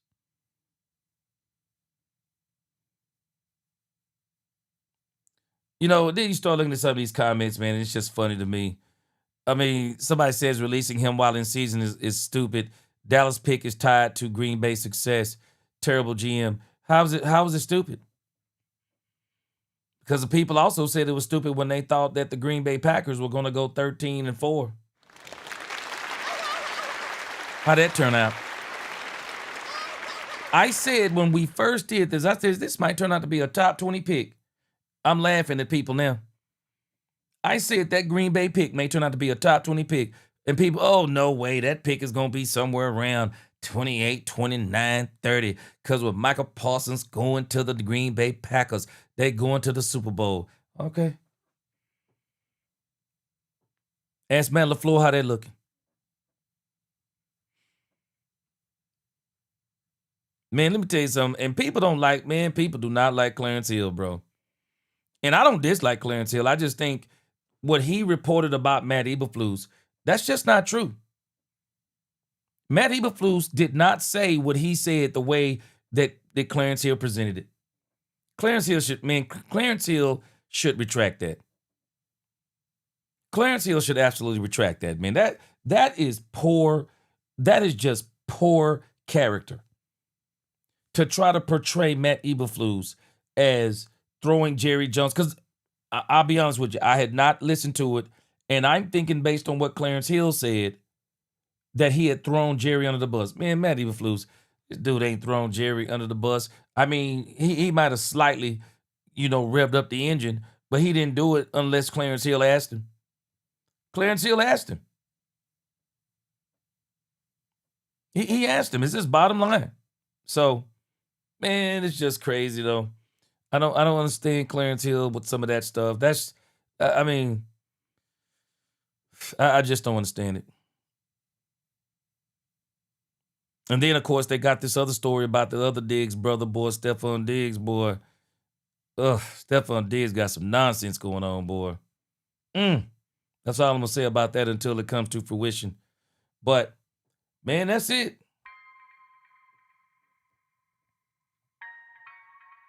Cowboys stuff, man, all I can tell you is it's crazy, bro. But I think the Cowboys got better by releasing him.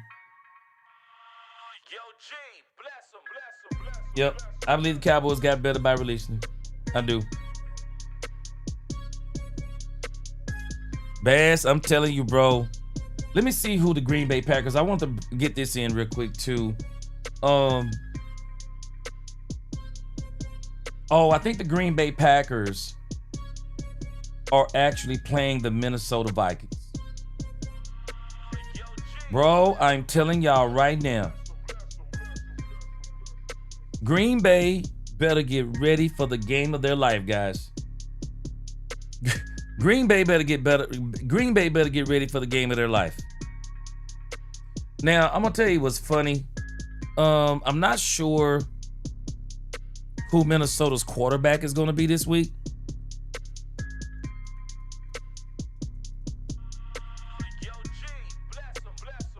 I'm not sure who the quarterback is gonna be this week.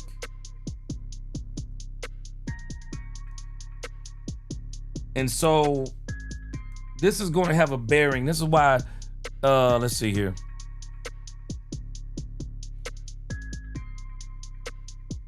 Okay, so J.J. McCarthy is going to be the quarterback, it looks like, for the Minnesota Vikings for the last game of the season. J.J. McCarthy is going to be the running back, going to be the quarterback. So we're going to see what this means for Trayvon Diggs. We're going to see what this means for Trayvon Diggs. I'm very interested to see if Justin Jefferson goes up against Trayvon Diggs. Please, God, let it happen. Please, please, please, I want to see Trayvon Diggs go up against, I want to see him go up against Justin Jefferson. Man, these dudes got some good wide receivers over there, man, in Minnesota. Please, please, please. Please, please, I want to see him go up against. When you make the comment to the reporters in Green Bay that you believe you're one of the best out there, bro, I want this man on Justin Jefferson. I'm serious. I want to see it. I want to see it, man. Top Gunner said, I heard Asante Samuel say no player likes playing out in that Green Bay weather. Also said there's nothing to do out there. Exactly. Man, of course it's work. Ain't nothing else to do out there. Okay, I see. You said most of those are canceled out of Pakistan. Okay. Bass said, I think Diggs trying to convince himself it's not over because them knee check engine lights popped up. Oh, man. Baby Yoda, he said we going to the Super Bowl 2027 without Diggs. I mean, it ain't nobody, and ain't kissing nobody but Baby Yoda. I think it's next year. But I also said no later than 2027. I'm with you, though. The Cowboys are on their way. I do. Bass, please. I know God don't care about football, but I'm begging. Please, I want to see Justin Jefferson. I want to see Justin Jefferson against Diggs. I want to see Jefferson against Diggs. Bro, when you say you the best out there, you deserve that work. You deserve that work. Running the voice. Man, Vikings coming to play. They coming to win. They ain't caring about no doggone draft picks. They coming to win. I love it. I love it. I want to see it. Rod said, I think the Packers are going to let Diggs freelance against the pass. I saw somebody else say that too. Man, I tell you, I'm excited. I am so excited. I want to see Diggs. I want to see Diggs go up against Justin Jefferson. Because when you say you're the best out there, you feel like you're the best out there, you need to get that work done. They don't need to ease you in. They actually need to tell you need to travel. Shoot, you the best? I need you to travel with Justin Jefferson. Wherever he is, I need you to be there. Ron Hanna said, man, he's going to get his socks burned off of him. Ron Hanna, not according to him. Not according to him, Ron Hanna. Not according to him. He said he's one of the best out there. He got to get that work. Bass said that little weak shove he gave a Doomsday, then that fool got torched. What you think Jefferson gonna do? Hey, no, you said you the best out there, bro. It's time to get that work. It's time to get that work. If you want to prove to you want to prove to everybody you him? Shoot. Boy, you want to prove to you him? Stop Justin Jefferson. Get a few pass breakups against Justin Jefferson. Get a couple interceptions against Justin Jefferson. But again, I want y'all to understand something about Diggs. I would not be surprised if Diggs played well just because he wants to prove to everybody he can play. But people will go crazy over one game. Now I want to see him even in the playoffs when they play. I think it'll be Chicago. Bass said, "Look at Diggs' stats compared to the DBs that got on the team before he got there. He not even the fourth best. That's the test." We about to see. All right, guys, I'm gonna get off here. 4 hours of content for the Cowboys. I know y'all like Cowboys After Dark. My sleep has been messed up, so y'all probably gonna be seeing Cowboys After Dark for a minute. I'm trying to get my sleep back right so I can get back to doing my regular time. But I don't mind doing Cowboys After Dark if y'all don't mind staying up. So again, I appreciate y'all. If you haven't subscribed, please do. I do plan today. I'm gonna start posting over here.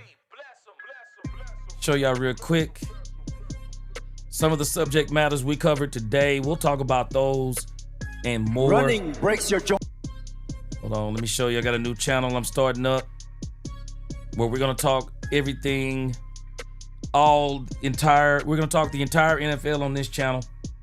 I will be dropping videos no later than, I am going to get my first video up this week. The live streams will start next week for that channel. But this Cowboys is still going to be the main channel. I'm not going to take nothing away from this channel. So this is the G Sports Nation. Make sure you go over there and subscribe if you already haven't. Some of you already have. I appreciate you. The G Sports Nation is where we're going to talk all things sports. Let me go back over here.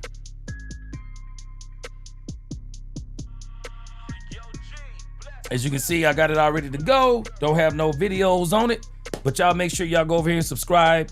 And we're gonna have a ball over here because we're gonna talk other things other than the Cowboys, because I know y'all watch other sports other than the Cowboys. This is where we're actually gonna cover every team in the NFL over on G Sports Nation. So we are going to have a ball over there.